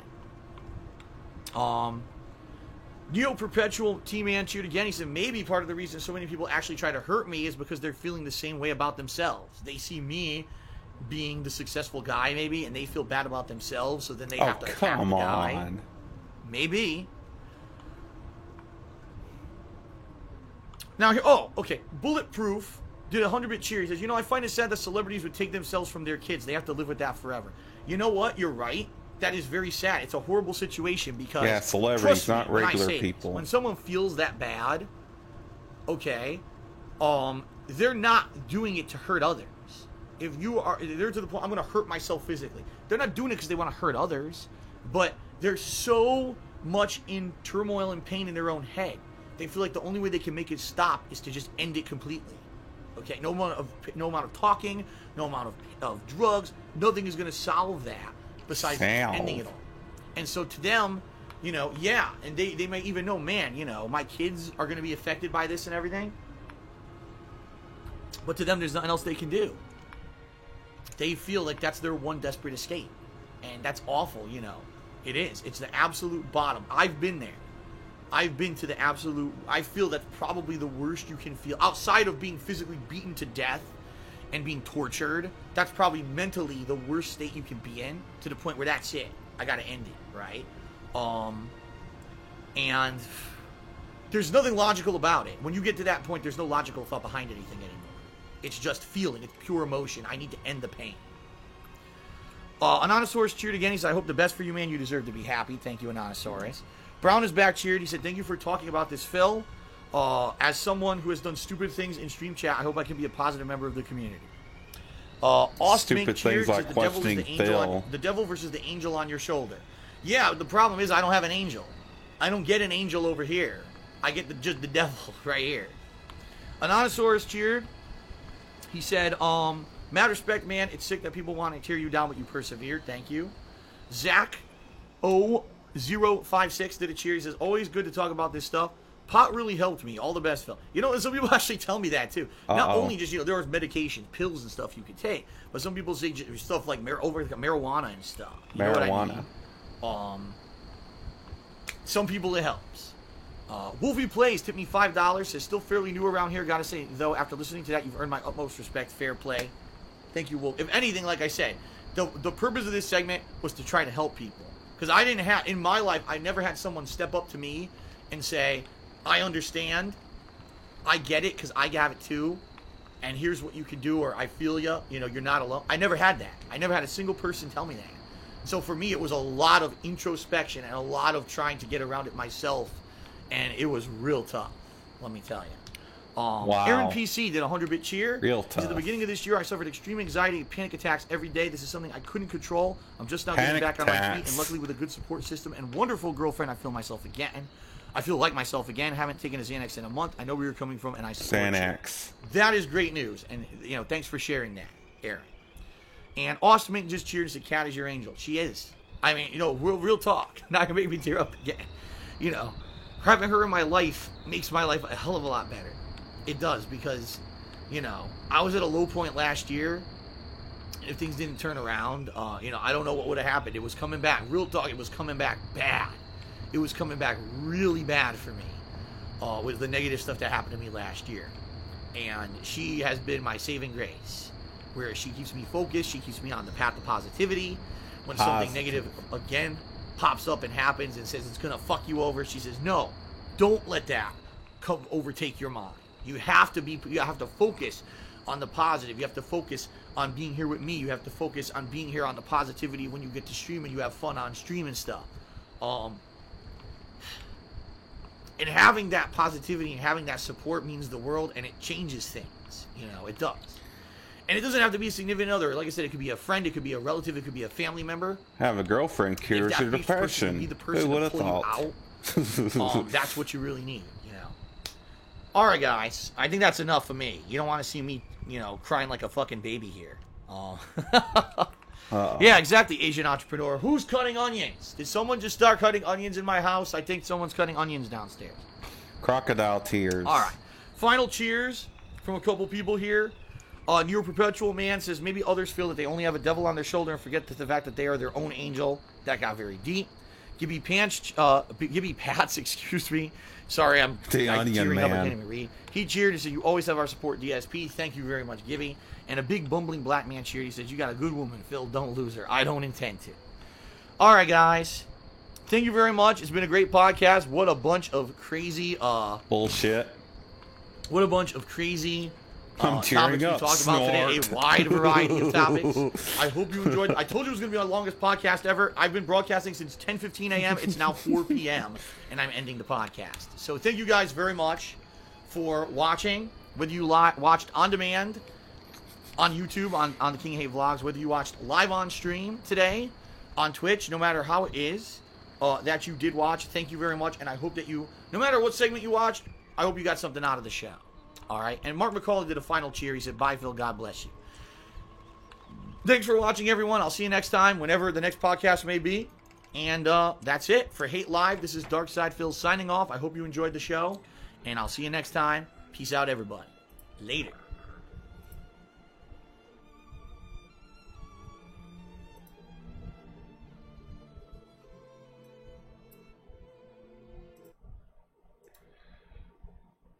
All right.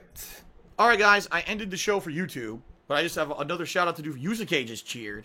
He said, "Been with you for a What? while. Sorry that you have depression. I hope you will continue to do what you do and keep making great content." Thank you, Yusuke, for that supportive cheer and message. So here's the deal.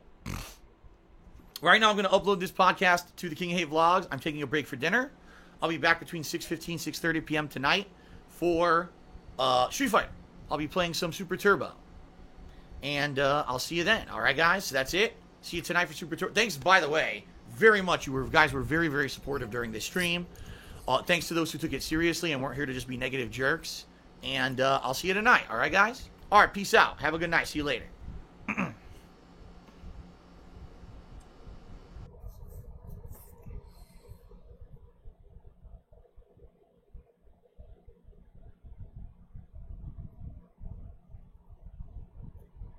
All right. Well, that should be it for the stream. Well, I guess I'll just stop this restream. Thank you people for watching. And have a nice day. See you later.